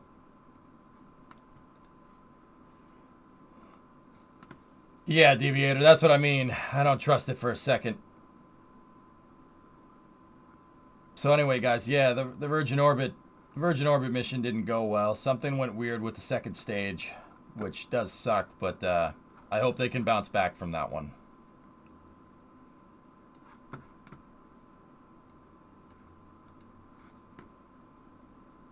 Yeah, exactly, Hellfish. I don't trust it for a second. I don't trust it at all, man. I'm so with you.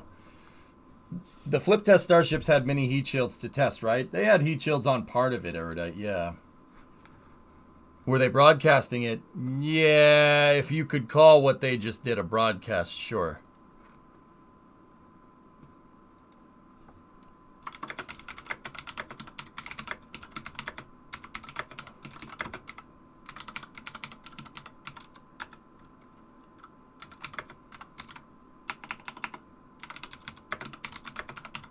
Hang on, I'm talking to Drummer. Discovery, go at throttle up.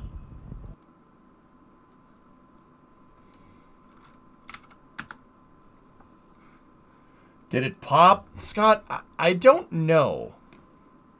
I don't know. The telemetry was all over the place, dude. Now, don't get me wrong. You shouldn't speculate about this. All we know is that the mission failed. It failed sometime with the second stage. Something with the second stage went wonky. Do we know what it is? No. No idea. Now,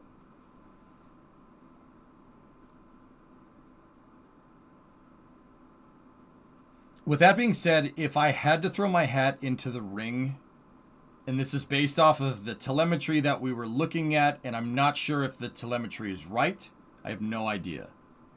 Okay, if the telemetry that we were dismissing as junk data was actually correct, well, first of all, the thing broke the speed of light, and it's in Alpha Centauri by now, which I highly doubt. But there were bits of uninterrupted telemetry that looked to be okay, but it's hard to say. It's hard to say. But if the telemetry was consistent with loss of pressure in the second stage LOX tank, that's what it was consistent with. But we don't know if the telemetry is good or not. The stage one stopped too early. The altitude was low. Staging velocity was higher than previous missions.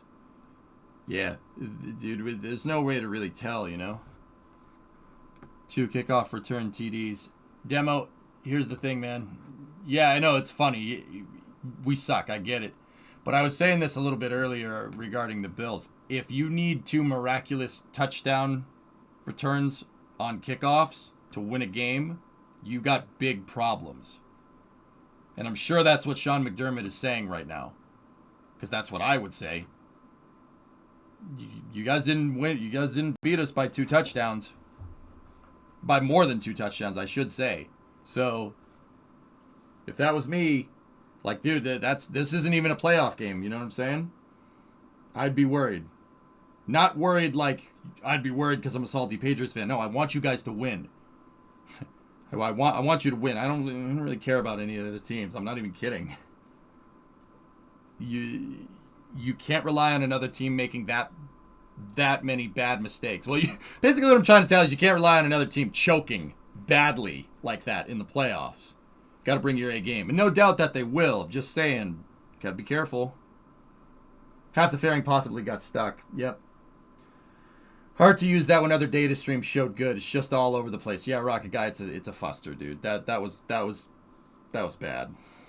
BBC just reported an anomaly has happened. Yay, RJ, something went wrong, dude. You're assuming we wouldn't get anything off even a regular kickoff or both of those. A field goal from one of them would have won it.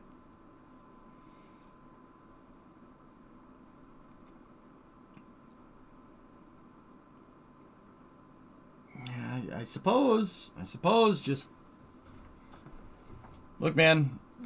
At the end of the day, Josh had a couple of pretty crappy throws. If the Patriots defense is intercepting some of your throws, you can be damn sure that somebody else will in the playoffs. That's all I'm saying, dude. With that being said, I want the Bills to win. You're representing the AFC East, man. I want you guys to win, even though I hate you. But I don't like any of the other teams either. I mean, maybe the 49ers, maybe, but hey, Soapbox. Let's do some launches tonight. Yep. Sorry, last if you can.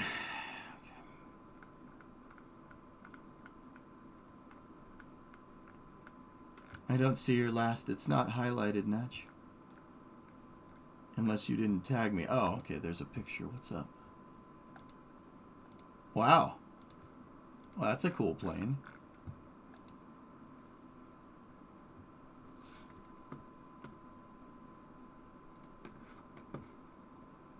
Kind of rooting for the Jags. Additional info on a failure? Question mark. Angry astronaut. Yeah. That guy is too intense even for me. Don't get me wrong. I don't have a problem. It's just too intense even for me. I agree, but the only pick that Josh threw was when he got railed as he threw.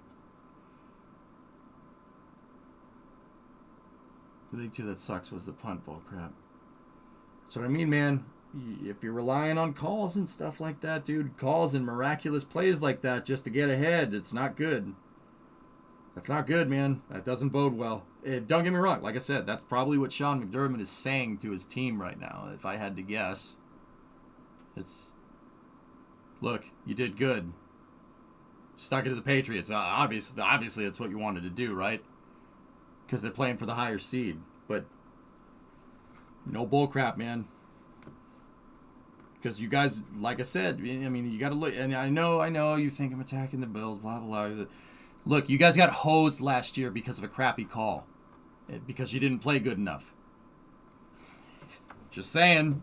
Discovery, go and throttle up. Playoffs is hard, man. Crazy plays worked for the Lions. Dude, that flea flicker that they ran was ridiculous. I don't know what just happened when I watched it. But too bad it got called back. Hey, I could be the 41-month resub. Should have done VTOL. You're damn right. The Eagles are looking pretty well. Yeah, the Eagles are doing all right. I think the 49ers will beat them, but who knows? Who knows?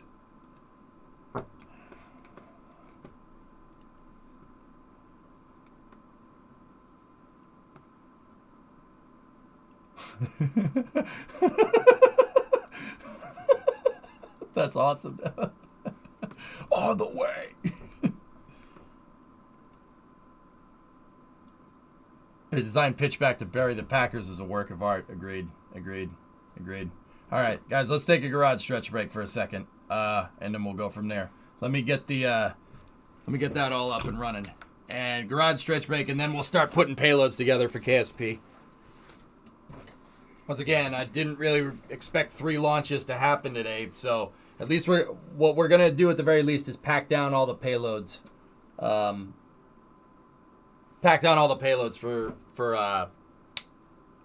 For the station, and then we'll get to launching. So let me flip over to the garage view. Chat, stand by for loss of signal from office as expected.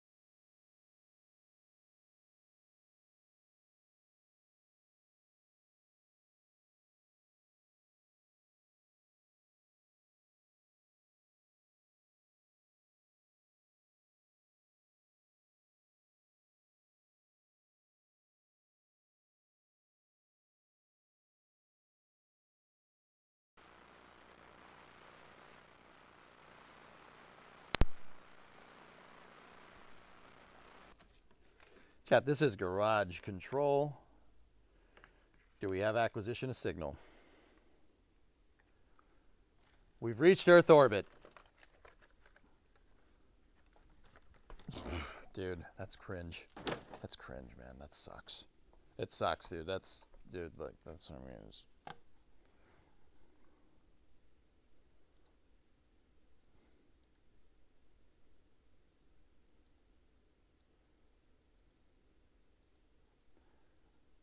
That sucks, man.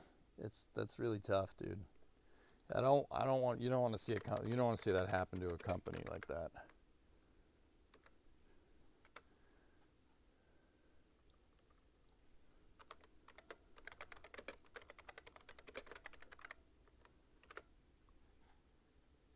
All right, just updating the title and everything here.